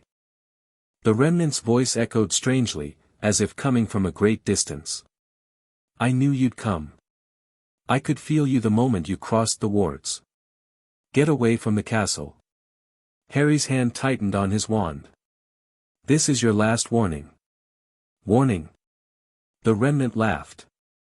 "You warned me once before, and I left broken and bleeding. Do you think I'd return if I wasn't ready to finish what I started?" It gestured, and Harry felt the shift in the magical atmosphere, darkness pouring into the room of requirement, reaching for something deep within. The residual magic from the diadem, the Founder's Ward that Amelia had mentioned, whatever the Remnant was after, it was close to claiming it. "I'm different now," the Remnant continued. "Stronger. More complete. The time I spent healing taught me things, Phoenix boy. Taught me the limits of my old approach." Its smile widened. "And the potential of a new one." It raised its hand, and the corridor filled with fire. Not Phoenix fire, something else. Dark fire, cold fire, flames that burned black and consumed without warming. They poured toward Harry in a wave, and he transformed instinctively, his phoenix form bursting free in a cascade of gold and crimson. The two fires met. The impact was like nothing Harry had ever experienced. The Remnant's flames pushed against his, not simply opposing but negating, as if they were specifically designed to counter Phoenix magic. Harry poured more power into his fire, more heat, more purification, and the darkness pushed back harder. "Did you think you were the only one who could burn?" The Remnant walked through the conflagration, utterly untouched by either set of flames. "I've had 2 years to study Phoenix magic, to find its weaknesses, to create something that could match it. This fire doesn't purify, it corrupts. It doesn't heal, it devours. And you, Phoenix boy, are its first real test." The dark flames surged forward, and Harry felt his transformation beginning to slip. The corruption was affecting his Phoenix form, trying to twist it, turn it into something wrong. He pulled back, retreating down the corridor, and the remnant followed with casual, terrifying confidence. Your friends are coming. I can feel them too, the Longbottom boy, the Bones girl, young Malfoy. The remnant's eyes gleamed. Do you want me to wait for them? To let them join the battle? They'll die, of course, but at least you won't be alone at the end. Harry's response was a blast of phoenix fire aimed directly at the remnant's face. The creature batted it aside like a mild annoyance. Pathetic. You'll have to do better than that. Fine. Harry landed on the floor, his transformation flickering but holding. Let's do better. He reached for the deepest well of his power, not just his own phoenix fire, but the connection he shared with Fawkes, with all phoenixes who had ever lived. The network Marchbanks had taught him to access, the vast web of purifying magic that spanned centuries and continents. And he pulled. Fire erupted from everywhere at once. It poured through the windows, burst from the torch brackets, rose from the floor itself. The entire corridor became a furnace of phoenix flame, heat and light so intense that the very stones began to glow. The remnant's dark fire fought back, but this wasn't just Harry, this was the combined power of every phoenix who answered his call. The remnant screamed. Its form convulsed, its carefully crafted body beginning to char and crack under the assault. But even as it burned, it reached backward, into the room of requirement, toward the power it had been seeking. You think this is enough? Its voice was a rasp now, pain and fury combined. You think your fire can stop what I'm becoming? It touched something inside the room, and the world shifted. Harry felt it like a physical blow, a wave of ancient magic, older than the castle, older than the founders themselves. The protective enchantments that had guarded Hogwarts for 1,000 years were being torn away, their power redirected into the remnant's form. And the creature began to change. It grew larger, more substantial, its features blurring and reforming into something that was no longer quite human. Power crackled around it in visible arcs, the darkness of Voldemort's soul fragments combining with the light of the Founder's magic into something new, something terrifying, something that Harry's phoenix senses could barely comprehend. Harry! The shout came from behind him, Neville, Susan, Draco, all three of them charging down the corridor with wands raised. Behind them, Harry glimpsed the shapes of teachers, Dumbledore at their head, the entire castle coming awake to face the threat. But it was too late. The remnant's transformation completed, and what stood in the ruins of the 7th-floor corridor was a god. Not literally a god, Harry clung to that thought as the creature's power pressed down on him like a physical weight. It was still made of soul fragments, still a patchwork of Voldemort's darkness and stolen magic. But the sheer scale of it had changed, and that changed everything. Do you see now? The remnant's voice was thunder, was earthquake, was the sound of mountains falling. This is what I was always meant to become. Not a dark lord, hiding in shadows, dependent on followers and fear. But a force of nature. Something beyond mortality. Something beyond you. It raised a hand, and Draco flew backward as if struck by an invisible giant. Another gesture sent Neville crashing into a wall. Susan managed to dodge the first blow but caught the second, her body going limp as she collapsed to the floor. No! Harry's cry was rage and terror and desperate determination. He threw himself at the remnant, phoenix fire blazing, but the creature barely seemed to notice. It caught him in one massive hand, its fingers burning cold against his feathers, and squeezed. Pain. Absolute, overwhelming pain. The fire in Harry's chest guttered and flickered as the remnant's power crushed down on him, trying to extinguish everything that made him what he was.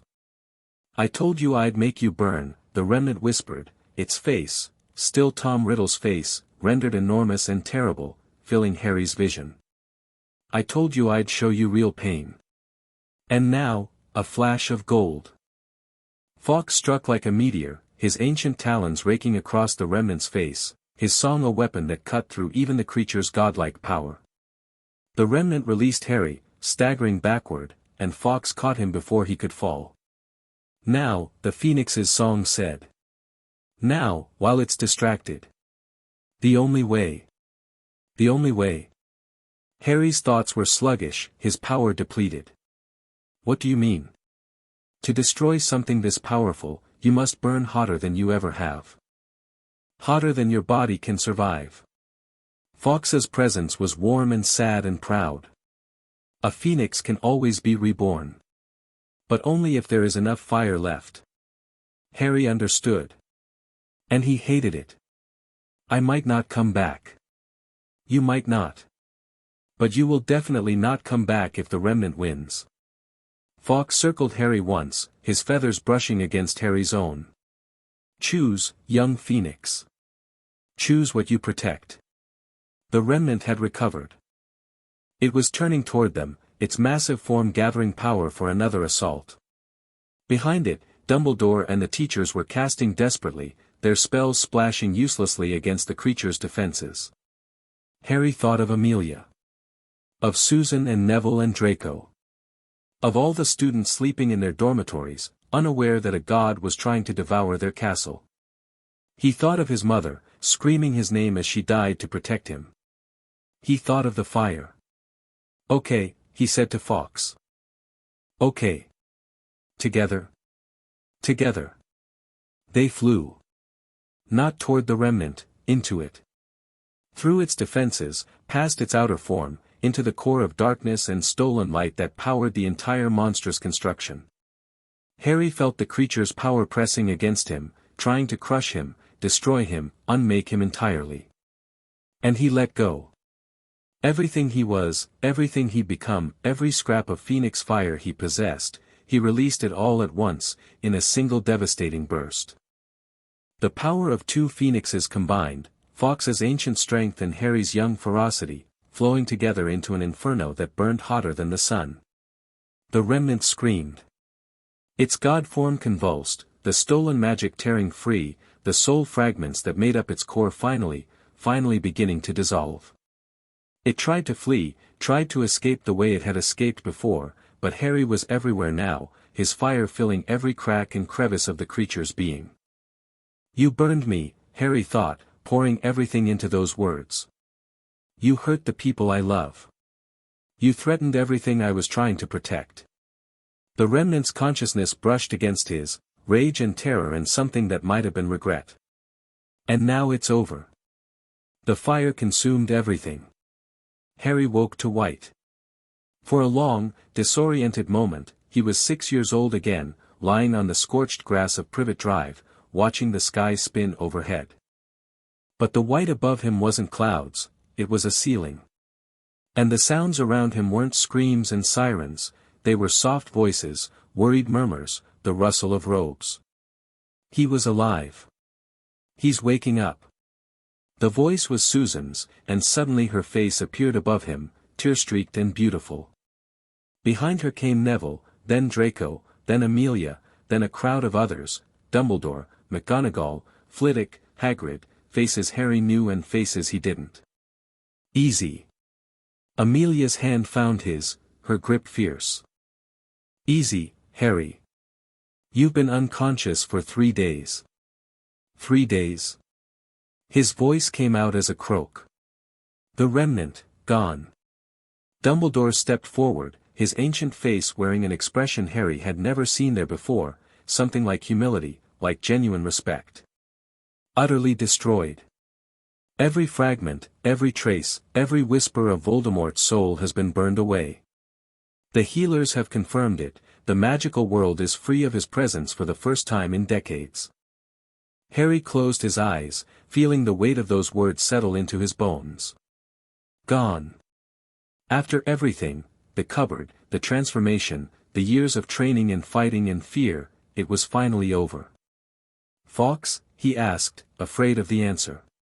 Here.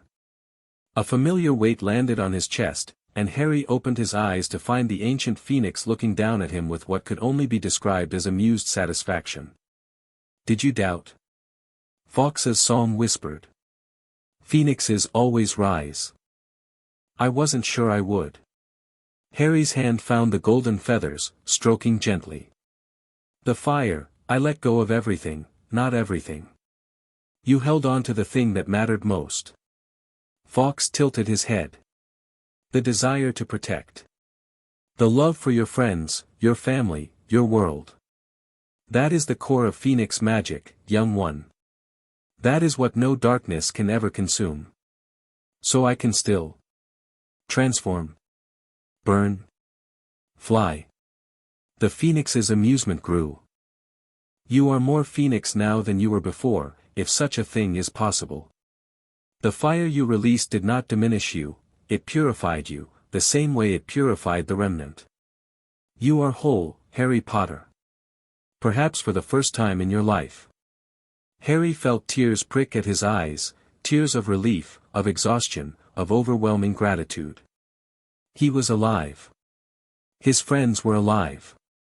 The monster was destroyed. It was over. The days that followed were a blur of recovery and celebration. The wizarding world went mad with joy at the news of Voldemort's final destruction. The Daily Prophet ran headline after headline about the Phoenix boy who had saved Hogwarts, and Harry found himself more famous than ever, which was both gratifying and exhausting. But there were quiet moments too. Neville visited every day, bringing increasingly exotic plants from the greenhouses and stories about what had happened after Harry's sacrifice.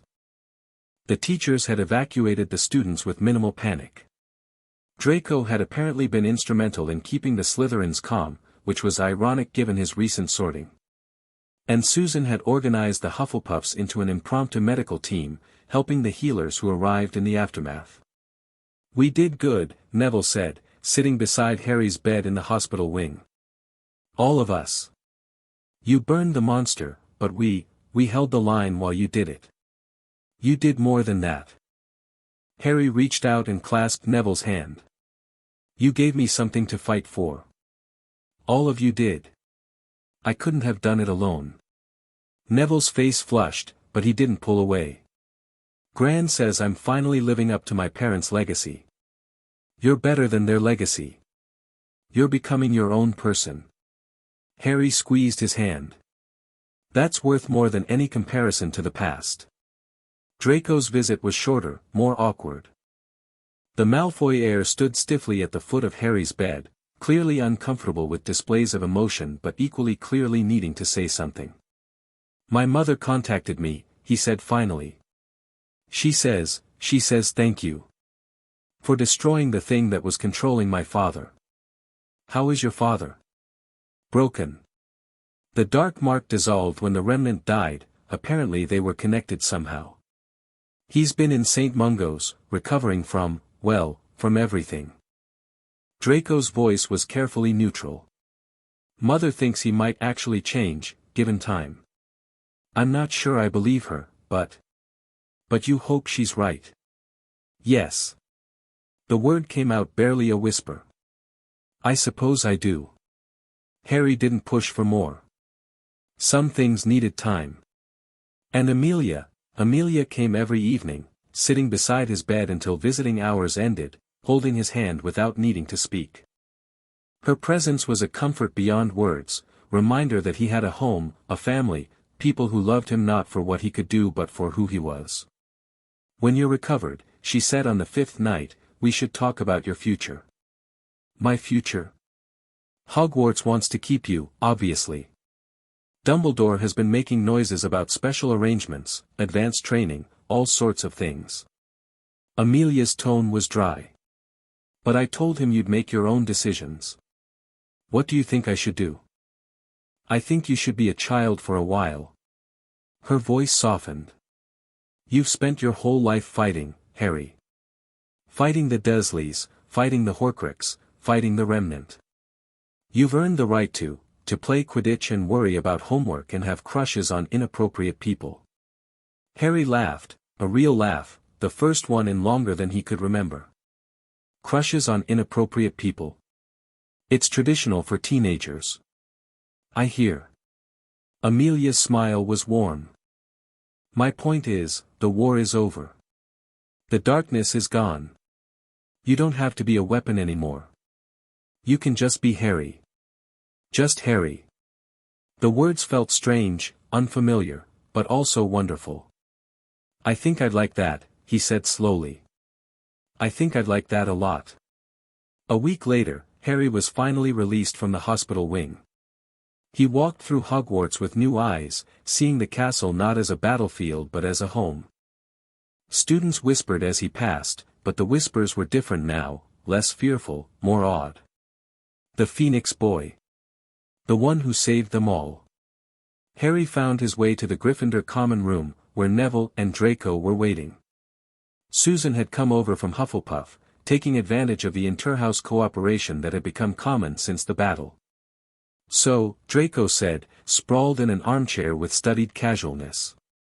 What now? Now.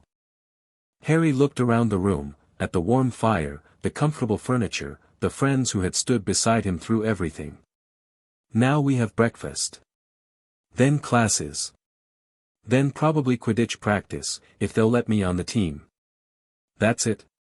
Just, normal school things. For now. Harry sat down, feeling the fire in his chest pulse contentedly. The darkness is gone. The future is open. And I think I want to find out who I am when I'm not fighting. You're Harry Potter. Susan's voice was warm. You're our friend. You're a phoenix. You're the bravest person we know. And the most annoyingly modest, Draco added, but there was no bite in the words. And the best herbology partner, Neville finished, grinning. Harry looked at his friends, really looked, seeing them not as allies in a war but as people who cared about him, who had chosen him, who would be part of his life for years to come. Thank you, he said. For everything. Don't get sentimental, Potter. Draco rose from his chair, brushing imaginary lint from his robes. We have breakfast to attend. And I refuse to start my Hogwarts career with an empty stomach. They left the common room together, the four of them, united by circumstance and choice and something that might someday be called friendship. The castle stretched around them, ancient and magical and full of possibility. And Harry Potter, the phoenix who had chosen what to burn, walked into his future with fire in his heart and hope in his eyes.